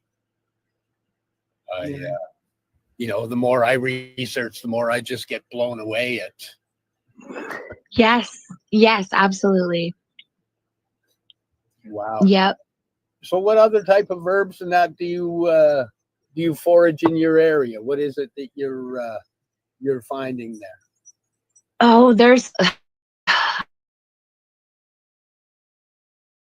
I have probably like 15 or 20 super fond of, and I could talk about all day. It's really hard just to pick one or two or three. Well, go through a few. Go through why they're your favorites and what about them, you find Yeah, it? let's start with this season. So we're going from winter into spring. Like if you were to head out today, what would you be hoping to find to bring home to process as food or medicine? Today? If you were to head out today, if it was ideal weather conditions and everything, and you headed out to do some foraging, what would you be hoping to find? Well, today would be a lot of the same stuff that you saw when we were on the walk a couple of weeks ago. The conifer trees, especially the pines and the spruces, are really, really wonderful. Super high in vitamin C, very antioxidant, very good for respiratory issues, colds, flus, viruses, immune support. The spruce in particular has been shown in some studies even to support healthy blood flow to the brain. So that one kind of shocked me when I learned that. What you were saying earlier, every time you learn, you're learning more things that blow your mind. I run into that a lot. Every time I run a class, every time I'm getting ready to do a class, I'm writing up the materials and I'm double checking stuff, and I learn something that I'm just like, what? Seriously, about this plant that I've known and used for years. I think that that's really, really cool.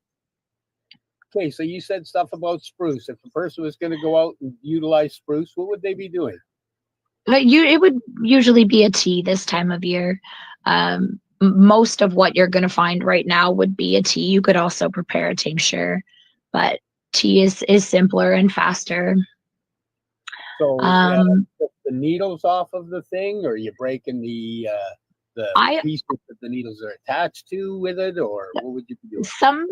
Some people would remove the needles from the wood.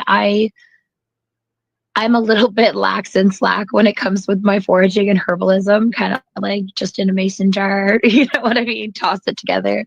But I like to throw the wood in. Often the wood will also have other compounds in it, as long as the wood is not toxic, of course. That's that due diligence. But just the wood and the needles, I like to take just the tips of branches and toss them. I like to use a thermos if I'm in the forest, or a mug, and pour some water over it, let it sit for 20-30 minutes, and you're good.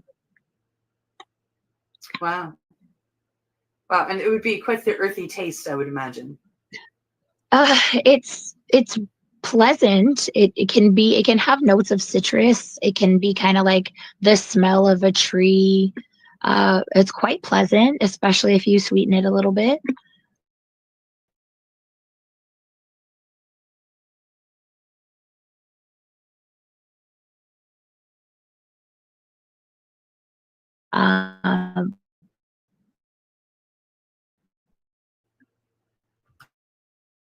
I thoroughly enjoy it, though. Now, what would be the benefits of a person having, say, a spruce with rose hips tea? Well, that is a vitamin C bomb is what it is, because the conifer needles are full of vitamin C. The rose hips are also full of vitamin C. So you got just vitamin C out the wazoo. I think you would also have some vitamin A, probably some other vitamins in that range. Lots of compounds to support like the elimination of mucus or tar from the lungs. And you would have blood flow support for some of those conifers. Spruce would help with cognition and memory and things like that. If you're under the weather, colds, flus, I believe antiviral, antibacterial, immune supporting. So you got a really large spectrum of benefits. Rose hips, since we brought those in, are really good at skin support, heart, cardiovascular, even like on the emotional side of things like grief and stuff like that. So rose and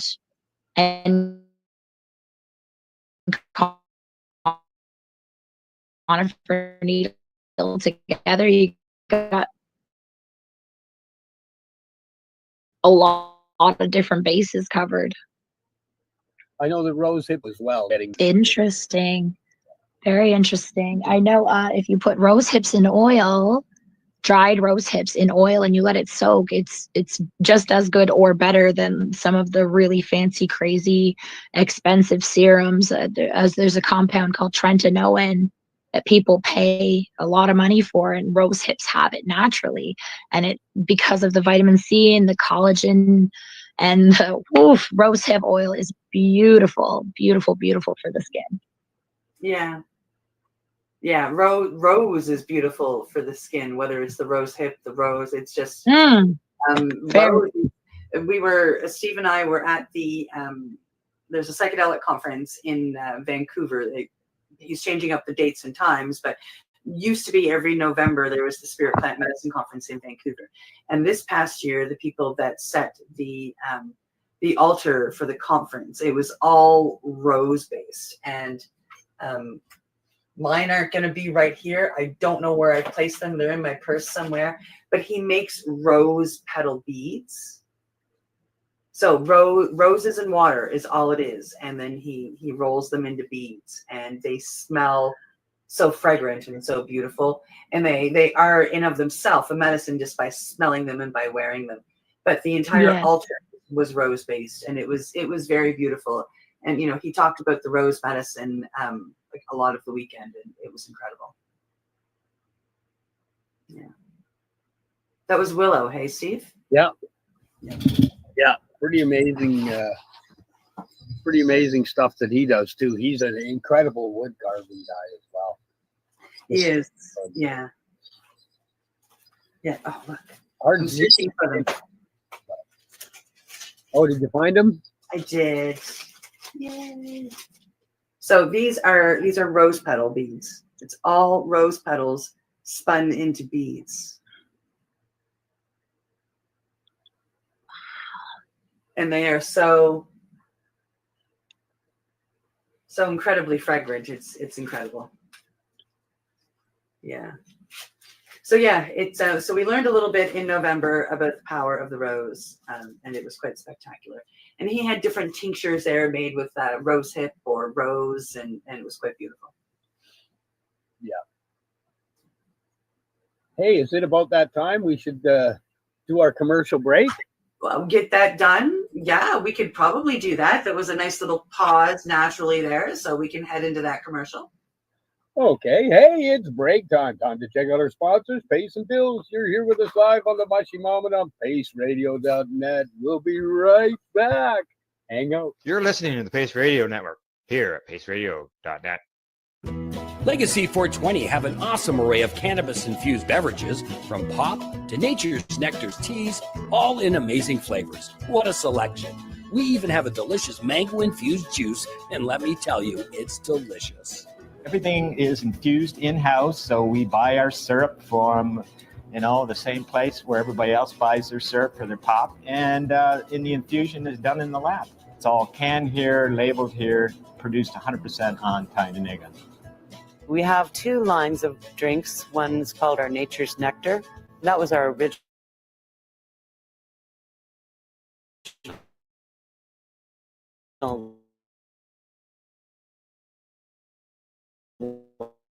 line that we came out with, and then we also have a line under the red. Or get together with friends or after a long day. Remember, if you want to wet your whistle with on-site lab-tested products, come see your trusted partner.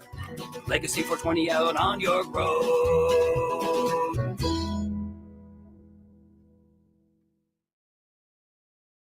Camelford Lifestyle Shop. Open Monday to Friday from 10 till 7 p.m. or by chance. Check out our flags, our t-shirts, plus our hats. And look of that supply of rolling papers, plus much more. We've got bongs and your favorite herbal vaporizers. Look at all the incense we have, as well as for those who collect knives, check out these knives in our collection. And while you're here, stop in to see Shay at the Piercing Room, where you can get poked by Shay. Daily deals, check them out. Camelford Lifestyle Shop, 17 Bridge Street West, Camelford, Ontario. Limestone City Hydroponics is Kingston, Ontario's hydroponics shop. Take your growing to the next level and create the optimal environment with a tent kit, or maximize your yield with an ebb and flow flood table kit. Either way, Limestone City Hydroponics has more sizes and options to fit your needs. Are you looking for the power of the sun that adapts to your budget? Then look no further, as they have professional grow lighting. They have indoor grow systems that are easy and cost effective, with many options to fit your living space and lifestyle. Cultivate your growing potential. We have everything you need to succeed. And if you can't make it to the store, they offer local delivery to the greater Kingston area. Remember, when you're looking for experts to help you grow, then look no further than the locally owned Limestone City Hydroponics, 105 Sunderland Drive in Kingston, Ontario. Call them at 613-548-0420. Rerolled Saturdays. Check it out. Nothing but non-stop cannabis and psychedelic programming. Find it at 420pace.ca. You're listening to the Pace Radio Network here at paceradio.net. Welcome back to the Mushy Moment, streaming live to you here at paceradio.net and on all your favorite streaming platforms. We're here with Jessica Govan from the Enchanted Mushroom Forest Foraging and Folk Medicine. I think that's awesome. All I picture is one of those little, gnome cabins is sitting in the by a tree with some mushrooms growing. Yeah. What did you see? Her front cover page. I'm going to show it off here now. It's got a little fairy on it there. Oh, there we go. I actually found this in the forest, and a friend of mine took a picture of it. It's super cute. So if people were going to look for you, that's the group they would look for on Facebook. Yes, and it's a little sleepy in there this time of year because I'm tired of foraging snowballs. Yep, that's pretty accurate. So it ramps back up probably around April or May. I'm starting to get really excited. In my Facebook memories last year, a couple of days ago, I was picking stinging nettles. So this week last year, there were stinging nettles out. So I'm just like, any day now. Any day. It's all going to happen. That's what I have to step into this year is the stinging nettles. I have a buddy who's just got a field of them in his back, and he's been nagging me for about 2 years. Dude, you got to look into these stinging nettles. You got to look into these stinging nettles. Mm-hmm. And I think those will get added in this year as well. Yes, that's a beautiful, beautiful thing. Yeah, considering you just got another subtle message about them from Jessica. Yeah, it's loud enough. I'm hearing it. Oh, hey, okay. So stinging nettles. What are the advantages, and how would you utilize them? Oh, these guys.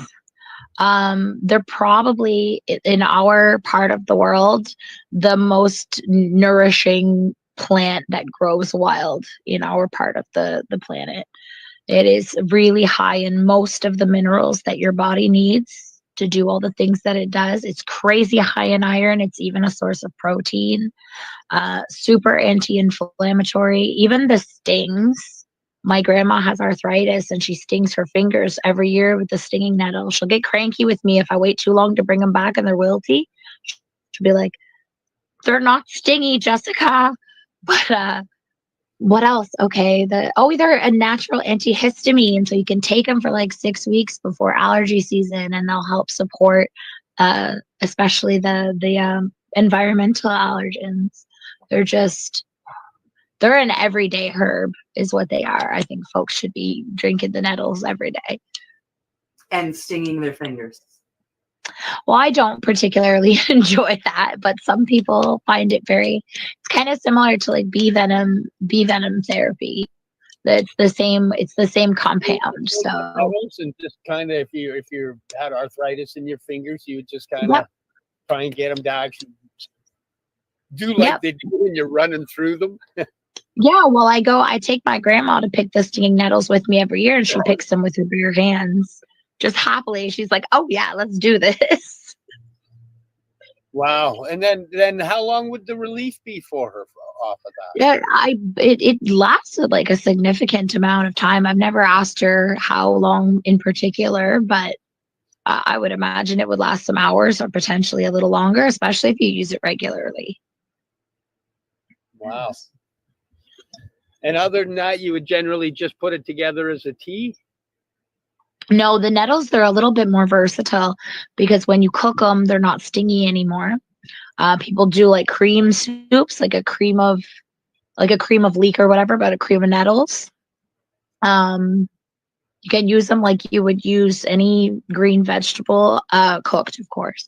I like to fry the leaves in just a little bit of brown butter and they get like a crispy little chip. The seeds, you can even use the seeds. They're very nourishing, proteins, fats, and a lot of the same benefits as the leaves. So it's a really cool plant. Wow. Yeah, very interesting. What a way to naturally fight. Like, I like the antihistamine. I have allergies specific to like Nova Scotia. You know what I mean?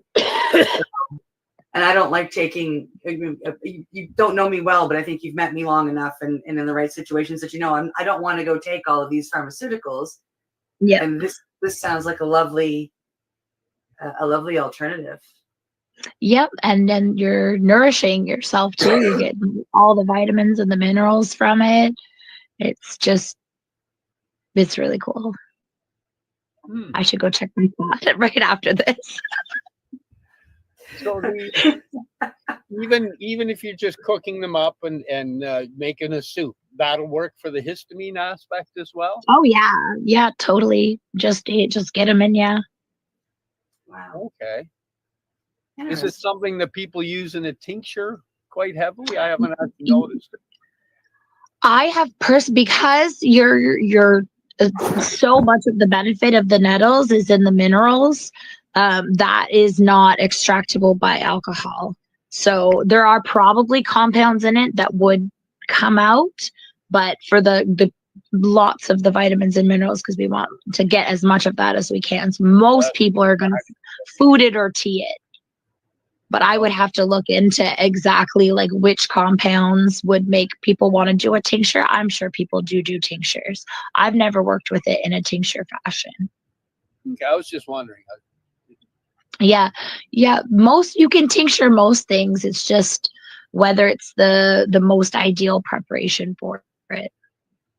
Right, and what is the benefit you're getting out of there? Because, like you said, the mineral content you won't be getting out, and if it's a high mineral thing, then you could be wasting a lot of it utilizing tincture. Yeah. Wow. Okay, and nettles is coming around, so that's something I should be looking at here pretty soon. Yeah. I'm literally I'm gonna go check my spot as soon as we're done talking. I'll send you pictures. We look forward to it.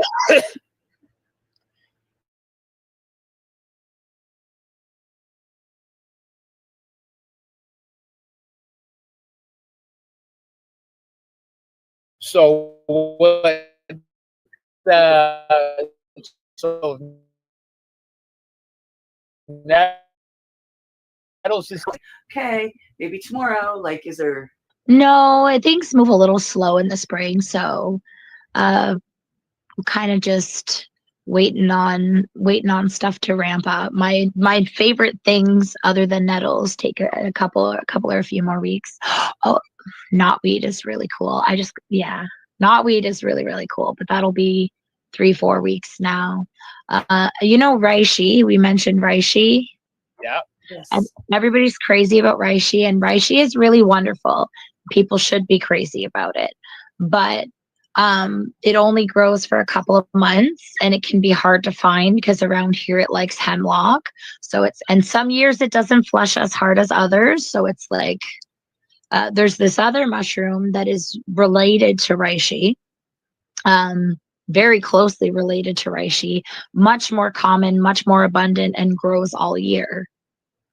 So he's really cool. So you can do a lot of the same kind of things with him. He has a lot of the same chemicals, but he's easier to find, accessible all year. What is I have a really It's called an artist's conch, Oh yeah, and yeah. I That's actually have a gigantic. right at the bottom, right? I'm She's sorry. gonna Yes, show you it's on the it's white thing. on the bottom. Yes, they Yes. called them artist conch because they used to pop them off and paint on the white part. Yes. So if you give me a minute, hold on. I want to show you something. Hold on. That's wicked.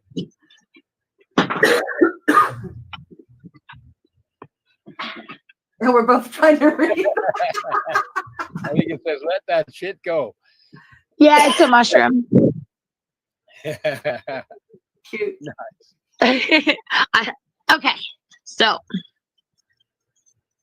this is my gigantic artist conch. Wow. Yeah. So, oopsie. Okay, sorry, I accidentally hit a button. This is my gigantic artist conch. So they grow all year, which means they ever stop growing. As long as they have food, they'll just keep getting bigger and bigger.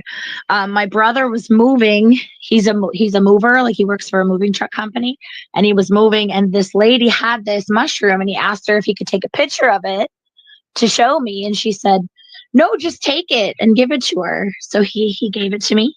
And it's huge. I don't even think the camera does it justice how big it is. But this is the part that's really cool. Is see all those little lines? Yeah. That's each one of those is one growing season. Wow. Yeah, so it tells you how old it is. Yeah. Yeah. And it's very, here's the top. Wow. It's kind of brown. That's bigger It's than what I've ever seen before, actually. yeah, I've never seen one this big ever, except for when he brought it to me. Wow, that one's huge. And they're super common. I find them basically every time I go out. They're all over the place. Well, I know growing up in Kamloops, there was a lot of people that used to paint them, like go and gather them and do the paintings on them. That's how I knew what it was that you were actually talking about. I've actually seen lots of them painted while I was growing up. That's oh my gosh, pushing all the buttons. Pushing all the okay, buttons. Sorry. That's usually me doing that kind of stuff. I was gonna say, we've done it all. So yeah, the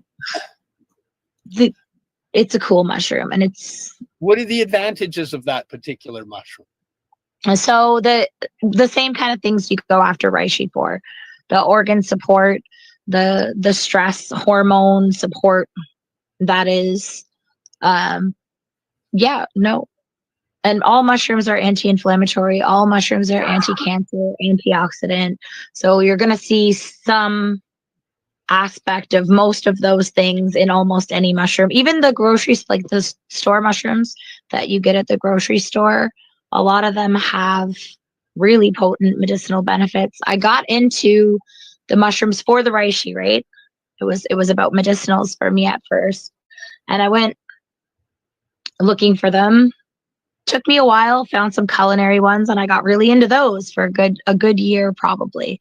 Was like, oh, culinary mushrooms are awesome too. And I found this big ol', it's called a hen of the woods.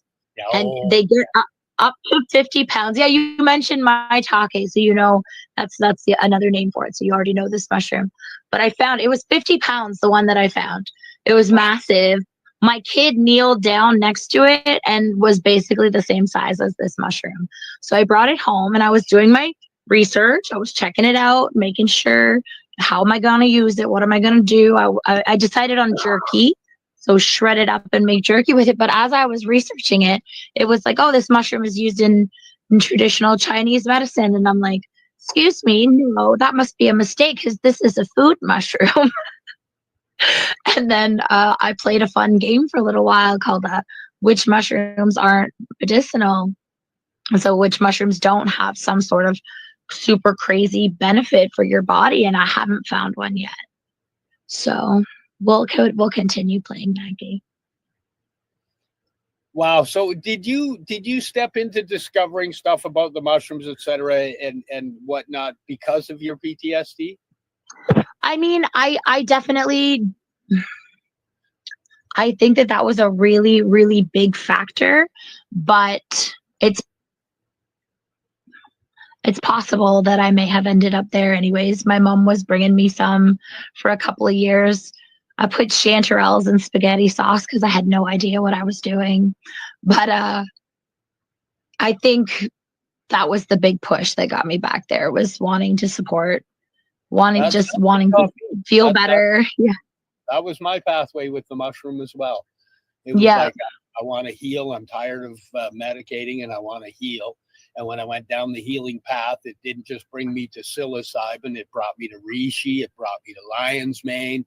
The more I started to go, and I was working with some cancer people or helping some cancer people, and then turkey tail pops in and you start going down, and you're looking up the active ingredients and the published studies that come along with them. And it's a whole new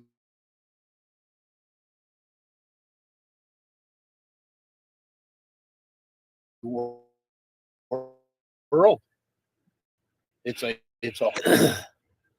so in your dealings with your own healing, which have you found the most powerful of your natural medicines that you've been using? Well, it was probably the very start of my journey when I got some Amanita muscaria. This actually wasn't the beginning of my mushrooming journey, but it was my beginning of stepping away from drugs and alcohol. So I had been mushrooming, learning mushrooms for maybe 6 to 8 months. And maybe it was longer than that. Maybe it was a year or a year and a half, but I was still, you know what I mean, drinking and whatnot. And yeah, I ended up using the Amanita muscaria extraction and the psilocybin microdosing, and I was able to drastically cut back my drinking almost immediately and slowly taper off. And I don't know if it would have been quite so easy without the help of those things. Not that it was like crazy easy or anything, but it definitely made it not entirely miserable and made it like more of a beautiful experience, and gave me a lot of peace in my decision and a lot of like feeling that I could do it. Wow. Yeah, that's incredible. Thank you for sharing that. That was beautiful. Yes, I love those kind of stories. Wow. Yeah. Yeah. Yeah. Healing stories are beautiful. And it's one of those things that we share in this realm. Whether it be, and I mean, we've had people on that, you know, have nothing to do with psychedelics, but like, I mean, like they forage and they heal with the forest. And then we've had people like yourself who's kind of in both of that. And we've had people that are psychonauts. And it's just beautiful to see how these natural worlds and these earth medicines of all kinds can work together to help a person heal. And I love hearing the different stories of the different ways people have found that. Yeah. Yeah, it's always it's interesting to find how the healing stepped into the person's life, where they, you know, it's the mushrooms have been there forever. The knowledge has been there forever. But it's us finding it in those moments where we require it. And you know, I grew up in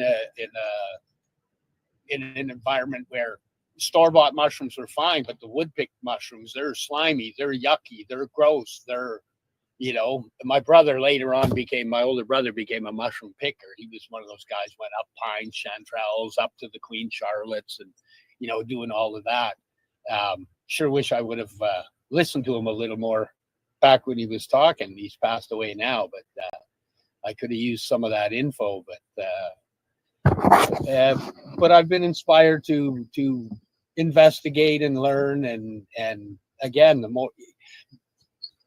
more you open your eyes and the more you start to learn about it, the more you realize there's more to open your eyes to, and so much more to learn.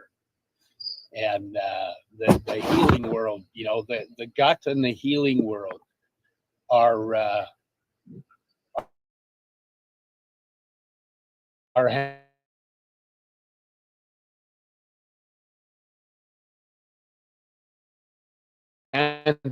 in hand. They're synergistic.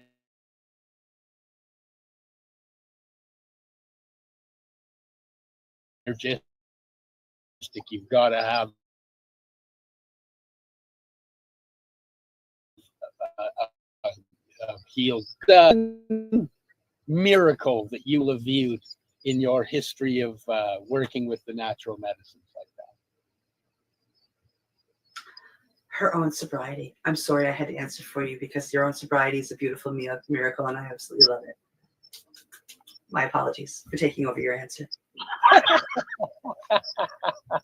It was pretty amazing, the drasticness of the change. My roommate said to me the other day, she's like, look at the way you were like even 4 or 5 years ago and just look at you now. And I always have to stop and remind myself, like, because I'm really hard on myself sometimes, so I always have to be like, okay, no, like, and just put yourself back there. Like, you would be so amazed with yourself right now. So I just have to remind myself sometimes.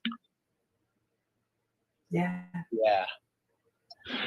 Yeah. Yeah, we hear that one. That's when we often do. Steve and I will look at each other and go, did you picture yourself here 3 years ago? And the answer is often no. I had no idea. Even though I started, journeys a couple of years ago to become a facilitator of different medicine, never saw myself finishing them. Right? Like, it's just, yeah. So it's pretty incredible. I feel blessed to have met you. I'm very thankful that you've come on the podcast. I think you are an absolutely beautiful soul. One of my favorite, it's only been a few times, but my favorite memory of you is the first walk I did with you. And I can't remember the name of the mushroom that you saw, but you had been hunting for him your whole life. And you were so excited to meet him. And you were like a fairy running through the forest to pick up your friend. And it was gorgeous. Yes, that is such a beautiful mushroom, and I really hope I get to see him again. What was it? It was Amanita jacksonii. So it's known as a Caesar mushroom. It's a big, beautiful orange mushroom with a big, beautiful white sac at the bottom and a stripy orange stem. He's very striking, and like beautiful lines all at the side of his cap that go like halfway up his cap. So he has a lot of really unique features. And one of the coolest things about him is that you can actually consume him raw. So you can just slice him up and put some olive oil and salt and pepper. I know that sounds crazy for an amanita, but keep in mind that he's totally far from the other amanitas in the family, right? Very commonly eaten in Europe. And he associates very much with oaks, so we don't have a lot of oaks here in New Brunswick. So I look and I look and I look and I look and I never found him. I had a friend who found him in Alma and brought him to me, and I got to taste him, but I had never seen growing from the ground. And the cool thing is my friend took me to an old growth oak forest later that day, and I got to see him again.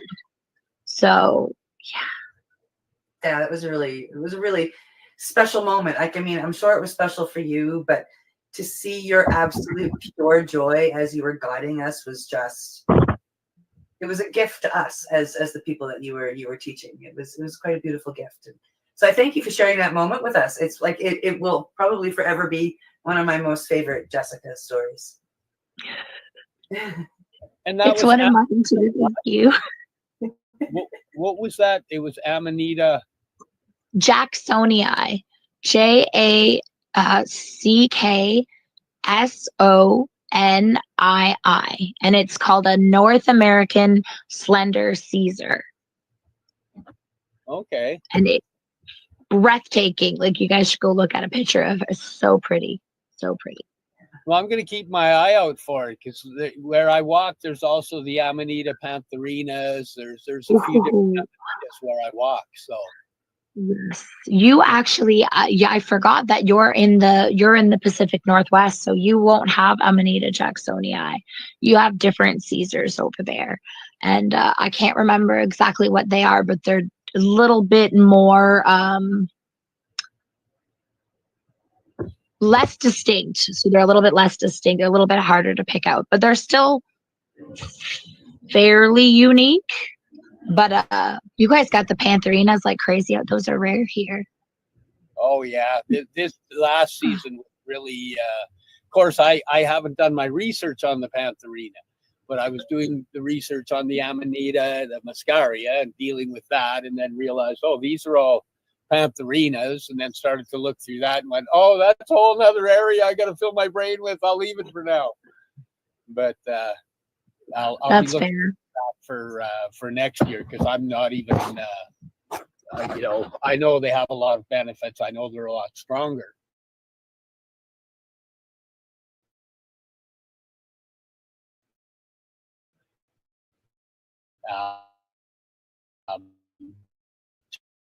Just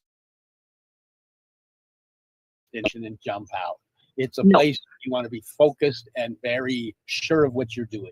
Yep. So with my Amanita muscaria, I've been playing with it for 3 years, but didn't actually do anything till I had 3 years of knowledge and over and over and over. So you're doing it right. It's not something you want to fuck up with. No, definitely not. It's technically a poisonous mushroom, and you want to know how to work with it for sure. It took me a year and a half before I felt comfortable, but I did have a friend who had been using them for years, who kind of guided me through the process, but I still took the time to be comfortable in myself in it. So it's definitely a very good cautionary note. Yeah, that was the same for me. I did pretty much 3 years, two seasons prior, where the first season was picking and learning that you'll wreck a whole bunch before you learn how to cure them properly. And then it was going into groups and communicating and learning. And then the second year, I made them, I cured them, got them all done up. It was like, okay, didn't utilize them, just, working through things and learning. Mm-hmm. And then in this past season when they happened, when I did them, and of course the first thing I did was utilize them on me and test them on me for a while before anybody touch anything. Yeah. Mm-hmm. But I found they were, again, there's a reason they say magic to some of this stuff. The ability to drop anxiety and bring calm in, and and neuropathy. Yeah, that's what really, because I had used them to help me with the alcohol withdrawals because of the way that they work on the GABA receptors. But after that, I put aside my cured ones, and I didn't really touch them again until my friend had Tia. She was having an episode of TMJ, and her jaw nerve was all. They told her acupuncturist, and her doctor told her it would be weeks and weeks before it would calm down, and she would be in that much pain for weeks and weeks. And I was doing my research on what I had in the house that might be able to help her, and it was like, oh well, your muscaria would be helpful for that. So I made her up a little thing, and I think it was 4 or 5 days later she was pain free. Wow, that's amazing. Wow. Yeah, I got muscaria when when I first started learning about them 2 years ago this week, actually, as I just found out.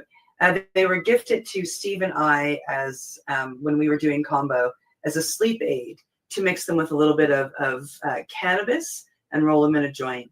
And let me tell you, by the time we got to and so it was, like half a gram of one, half a gram of another. And by the time we got to the end of that joint, I was like crawling up the stairs trying to stay awake type thing. And Steve says, but we have another one. And I'm like, huh?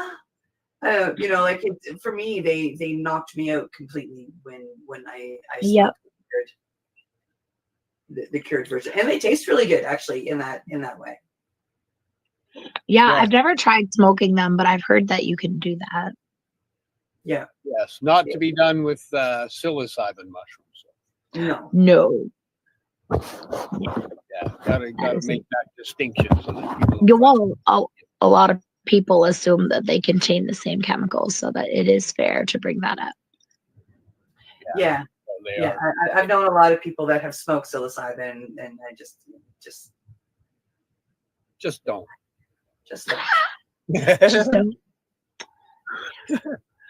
Oh, hey, we're hitting that time. Oh my goodness. Like, I got into the podcast. I got into watching it and wasn't paying attention. Normally I'm the one going like this. So Jessica, like, thank you so much for coming on. I really, really appreciate it. You know, we did give you a little bit of a loop. You thought you were coming on for audio, and surprise, here we are with video. And so for coming on. Thank you so much. You're just a wealth of information and knowledge. Thank you for inviting me. Webpage up again one more time on there, or the Facebook. Yes, I'm coming. I'm going to put the still one on so y'all can see it, and y'all can take a second. That will take you to her group, which is the Enchanted Mushroom Foraging. Yes. And then I guess I step into, well, it's that time again. Thank you for joining us here on the Mushy Moment with my co-host Cindy, myself, and our awesome guest Jessica. We're proud to be coming to you live from paceradio.net. We stream on all your favorite platforms. We'll see you next week. Thanks for being here, Jessica. This was incredibly awesome. I look forward to having you on again. Thank you for having me. Bye. You're listening to the Pace Radio Network here at paceradio.net. The opinions of the individuals during this broadcast are their own and may not be the opinions of their group or other organizations they may be involved with.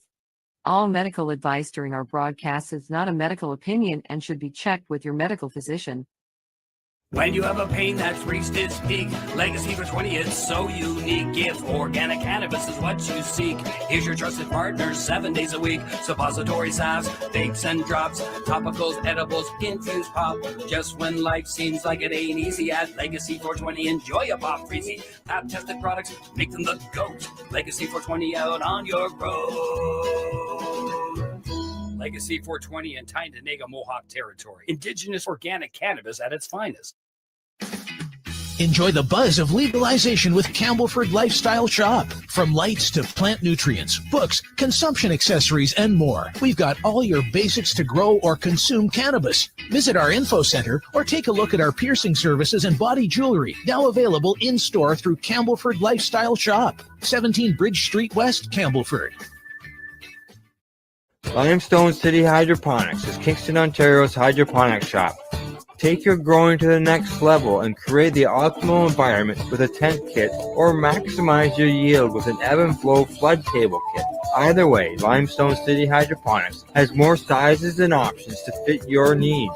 Are you looking for the power of the sun that adapts to your budget? Then look no further, as they have professional grow lighting. They have indoor grow systems that are easy and cost effective, with many options to fit your living space and lifestyle. Cultivate your growing potential. We have everything you need to succeed. And if you can't make it to the store, they offer local delivery to the greater Kingston area. Remember, when you're looking for experts to help you grow, then look no further than the locally owned Limestone City Hydroponics, 105 Sunderland Drive in Kingston, Ontario. Call them at 613-548-0420. We are people advocating cannabis education here at paceradio.net. Stay tuned. We'll be right back after this toke.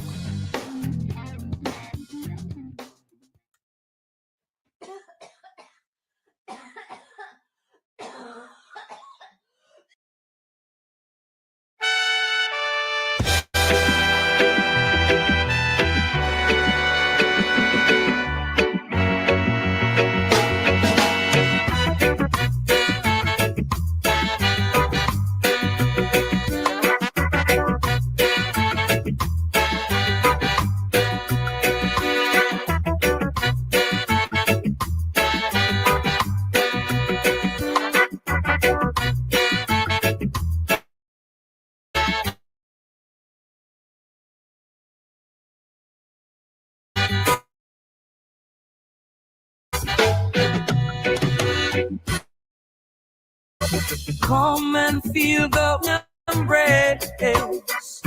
Classic roots in the sunshine. Medicine flowing, we find our place. High on love, we elevate. No.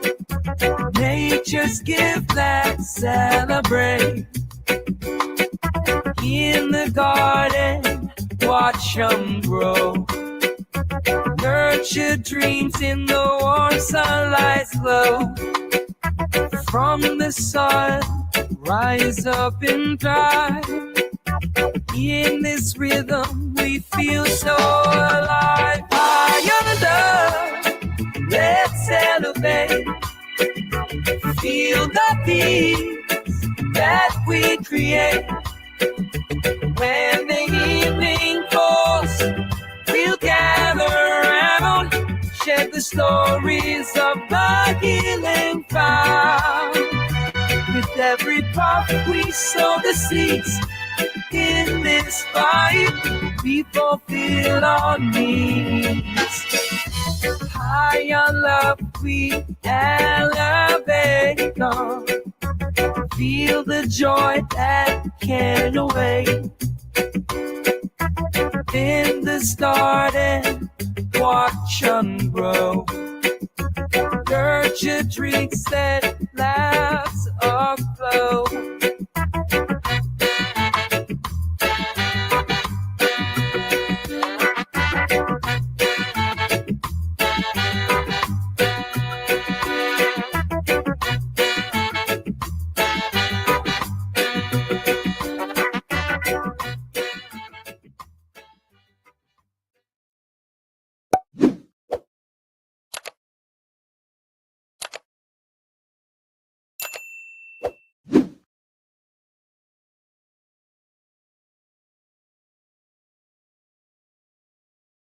You're listening to the Pace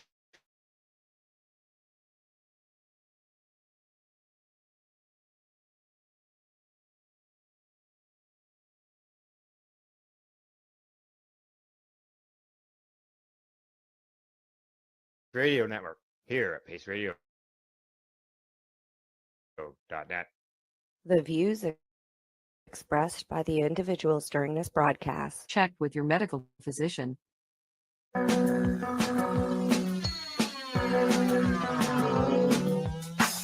Look at all that money, yeah, the money that they spend. Take another look now and take some time for him. Don't cut trees for paper, cause it hurts the environment. Stop deforestation, yeah, it's time for him. Oh, an acre of hemp makes 20 barrels of oil. To poison all our soil. People got no food, they got no clothes, they got no rest. Well, it's time for him. Thank you for taking time for hemp. I'm your host, Casper Leach. On the big broadcast today, I'm going to be joined by my two joint hosts, Al Byrne and Al Graham. They have been busy this week doing lots of research on the wonderful plant known as cannabis hemp. And Al Byrne has been working on it towards the medical aspect of it. And Al Graham has been working on it towards the industrial hemp of it, which means that we have come together under one umbrella to let you know how important it is to take time for hemp. Please hit the like and share button for us if you don't mind. That's how we get found. It helps with the algorithms, and it also lets people know that this is content that is of value. On the program today, my joint host, Al Byrne. Say hi, Al. Hi, guys. Thank you, Casper. You want me to keep going? I'll keep going. Yeah, and for a minute there, it looked like a Chinese movie where your lips were moving, but there was no sound. Very possible. I've been known to do that trick. But anyway, as far as we hope to bring you education, in a couple of different ways. Today's interview is going to be live, and we also have an enormous archive of previous interviews on all kinds of subjects with all kinds of smart people, and it's all available to you at Time for Hemp, and it's actually free. If you're interested in this subject, and you wouldn't be here probably if you had not some kind of interest, look at our archive when you got nothing to do. And like Casper says, let other people know what's going on. These are interesting people. They're current that we're doing, like the fellow today, and we want other people to know. That's the whole point of this whole thing. So I'm Al Byrne. I'm glad to be here. I'm one of the joint hosts, and the other guy that's a joint host is it's a very international show today. Our guest is in Mexico, and my co-host here is up in Canada. Al Graham, you all there? Yeah, there he is. There I am. Yeah, I'm the up guy here. with the hat. I'm up here in good old Canada. Got hemp Well, wait a minute. going on, man. I want the audience to understand something. Hat, no hat.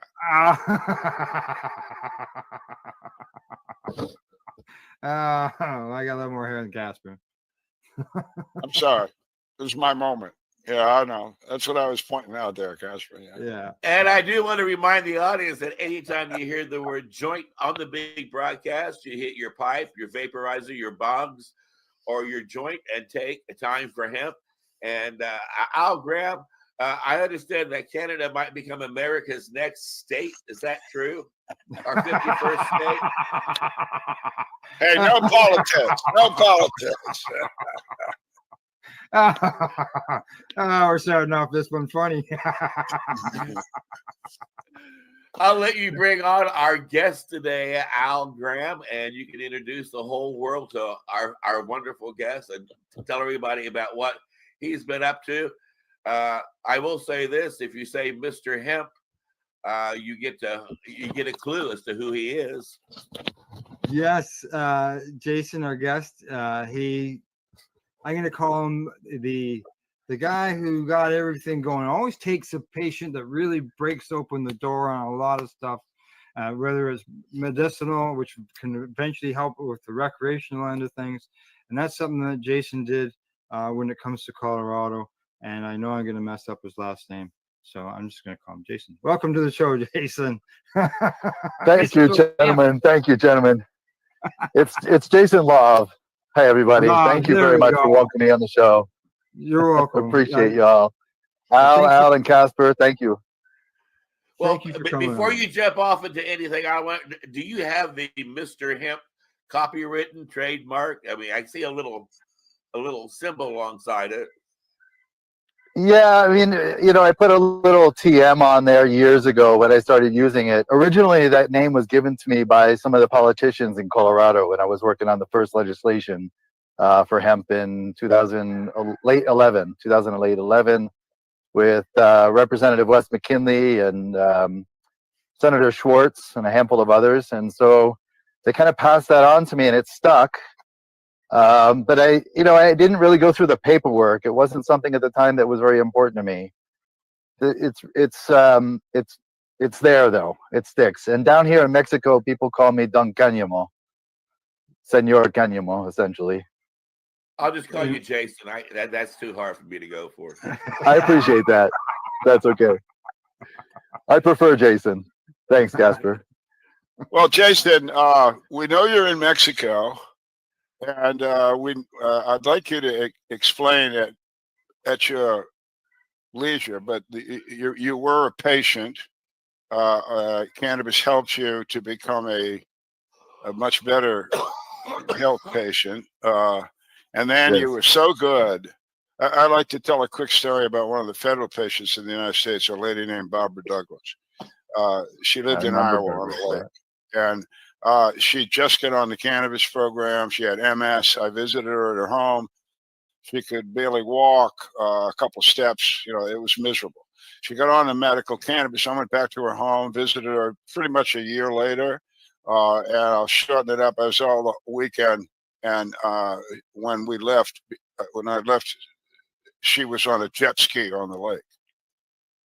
Wow. Jason did something almost like that, and I want him to tell that story. Jason, welcome. It's your show. Let's go. Thank you. Thanks, Al. I appreciate you sharing that story with Barbara. I met her many, many years ago before I even broke my back. I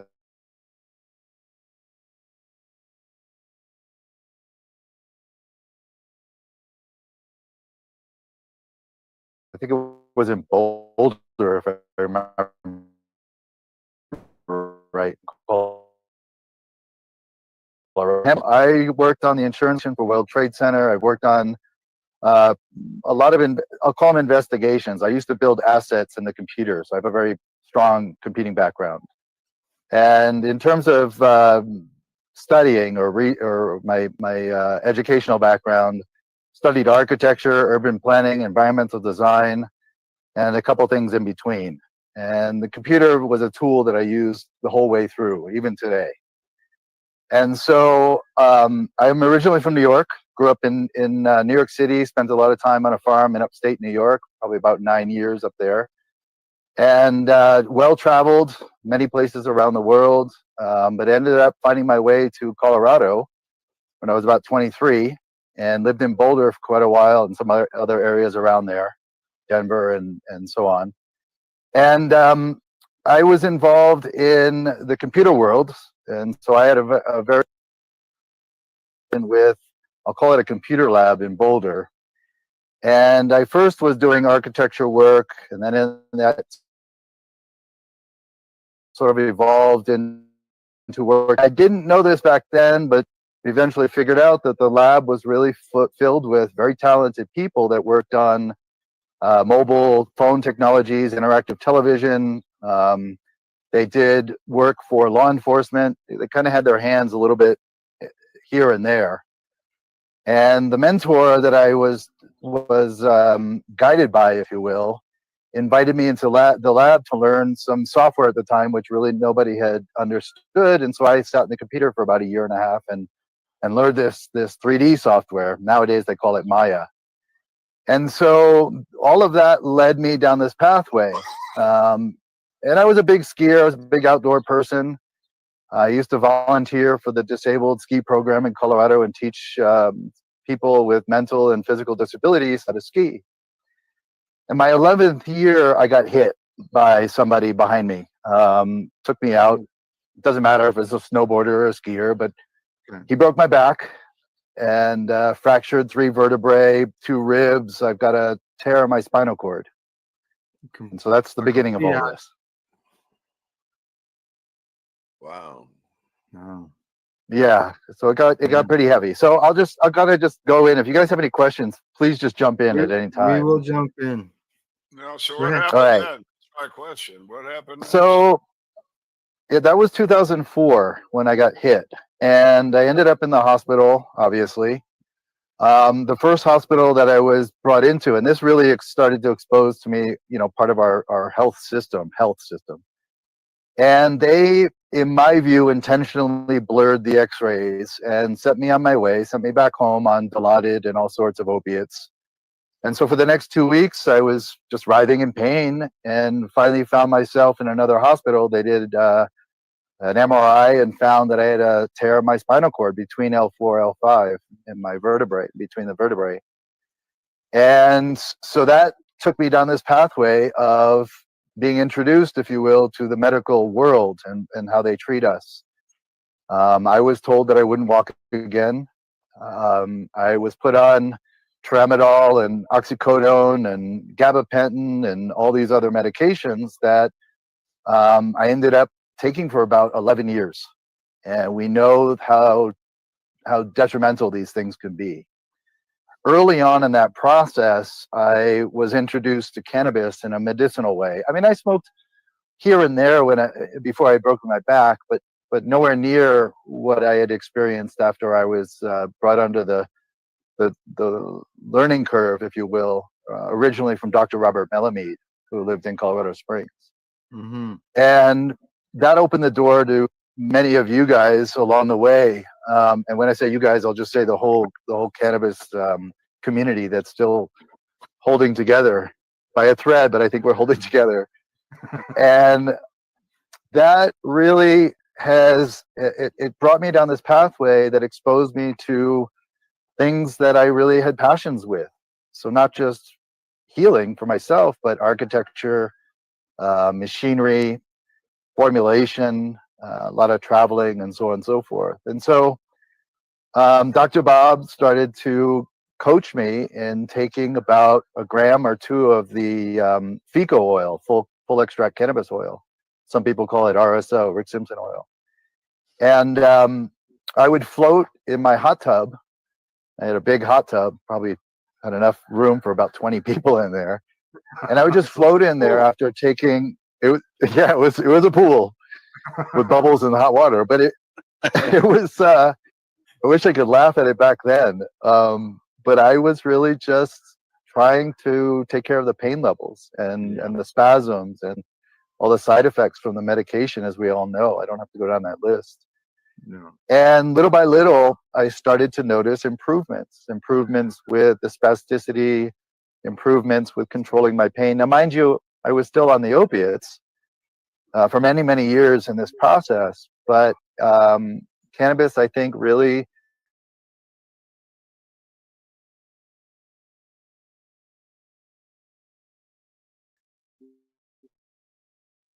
started to, and so I'm sorry, go ahead.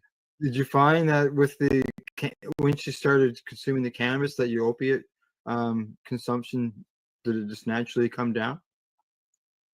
So that took a little bit of time, but yes. And I think a lot of it in the beginning was I didn't really understand that the medical system was not here to support me. It was really here to feed me what they wanted. Nowadays, I'll call it sort of a money system, keep us as a client.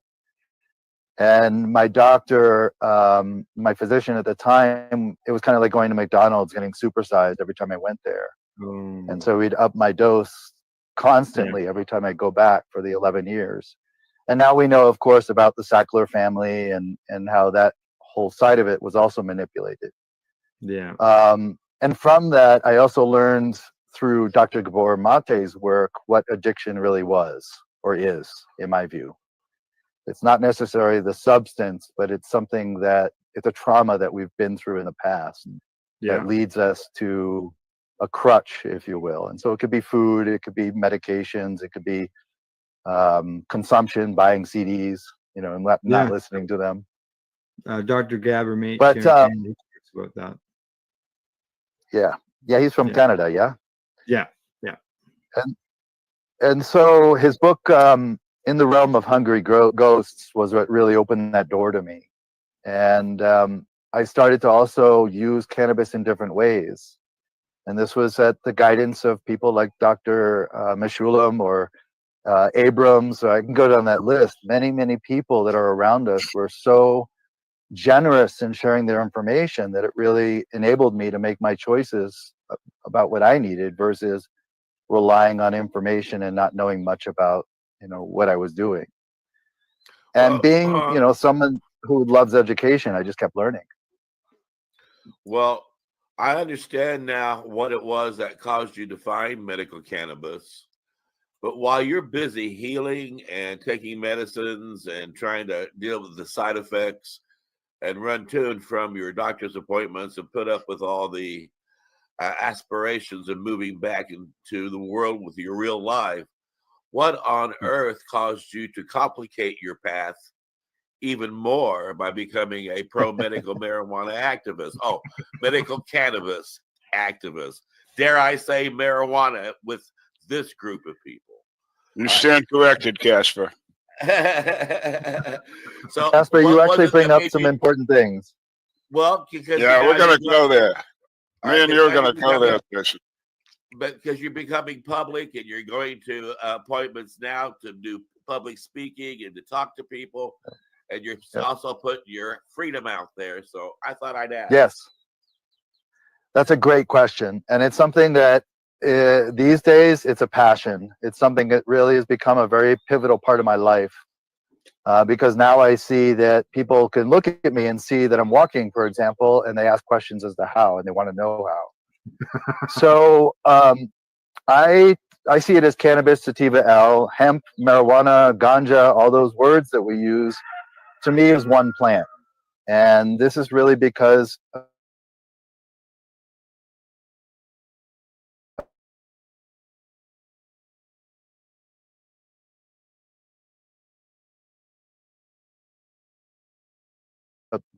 the science side of me. One of the jobs I was on at the time, I was working on the insurance litigation for World Trade Center, and I started noticing some things in there that were disturbing to me. Not just the videos I saw, but the information. And so in 2007, I became a whistleblower. I sent over 200 pages of documents to Dr. Stephen Jones at Brigham Young University, and he published them online.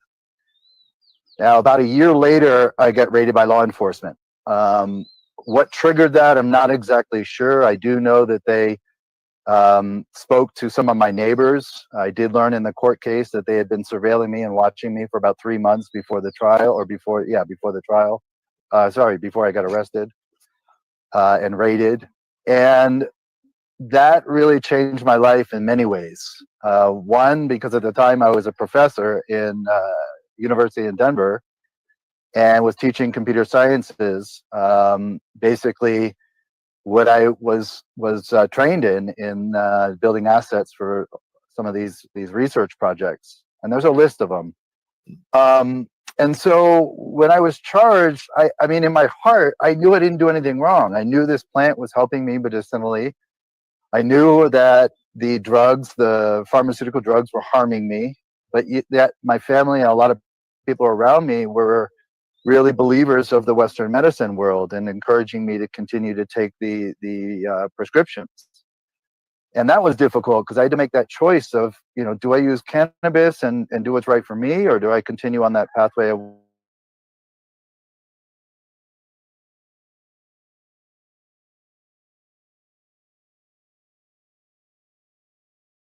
what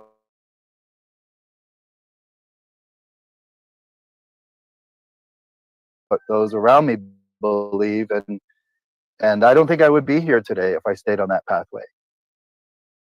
14 months later, I decided to ignore the plea bargains they offered me, and I went to trial.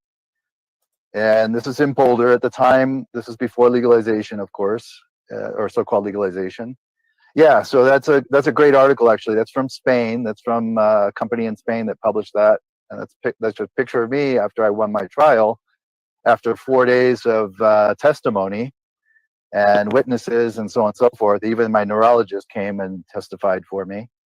And so I'm sitting there with my box of cannabis that they returned to me. They didn't return everything, but at least they returned that. And that was surprised when I read that. I was surprised that they had the box there for you to take home. Like it wasn't as if you had to go through a process and fill out paperwork, so on and so forth. It looks as if they just gave it to you. Yeah, I would have thought the cops would have smoked it by then. Well, it's interesting you say that, Al, because there was a quarter ounce that I usually had on I put out in the morning that I was high quality, and that one went missing. All the low quality stuff that they found in my freezer was there. But so there are some inside stories about that. Yeah, I mean, I got some winks during the trial from some of the undercover detectives. There was a lot of nuances. I could probably talk, for hours just about the trial itself. But so that picture was just outside in front of the courthouse in Boulder. And after that, we went to my house and had a little celebration. The photo that you shared is with Rob Corey, who was one of the attorneys that helped me out with this project, or my prosecution. My brother's in there, and a bunch of other people that some people would recognize that are still active in the cannabis hemp activism. There was a group photo there, correct? Right there. Okay. Yeah, that one. Yep. And some other patients. I think it's my brother with his hand up in the air. And so that led into many things. The next day, I got an email from the university that I was teaching at telling me I was fired. And that's a whole other story, another battle, if you will. You would think that they would honor that I actually won something and could be useful in the university to help educate people about what cannabis really is. Oddly enough, about a year later, they offered my job back. I refused. But so I started publishing Cannabis Health News magazine. I started doing podcasts. I had wonderful guests on my show. Actually, a lot of who Casper has had on the show, you guys have had on this show, are also the same people that I interviewed back then. And I learned a lot. I really was doing this kind of by this, sort of from the seat of my pants. And I learned a lot. I was connected with a lot of really amazing people. And so that led into other things. I ended up writing and co-authoring the first hemp legislation in Colorado in 2011, 2012, and then also the next year in 13. And that whole thing was a whole other amazing story, a great experience. And that whole legislation passed unanimously in every House, Senate, floor, committee hearing. And so it wasn't stigmatized like we thought it was at the time. So you basically you challenged the existing law in Colorado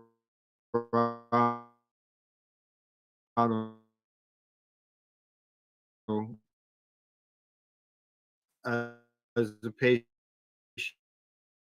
for your right to access and use medicinal cannabis, just like we had a fellow right to access the medicinal leads towards the recreational end as well.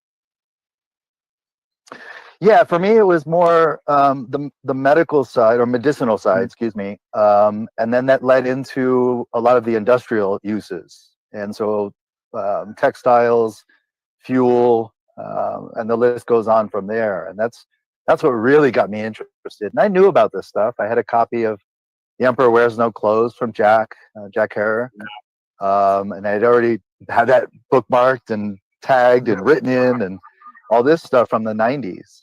And in the 90s, back, I didn't mention this, but I had started a political action committee called the, oh gosh, I can't remember what we called it. But this was when Loretta Nall was doing the, oh gosh, you guys might remember Loretta. I can't remember the Colorado Marijuana Party, I think it was, the United States Marijuana Party. And then I kind of let that go, and Wayward Bill picked it up. And so that was sort of a little precursor. But so it got me fascinated into these potentials. And I was actually camped out on the lawn of the Denver Capitol, participating in the beginning of Occupy Wall Street. Although I wasn't really involved in that. I was more interested in just learning about all these really amazing people that were around me protesting their own specific thing. And Representative Wes McKinley came out and pitched his cowboy teepee next to my tent one evening, and we talked hemp all night. Next morning I wake up, he's gone. And about 2 weeks later, he calls me up and says, "Hey, Jason, come into my office." I had no idea why. I was like, "Oh, cool. I get to roll into the Capitol and talk to a politician." And so I get there and I roll into the office. I'm still in the wheelchair at the time. And he says, "Okay, we're going to write a hemp bill today." And in about 40 minutes, we had basically the first draft of the hemp legislation that then passed in 2012. Congratulations. Yeah, that was a big one. That's pretty fucking cool. Wow. It was very, very cool. And that down this huge pathway. And for me, I see things very differently. I think we all do, but I see things really differently in life. I don't let things intimidate me. I tend to jump full force into whatever I do. Sometimes I make mistakes and I learn from them, but sometimes things take off. And the traction that we got behind us that first year of legislation was absolutely amazing. On the negative side, or on the weird side, I'll say, is that a lot of people started coming out of the woodwork and coming from big industries. And I was naive back then. I didn't know who was who. I didn't know that, sitting with the family of DuPont, for example, was not the right thing to do, even though I smoked a joint with them. I would do I would do federal presentations for various sectors of the government, agriculture, and so on and so forth. I was invited all over the country to other countries to talk about the law side in regards to my experience, the mechanical or chemical or chemistry side of things, as well as the activism side of things and the medicinal side of things. And all of these things were really dear to my heart. And it felt like every time I went forward in my life, cannabis kept calling me back and say, hey, this is where you're supposed to be. Follow this path. And it allowed me to use the skills that I had learned over the years. And so I'm now, after all these years, I'm now down here in Mexico. I've been back and forth down into this area, down near Guatemala, for about 7 years. And I've networked into basically the same kind of crowd, the politicians, the business people, the growers, the communities. And it's been amazing. And there's been a lot of stuff that's happened in between. And as I mentioned a little bit earlier, is that, I encountered a lot of these people coming from pharmaceutical, from petroleum, from industries that didn't want us doing what we were doing. And I think because, everyone around me, you guys, Barbara, Irv, the research scientists out there, the doctors out there, the people who run businesses like Barbara from Envirotextiles, I started to really see a different pathway and start to understand that because of the way I see things and because of how I went about things with winning my court case or with the legislation, I still feel that my view is not quite understood. But it works, and I can address some of those things specifically regarding like definitions that we have today in the 2018 Farm Bill. But now that you're living down in Mexico, so that's aren't you concerned about the cartels? I know that they moved to America, Casper. So maybe you don't have to, because maybe they've all moved to America by now. They're living in New York, but well, if so, they're going to get deported. Anyway, you've got that's one of the big issues I actually learned about. Yeah, so the United States is actually filled with cartel control in all the states. I still have friends. Here in America, they just put you in jail. In Mexico, they kill you. Jason, well, they'll torture you first. While we're speaking Mexico, for my own edification, I think I know, but I don't want to say so, but certainly the audience, what are the cannabis laws for a citizen right now in Mexico? So it's quite an interesting story, but being in Mexico, I learned, and this is again, I researched this, but I basically found that if I applied to the health department here for permission to use cannabis for health uses, they would deny me. And so I went through that process, got the paper, the denial, and went to the Supreme Court demanding that my human rights be recognized. And so this is another big thing that we really should be talking about in the United States is human rights, not so much as civil rights. And so the Supreme Court honored that request, essentially, or my demand. We don't ask permission, we make statements of demand in this case. And I have a document that basically says that I can carry as much as I want, grow as much as I want, use as much as I want, basically do anything I want except for commercial use. That's another sort of separate pathway. And so currently, because of what's happening in the United States, and this is stuff I've been trying to talk about with many people, Mexico has been hugely affected by what's been happening with the border issues and many things. And so right now in Chiapas, in this area, there's actually a special police force that's been going around shutting down the cannabis stores and clamping down. I think it's to simplify who they're going after. They don't want to accidentally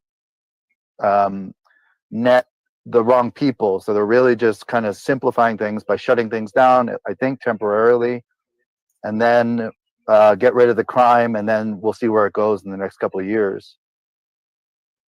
with some of the local politicians and things like this to move forward. I haven't seen any bad things in terms of they want to clamp down on this completely in the whole country. I think it's just kind of what's happening now.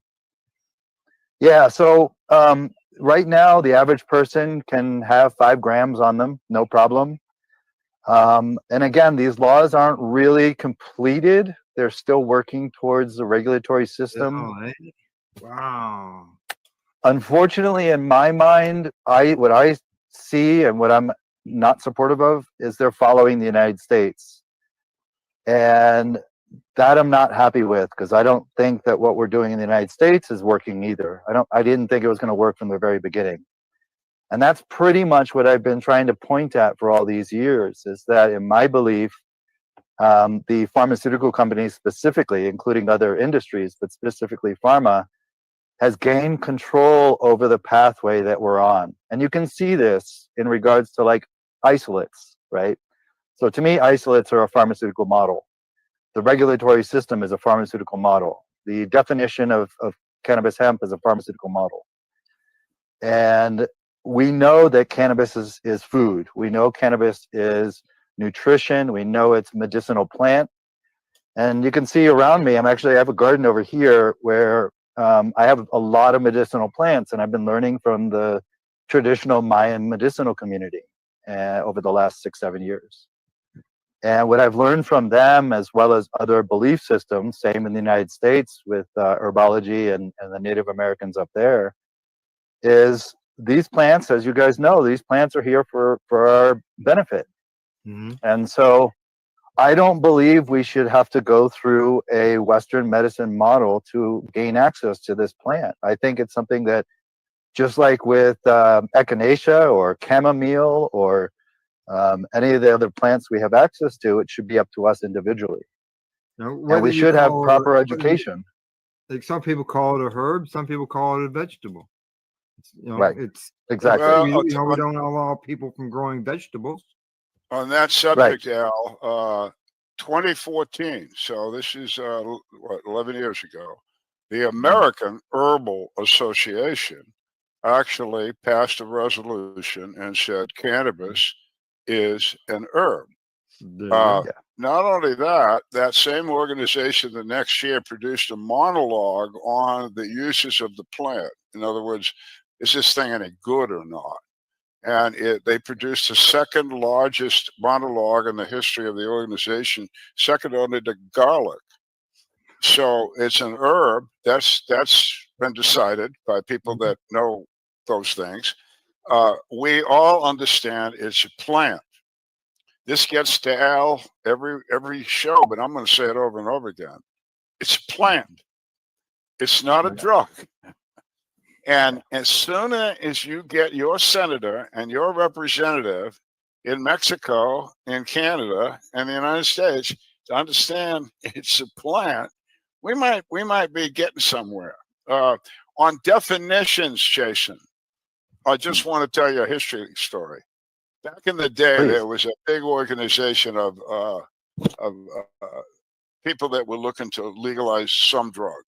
For me, it was cannabis, of course, and the medical and all that stuff. But it was 100 organizations. It was a funded group by a rich guy, and it was very well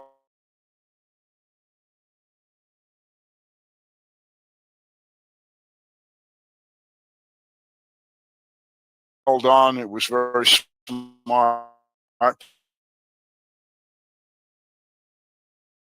Boy, I learned a lot from about the plant. It would be called cannabis. It took 3 years for the experts to get it. I go through the same routine for one of, I'm a veteran. Casper's a veteran. We're big on veterans. We're big on veterans being able to use cannabis, especially for any of their injuries, whatever they may be, physical or emotional, they should have access. That's another program. We'll get to it. But I use the same thing to just emphasize. I want you to go to your definitions, but we hear about veterans, other people, of course, lots of other people with different kinds of trauma have post-traumatic stress disorder. Disorder is a bad word there. in Right. medical terms, you can be born with a disorder. Well, post-traumatic stress is, you're not born with that. It's after traumatic stress. I mean, hey, so if you're really going to write this or talk about this, I'd like to recommend you just say PTS, post-traumatic stress. That's what it is. Yeah, If you have I to agree. call it something else, I think S would be good. PTSS, and that would mean syndrome. Either one would be correct. Disorder is incorrect. But Jason, you got a thing going with these definitions. What is it? What's your beef? Well, so there's a lot of angles that kind of came together in all of this. And I'll just kind of start with why, what I see in Mexico, for example, because I hear in the US, a lot of people are saying, oh, don't use the word marijuana, it's racist, all these kinds of things. Now, down here, it's common. And what's interesting is I came across a 1846 copy of the Mexicana Pharmacopoeia, the Mexican Pharmacopoeia.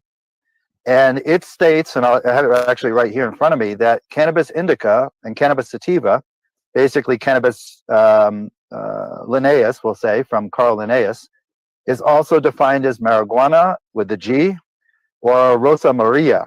Now, in 1904, this shifted a little bit, but the word marijuana goes back quite a ways, spelled differently. And so the word cannabis, hemp, all of these things are, to me, interchangeable. This, to me, is evidence that this is all the same plant. Whereas in the States, we hear a lot of people kind of arguing about what vocabulary to use. It's all the same to me. And this is something, actually, this is a side. I'm just... Sorry. I agree with that, but my objection has always been, you're correct. I mean, and boy, I didn't know about that second definition. Thank you. That's new information. No, my problem was when, especially in this state, I agree, probably down in Mexico, this has no effect at all. But you call marijuana, and everybody thinks it's a bad drug. Yeah. Right. And you call it cannabis, and it makes them think, no, wait a minute, it's a plant. I mean, I just we had a discussion on another interview the other day, and it's the difference between the lawyer that we had on, who was a business lawyer, commercial type guy. And he's the guy now going out and identifying cannabis businesses around the world and in the States, here in the United States. And he approaches the legislatures, the mayor, whatever the hell he's talking to, as a cannabis business attorney.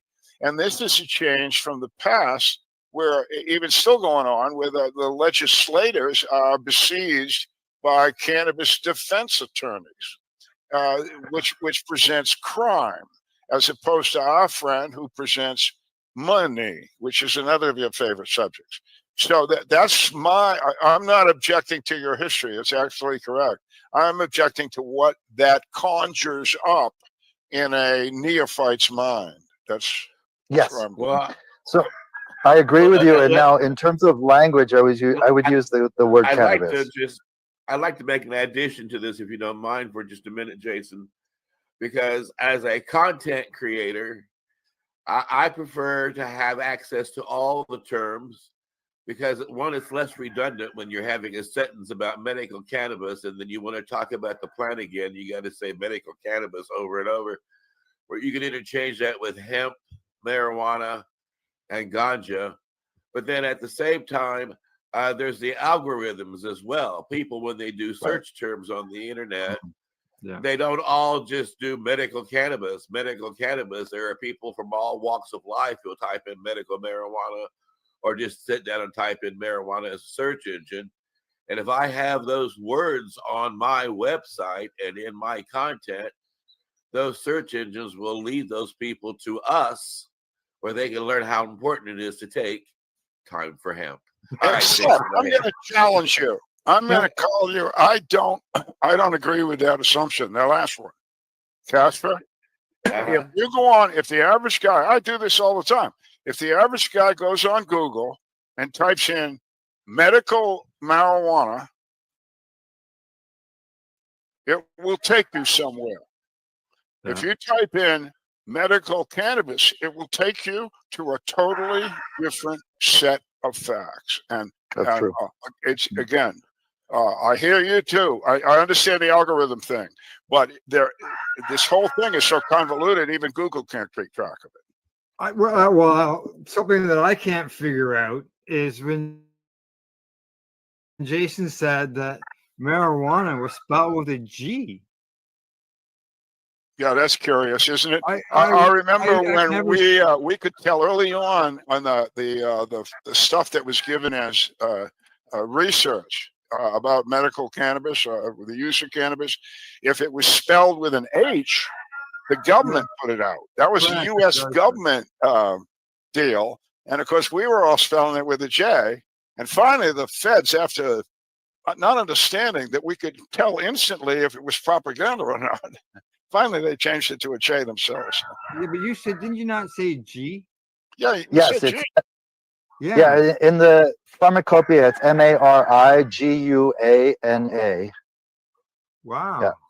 Yeah. Oregano. Learn something after 20 years of doing this.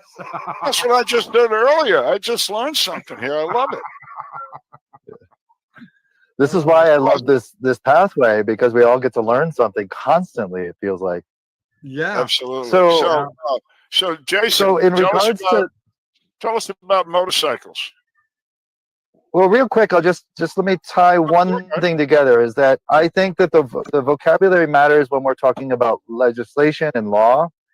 It matters when we're talking about medicine and medicinals. And then we have the community.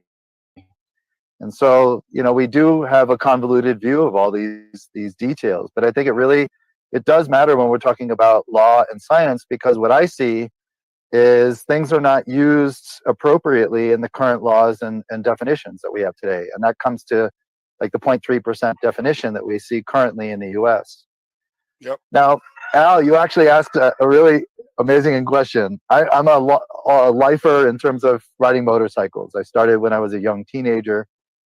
And when I broke my back, obviously I couldn't ride it at the time. But when I was in Costa Rica doing a presentation, I ended up starting a healing process with the plant that is outside of what anybody has heard of. I'm not going to get into the details, but it involved some things that were about mixing the plant and putting it into my body in a different way, not ingestion, not topically, and not smoking.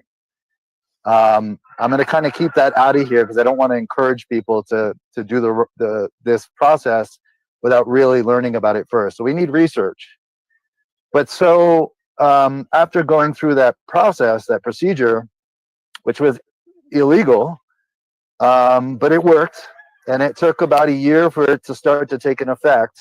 And pretty much as soon as I started to feel in my leg again, I started riding a motorcycle down in Costa Rica. And so I toured the whole country. I would go to the beach and rip up the sand along the ocean and just enjoy myself.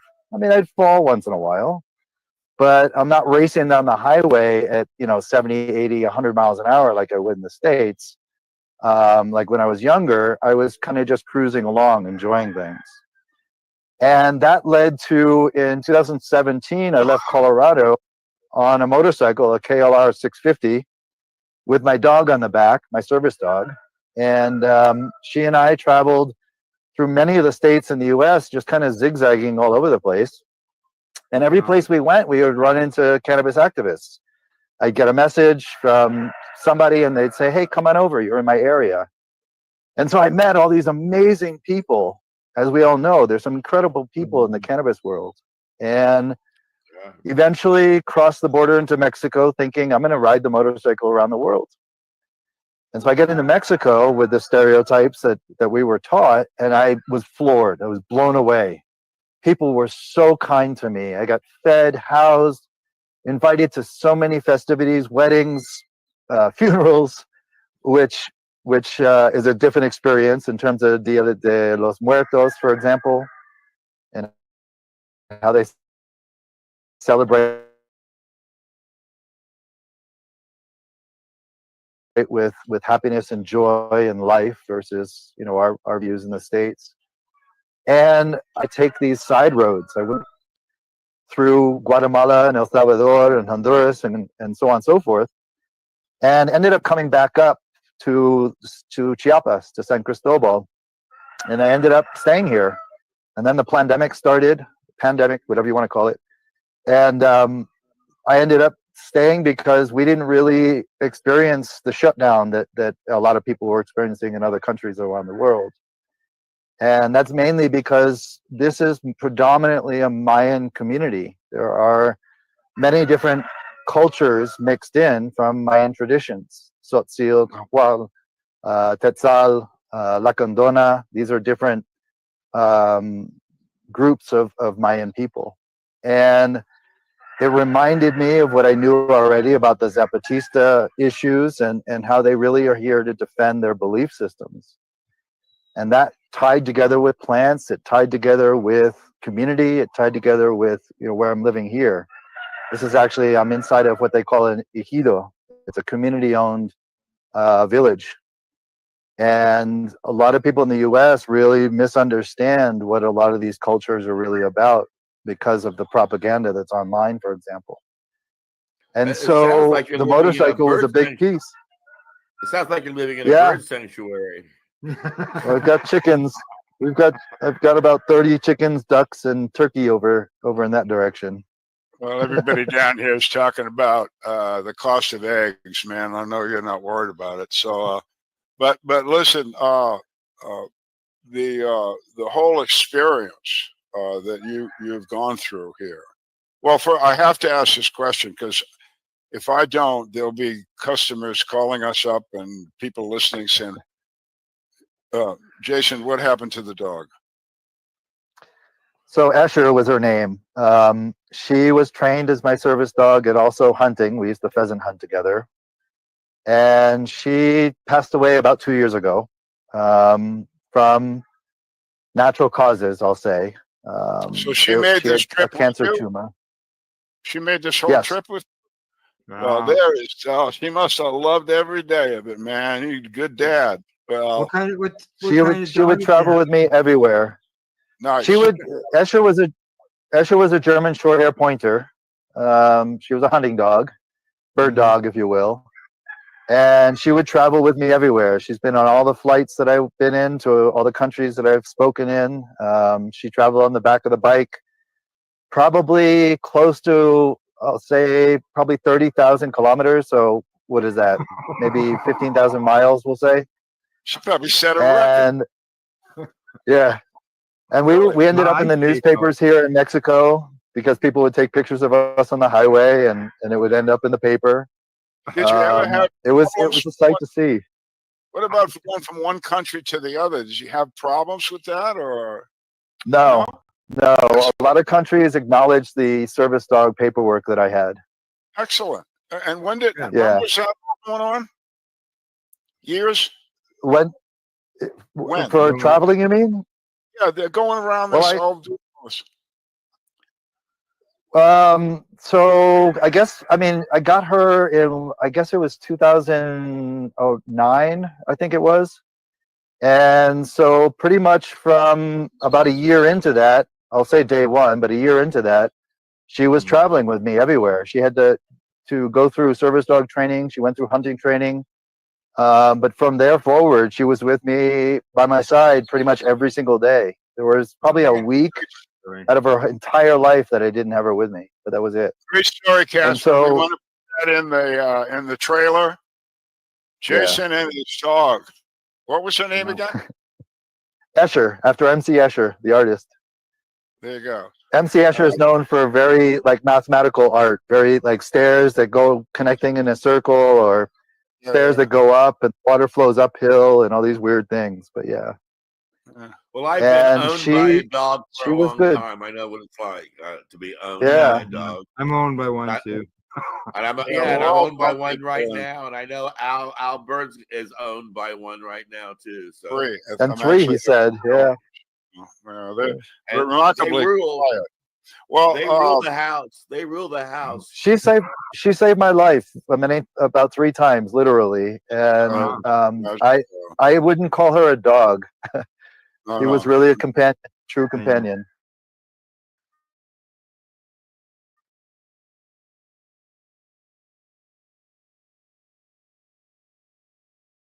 Yeah, companion. friend. Sure, those are the right words. Well, everybody that they treat it appropriately understands just what we're talking about.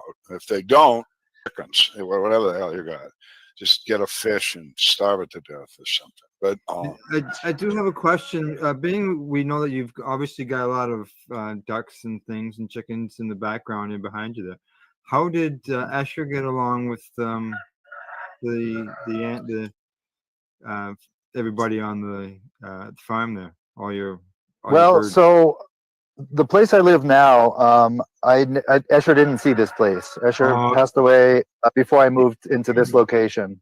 But to answer that, everywhere we went, because we did spend a lot of time on farms. I lived on a ranch up in Colorado with Escher, and so with the cattle, with the chickens, with all the wildlife, also, because of her training, she would not chase them automatically. Her discipline was incredible. She was steady under the gun when we were hunting.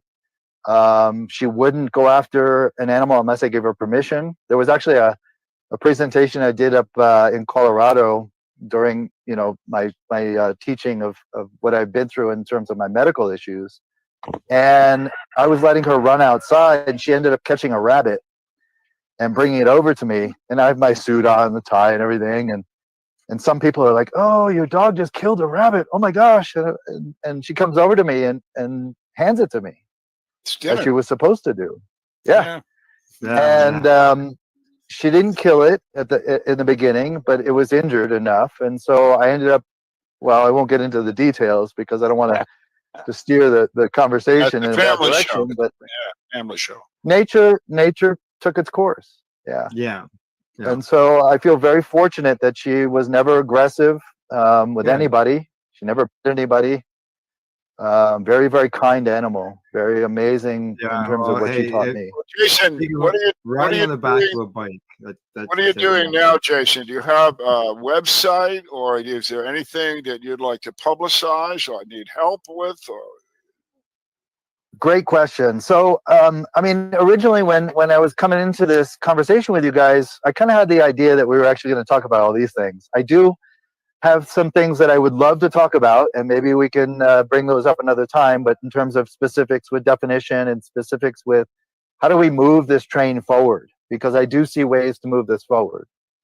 In terms of websites, I have my own personal website, which is my last name, lauve.com. Lauve.com. People can find me if they just search Mr. Hemp, Jason Lauve, Lauve. And I'm working on a project with a whole bunch of people right now called deschedule.earth. And our pathway with that is really repeal and reschedule and deschedule. Excuse me. I think scheduling is inappropriate. This talk about moving to Schedule 3 to me would just hand everything we've done over the years to the pharmaceutical companies. So, for example, codeine, if I remember right, is listed under Schedule 3. And if you get caught without a prescription with codeine, you're going to get fined and possibly go to jail. And so I don't think cannabis belongs in that. I don't think cannabis should be regulated in any way the way it has been forced upon us. In fact, I think a lot of that pathway is illegal and filled with fraud. And I think currently the models that we're under with the regulations and so on and so forth are actually allowing and encouraging the black market, allowing and encouraging cartels and mafias and so on and so forth to continue in what we're seeing. It's I think contributing to the illegal products that we see in the markets. I don't think any of us if we look at the disagree, Sorry. We go Schedule 3. That's the death of dispensaries. They just go away. Yeah. They just go away. So well, those kind of decisions. It's a big decision, and this isn't an opportunity that comes along every year or anything like this. It's been like 50 or 60 years since the last time there was any discussion of this, and this is an opportunity with so many people in the U.S. Supporting medical cannabis as well as supporting the recreational cannabis. It's well more than it's huge numbers. They've got to get something done, and it just sort of reminds me of Mexico because of the fact that there's something that needs to be done, and everybody knows it, but there's always something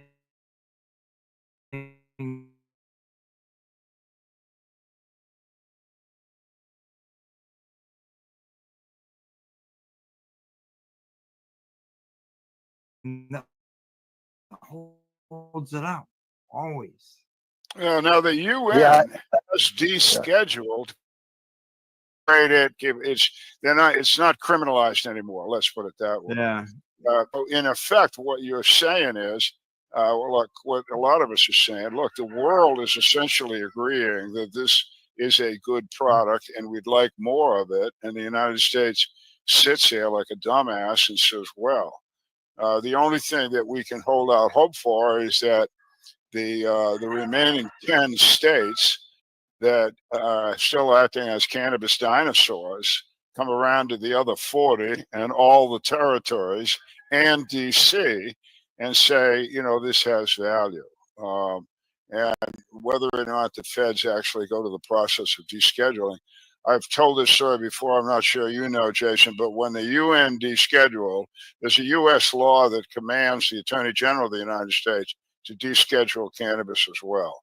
And we've gone through this process. I had with two other guys, we informed this of the White House a couple of years ago, and with the drug guy for the White House, and he was astonished. He had no clue that this law, but he took notes, and the three of us actually heard President Biden about 2 weeks after the interview with the drug fella say on national TV that he was telling the Attorney General to look into this. So they did pay attention to us.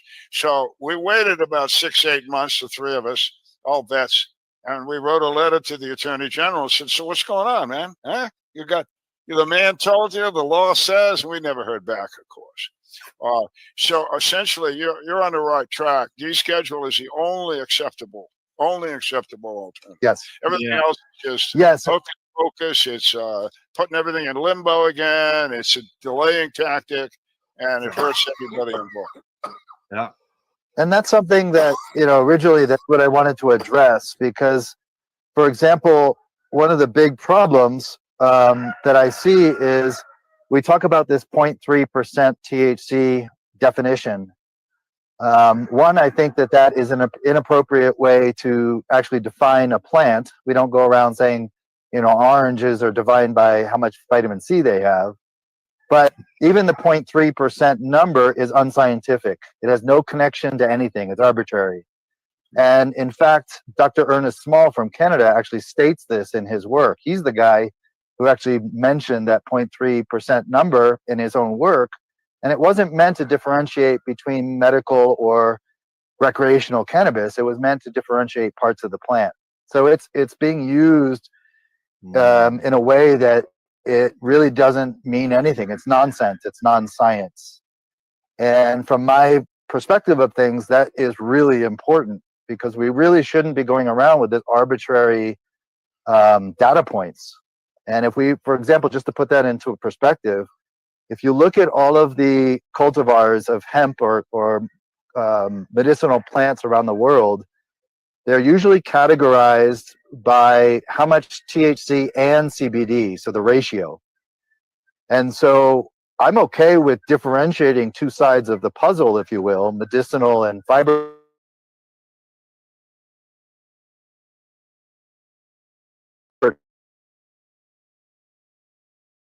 type, I'll call it. But currently that 0.3 for companies to come up with certified seeds that are approved by a government. We shouldn't be asking permission or listening to an authority. We are supposed to be our government. That's our responsibility. We're supposed to participate, not wait for somebody to hand out a dictate to us. And so participation, I think, is critical. So that's why I'm really happy that, Casper, that you have this show, because it really is allowing this conversation to continue. And this has been my fear, is that a lot of this kind of dialogue it doesn't exist out there very much. Well, there's one other aspect of it as well, besides the pharmaceutical. And as you mentioned, it's the seed. And I know for a fact that here in Indiana, if a farmer grows a particular crop of corn and that has some kind of association with a DNA molecular structure of another corn that's owned by a patent by Monsanto, then Monsanto, as an example, owns that copyright on that corn, and suddenly your 40 or 50 acres is owned by a court that's taken you to a court system that's owned by a big corporation because they've somehow managed to copyright the DNA of a freaking seed. And so that's a big concern to me. Of it as well. That actually plays into where I live, because the corn down here is indigenous corn, and they're trying to keep the GMO corn from coming in from the United States. But because of some treaties that we have between Mexico and the US, that is a very, very big barrier in front of a lot of people. So it's happening with all sorts of seeds. It's not just cannabis and corn. But I'm very familiar with that issue because it affects us right here, actually. I have a friend of mine who's part of that dialogue. She participates in the maíz conversation, maíz being the word for corn in Spanish. And these are big issues. These are major, major things that really should be addressed right now in regards to what you're bringing up. And this is not something that's talked about. Like currently, we actually see a GMO manipulated hemp variety that exists in the United States. I'm not okay with that because we don't even know what nature has to offer. And I'll give you a little case example of that, which I think is very telling. In Nevada, there's actually a research paper project that took place where they purchased 2,600 and some odd varieties from the different dispensaries. And out of those 2,600, there are only 3 genetic cultivars. Okay, so that, number one, is not a profile of nature. Number two, it shows how controlled what we think is diverse it's not really diverse. And so we're way more controlled than we realized in this cannabis pathway that a lot of us have been in for 20 years or more. And that's of great concern to me. And I think if Jack Kerr was alive today, I mean, I remember him screaming at the last talk he did about not paying the US government 1 penny of tax.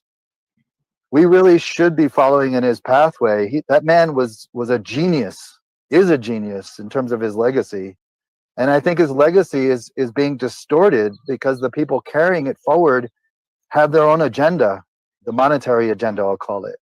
I don't mean to offend anybody, but that's my view of what we see. Yeah. And so I think this conversation is really important to me in that respect. I have nothing to gain from this. All I can do is leave a legacy at this point and share my story. None of the guys here ever got in this for the money, and none of us ever made it. It cost us all a lot of money. No, and I know countries, a lot of people. Countries, that's usually the countries are usually saying, oh, "Look at the money we can make off of it." Right? Yeah, right. And then there's a lot of guys, every place. It's just capitalism. I got no problem with capitalism, and there's good capitalists and bad capitalists. And those of us that sat it out, we had no idea what the hell the end was. We were just trying to bring freedom to whatever the hell that meant.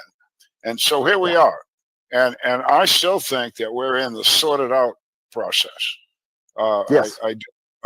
We're certainly not done with getting freedom. I want to grow my own. I want 2 things. I want to grow my own pot in my own backyard and it'll be left alone. And where I live in Franklin County, Florida, I'm allowed to do that because the sheriff understands I'm a mature man and I ought to be able to do what I want with my body. The other thing is, though, as a potential patient, I'm a patient, but I might get worse. I want to be able to go somewhere and buy a laboratory tested, organically grown, wonderful cannabis plant material from somebody that can tell me that that's what that product is at a reasonable price. And I think we all want that. We're not looking for anything else. But the only way I see this to go forward, and I'll say this until I get agreement from the government, instead of criminalizing the plant, which we're all saying is stupid, And it is. Everybody thinks it's stupid. Big time. Even the politicians think it's stupid. President Trump has said it's stupid. What are we doing? And the Pope has said, if it works for people, give it to them. I mean, these are smart guys, you know. But when all of that is said and done, we're still going to want a regulated market, and it's going to be something that's going to have to be done over time. We're not done yet, but just like you decided that this is all history, you're living it right now, and that's what we've all got to do. I do appreciate this conversation. It's been every time we get somebody like you on board, I go, wow, man, I'm glad these guys are out there, and I just want to tell you, I'm glad you're out there. That's very, very, Likewise. very, very good work. Yeah. Likewise, and there's a lot more to say about that. You asked about the cartels. I could go into that pathway. I really didn't touch on that. To me, I'm kind of I'm going to leave that alone for now. Maybe another time, just because of what's happening right now, literally. And I'm not here to poke anybody. I don't want to upset anybody. I kind of want to keep everybody in the same tune. But because of the dynamics, people are kind of sensitive to some of these conversations, and Well, so I bet. Yeah. yeah. And so the big things I do see, though, is I look at things like judicial disillusion. I see laws that we already have in place that could actually address a lot of these things. So that's another conversation. But in regards to we gotta move on. Where Yeah. we've done, but we don't want to get too boring here. But it's not been boring, but it can get tedious for the younger generation to pay attention for anything over. you actually that's actually a big issue that I'm very aware of. Yeah. Yeah. So anyway, we will have you back. You have more to say. You say it well. We're glad to have you. Thanks for your time. Thank you, Al. Yeah. Thanks both Al's. Thanks, Casper. I really appreciate this. And I do want to remind the audience that we are back.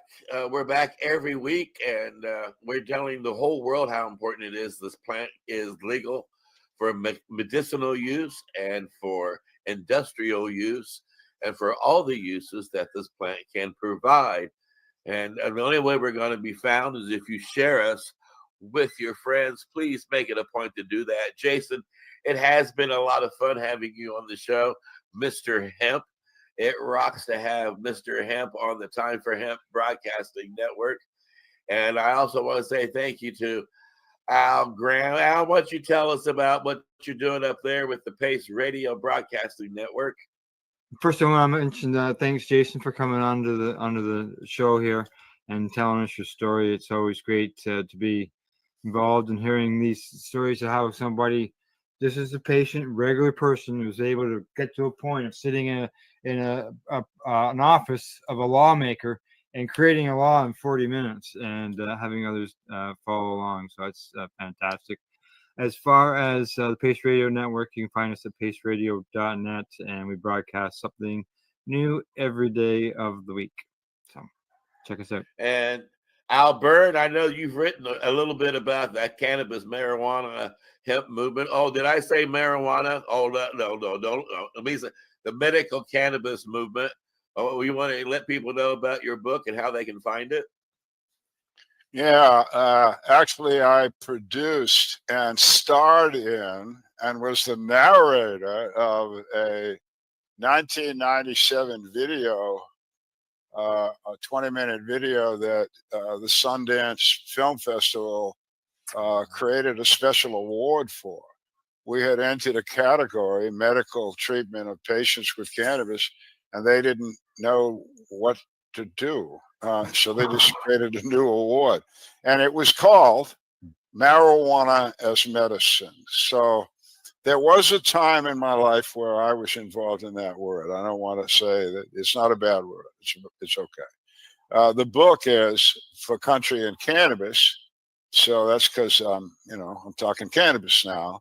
It's a story of my 24 years in the military, and in those years, the interface with the cannabis plant, both personally and my troops. and the guys that I served with and other folks. And then getting out of the military and spending the last, whatever the hell it's been, 40 years making medical cannabis a reality. This just didn't happen, folks. Back when in the 80s and stuff, that nobody was even saying the words. There were no words spoken. There was nothing written, nothing. And somebody had to do it. And I was lucky enough to gather together some true heroes, patients, just like Jason, and professionals, doctors, nurses, PhDs, researchers to back these people up. And they spoke up at great risk, personal and professional, and pulled it off. Here we are today. And so the cannabis part is a history where I identify these heroes, heroines, the bad guys, the government, the bullshit, the obstruction of free speech that the government has pulled off on me and my cohorts for up to tomorrow, I suppose. It's a good book. Read it. And as Al mentioned at the top of the hour, we do have a great archive here at timeforhemp.news that we would encourage you to stop and visit and wade through, because you'll find the entire cannabis hemp movement history in those archives. It's interesting as we go through them now. We see how the movement has grown, and we also have had different guests come back on a reoccurring basis to learn how they've handled different court cases or how they've handled different engineering ideas when it comes to inventing new machinery to make this wonderful plant more valuable and more easy to access on the market. So please visit our archives. And then also you can find us now on iHeartRadio.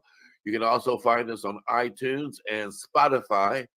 And that makes it easy for you to listen to our content and share us with your friends. Hit the subscribe button and let the whole world know how important it is to take time for hemp. Look at all that money, yeah, the money that they spend. Take another look and spend some time for him. Don't cut trees for paper, cause it hurts the environment. Stop deforestation, yes, it's time for him. Whoa, an acre of hemp makes 20 bales of oil. No need for pesticides to poison all our soil. People got no food, they got no clothes, they got no rest. Well,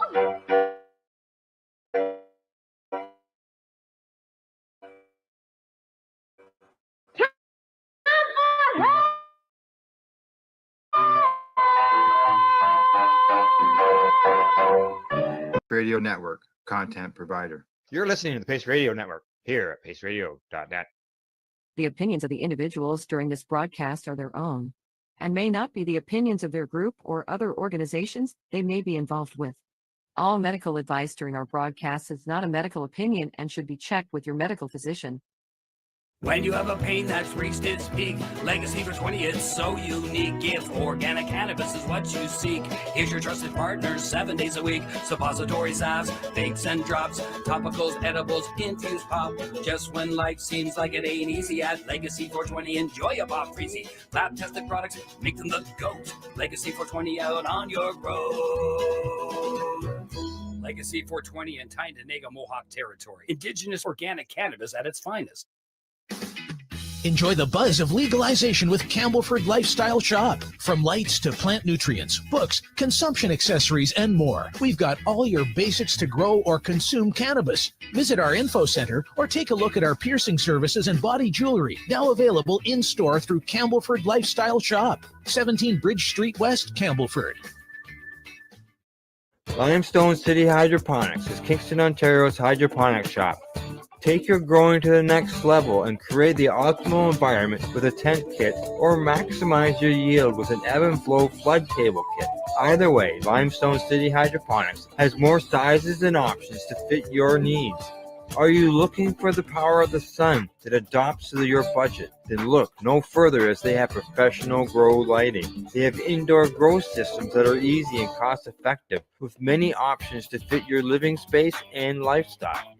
Cultivate your growing potential. We have everything you need to succeed. And if you can't make it to the store, they offer local delivery to the greater Kingston area. Remember, when you're looking for experts to help you grow, then look no further than the locally owned Limestone City Hydroponics, 105 Sunderland Drive in Kingston, Ontario. Call them at 613-548-0420. We are people advocating cannabis education here at paceradio.net. Rerolled Saturdays. Check it out. Nothing but non-stop cannabis and psychedelic programming. Find it at 420pace.ca.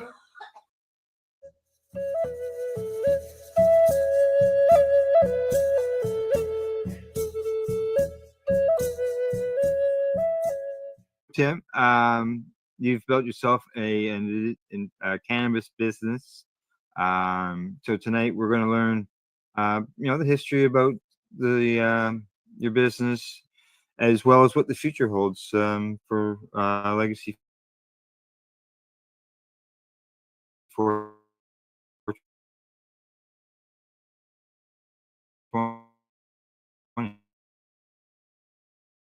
So it's an LP Much, or a much micro rock. larger. So how big is it, and what all is in it?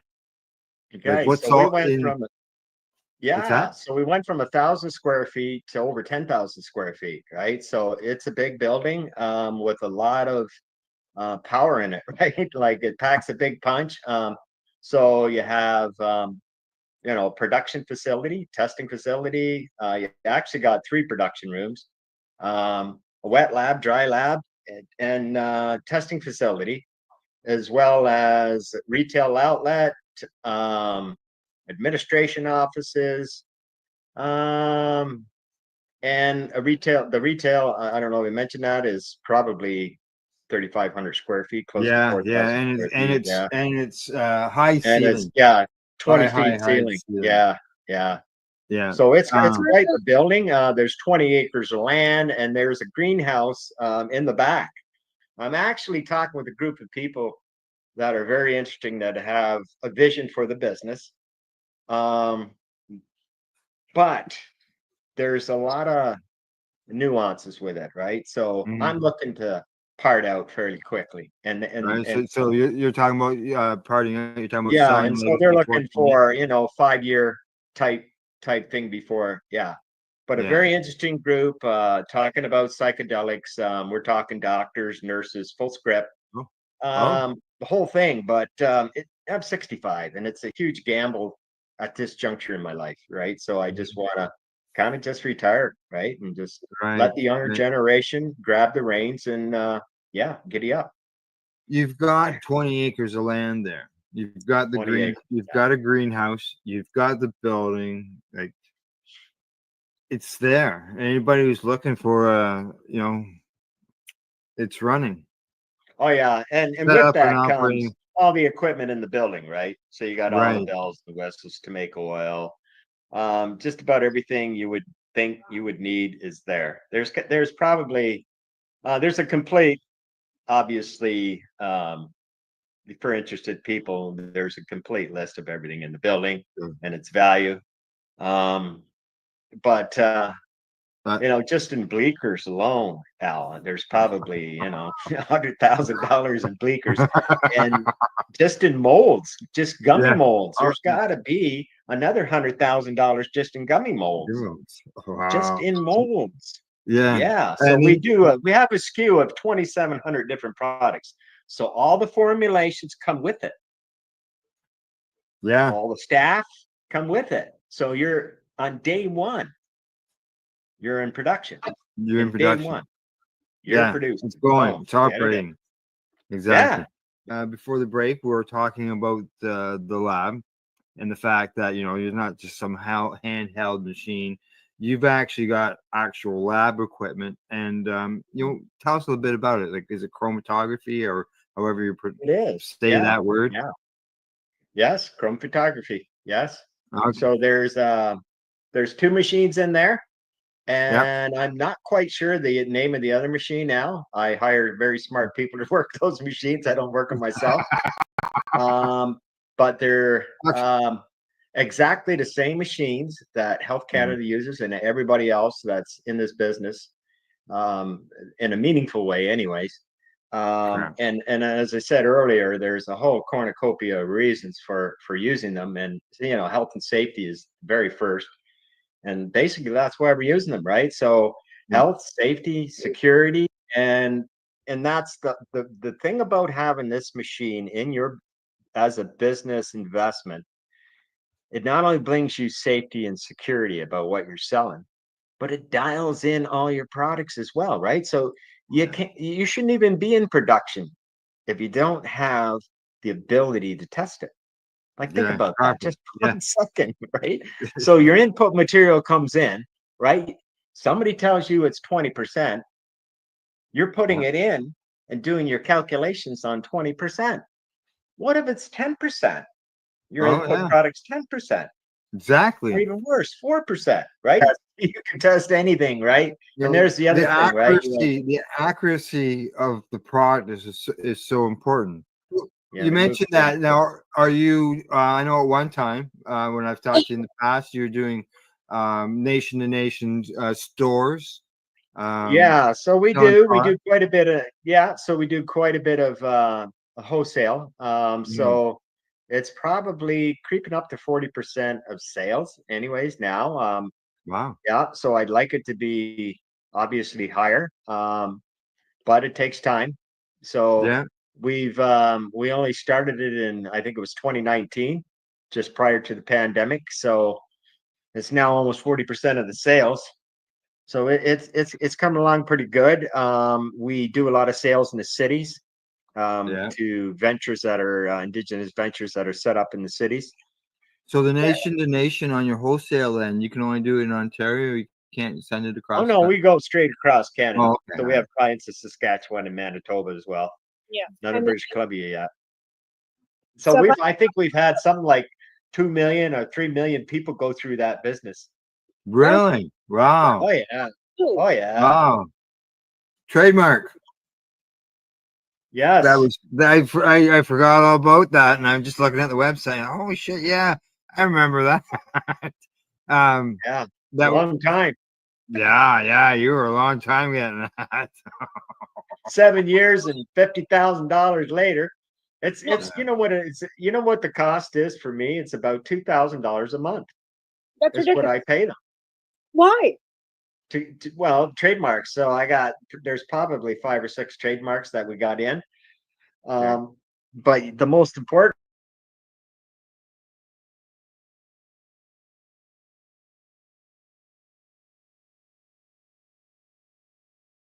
one, obviously, is the one for the business ID, Opie's. But I'll put my son's name, and if I die, then everything goes to him, right? So Correct. it really doesn't matter. So I just want to do a quick rundown. Legacy 420 is for sale, and for sale. comes with with Legacy 420. It's much more than just a retail store. You want to just It's a quickly run production down what all facility. comes with? Yeah. So it comes complete with everything you need to do production. You know how I built out the building, Al, was I built it out for forward thinking. All right. So in 2018, I had 65 people employed there. Then in 2019, the economy started slow. In 2020, the pandemic happened, and then lo and behold, we are where we are now. But we were running probably 65 people with a $25 million revenue. Wow. Yeah. So that's employing a lot of people and a lot of product. yeah, and so that is an 8-hour shift, 5 days a week. So I built out the building for 12-hour for 2 shifts, 2 8-hour shifts, 16-hour. That's how I built the building out to run 24 hours a day. So it's fully capable of producing, I figure, anywhere from 80 to $100 million in production per year. At least Wow. that's how I had it built out. And so there's, on the other end of this recession or whatever we're coming into here, that's a big dream for the Yeah. right person. Correct. Yeah. Yes. Yeah. It's a turnkey operation, folks. It It's is a already- turnkey operation. it's already up Absolutely and is. running. Yeah. Anybody who's interested in looking into Legacy 420, where shall they go to as far as like people looking just to come purchase on it? down. Yeah, just come on down. Give us a call. We'll give you a tour. We're generally what we do is Jordan usually does probably 15-20 minute tour through the building, check out all the departments, usually a little bit longer. He describes products and that. So maybe half an hour tour. And then when the tour's done, boom, we sit down and start discussing. Yeah. Yeah.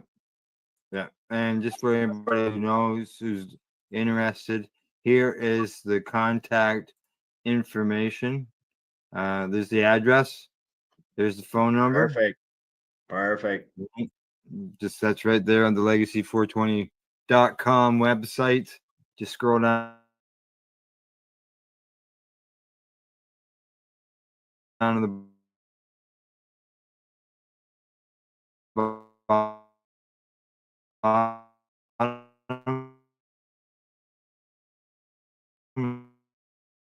and send them a message. Tyendinaga Mohawk territory. You see, we lab test every product on site to ensure proper dosage every time, which is critical when consuming cannabis edibles.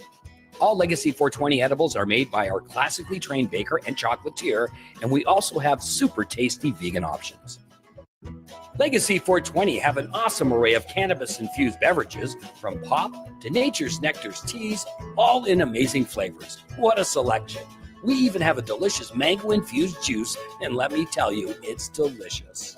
Everything is infused in-house, so we buy our syrup from, the same place where everybody else buys their syrup for their pop, and the infusion is done in the lab. It's all canned here, labeled here, produced 100% on Tyendinaga. When you think of the number of unique products developed in the fields, kitchens, and labs at Legacy 420, it's hard to think that one stands out above the rest.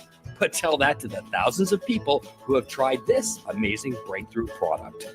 Sacred Salve, so easy to apply, along with soothing relief. If organic cannabis is what you seek, here's your trusted partner 7 days a week. Suppository salves, bakes and drops, topicals, edibles, infused pop. Just when life seems like it ain't easy, at Legacy 420, enjoy a pop freezy. Lab-tested products, make them the GOAT. Legacy 420 out on your road. Legacy 420 in Tyendinaga Mohawk territory. Indigenous organic cannabis at its finest.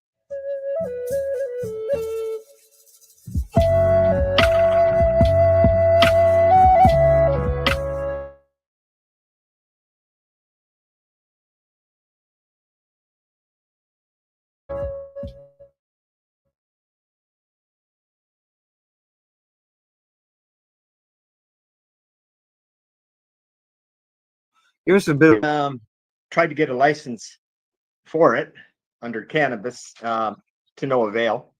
So I opened a license under just Legacy 420, didn't make any reference to what I might be selling. I just put paraphernalia, so i.e. pipes and so on.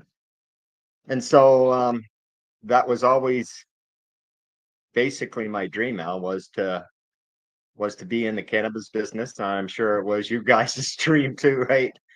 So That's from right. an early age, yeah.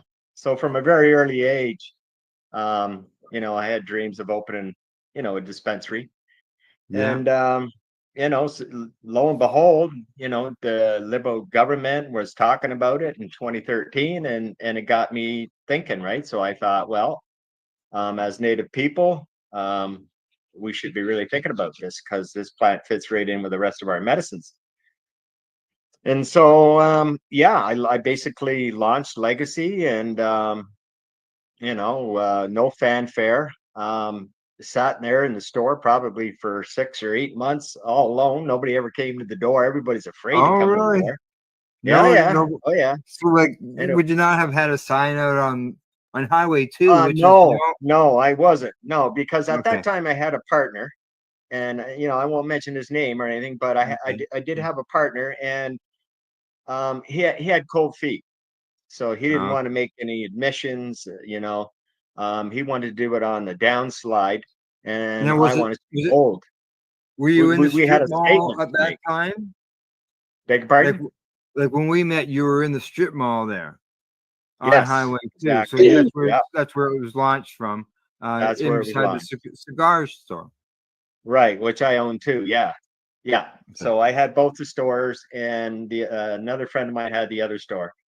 Mhm. So basically, we opened the store with the premise that there'd be no consultation, and sure enough, we were right.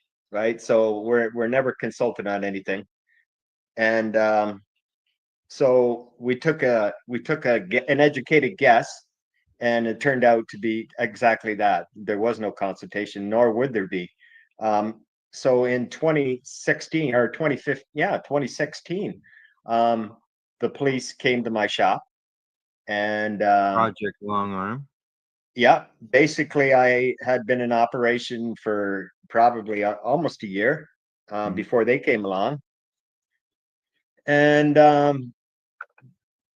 wanted to shut me down. Basically said they were going to arrest everybody in the store and shut us down. And so I basically challenged them. I said, well, look, I've got a lot of evidence here that says we have every right in the world to not only be using this plant, but selling and trading this plant as well.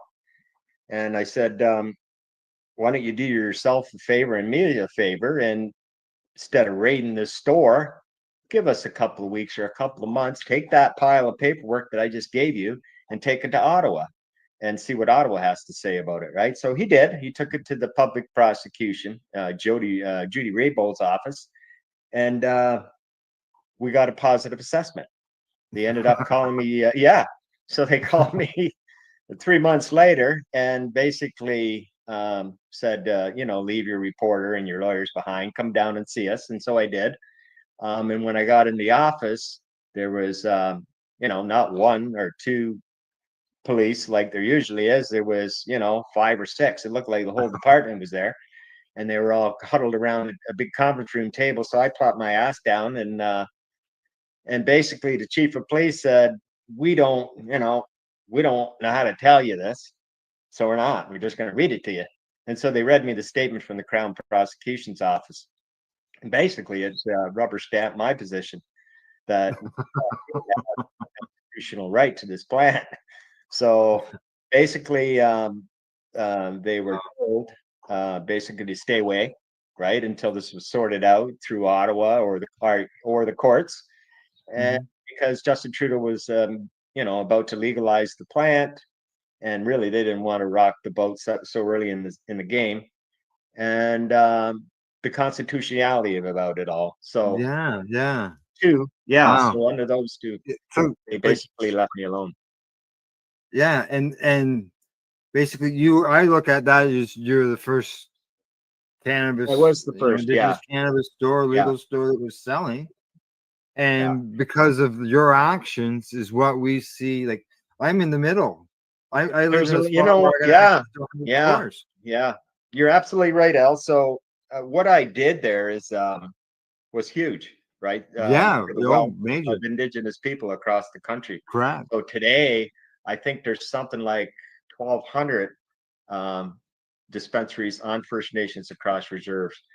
Now, overwhelmingly, a lot of those nations have improved their lifestyles, right? Yes. So they're able to go and buy a nicer car, or maybe rent a better apartment, or possibly buy a home, right? And literally that's why I started this, because I knew, because I come from tobacco, I knew that we literally turned tobacco upside down in a matter of a decade. And Yeah. we stole position, we stole revenue, and we rained down hell on the big players. And so we basically took market position. And so I coming from that industry, I knew we could do this. I knew we could affect change, lower the prices, right? And move this forward for all of us. And sure enough, that's where we are today. Now it's so systemic now that all the chiefs are basically on board. There's the odd one that's against it, but for the most part, this is a decade of cannabis use in First Nation, and there's been no deaths. I remember you and I we used to discuss this back and forth, right? This plant has never killed anybody, but now the chief and the council see with their own eyes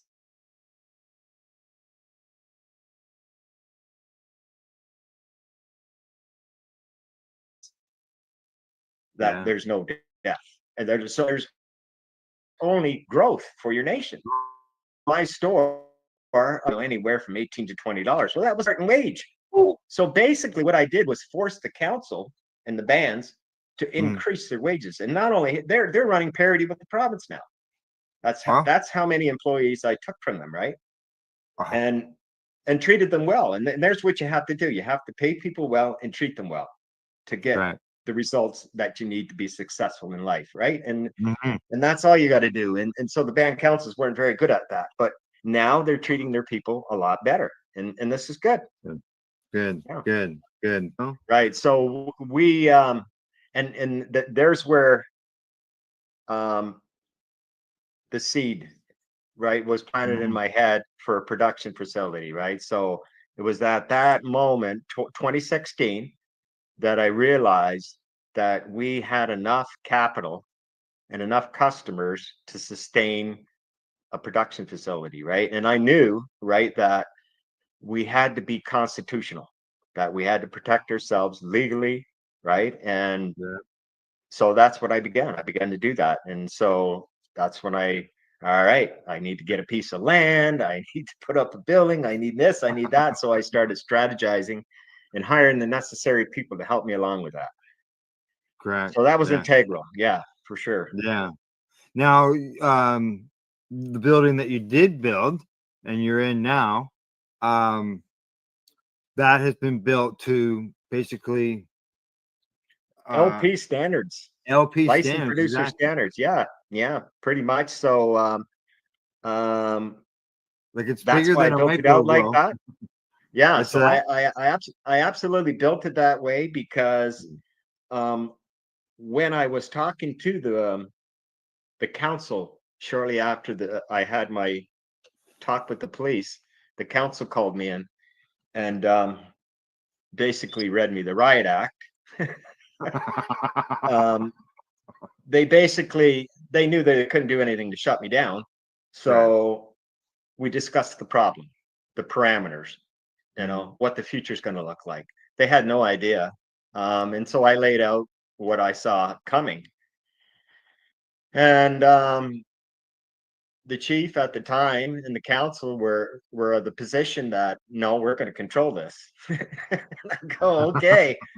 And I told him, I said, there's going to be 50 to 60 stores all through this community if we don't start talking right now. Yeah. Right. Like, so they chose not to. They thought they had the upper hand. And and so here we are with 60 stores. Right. So they never did they not at some time you guys did meet like as a community to come up with some type of standards or well, yeah. So we created all our own standards, right? And so when the council came to do the tour, they were just blown away. So even everybody that's been to this store, and like I say, I've had the UK delegation. I think it was 9 members of parliament, 2 knights, and a lord visit from UK, right? Yeah, right. So no federal MPs from Canada came, but at least the UK delegation came, right? And so, they're standard. You get right? like, as far as the tour thing there, you're talking about the UK. But you've also got like universities, colleges, Oh that yeah, so community colleges that come Queens. through. Oh yeah, so we're working with 2 different colleges right now. Yeah. Oh, well, look what you've accomplished so far. Like all the Yeah, stuff that we discussed, yeah. and And just imagine what the legacy, next generation. exactly, and the Yeah, psychedelics and going on to the younger generation would be right, that next step for the right, business. right. So all the native groups right now, so your NGOs are basically on board. So the Union of Ontario Indians, Chiefs of Ontario, and Mhm. AIA they're all on board with a holistic approach to cannabis. So they'd like to see a health and wellness roll Mhm. out with not just cannabis, but with other medicines in there as well. And that's what this Right. group of people that I'm talking with right now, they Brilliant. have their eye on that ball as well. So I think what you're going to see in the future here from the legislation I've been reading, it's already been done. So there's going to be a change in approach in how we deal with sick, Oh yeah. and I think it's Oh, the right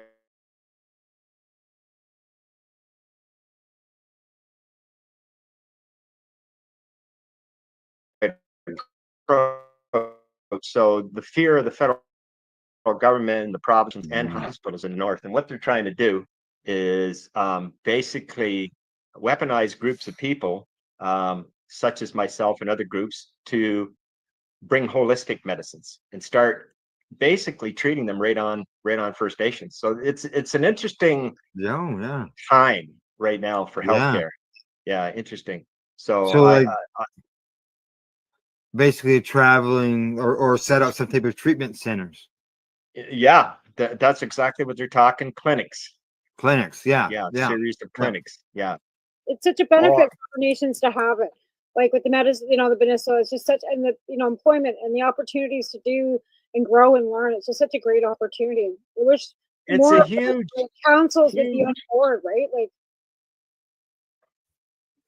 I totally agree with you. I just running. This is the top of the your main page of your website there. So that's the little video that's running Right there. You on. see the store, see your bike. Oh, the bike's for sale too. It goes with the store. Yeah, does it? don't tell my husband that. I'm too old for that now. My husband's Crees, Yeah. not Now Mohawk. Don't tell him that the bike goes you, with the store.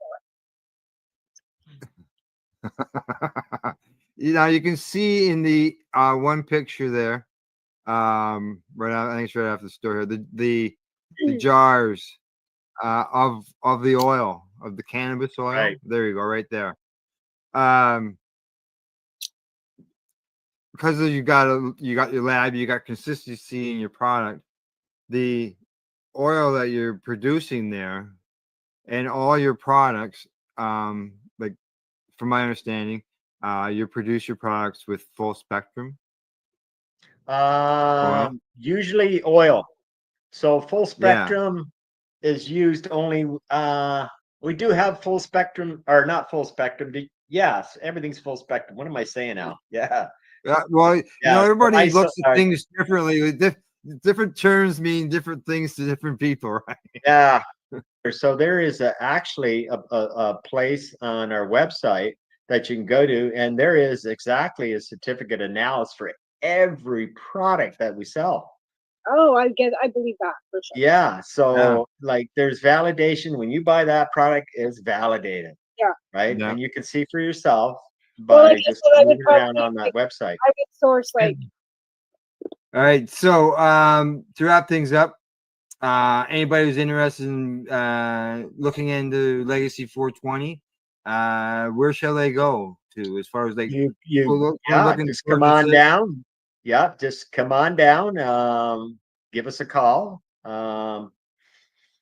We'll give you a tour. We're generally what we do is Jordan usually does probably 15-20 minute tour through the building, check out all the departments, usually a little bit longer. He describes products and that.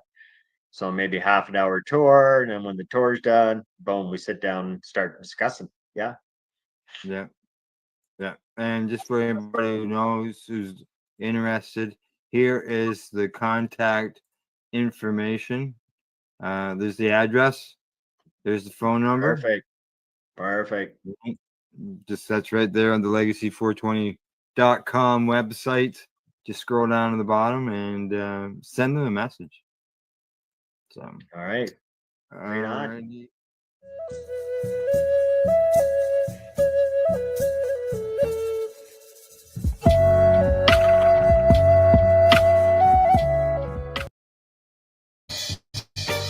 You're watching the 420 Pace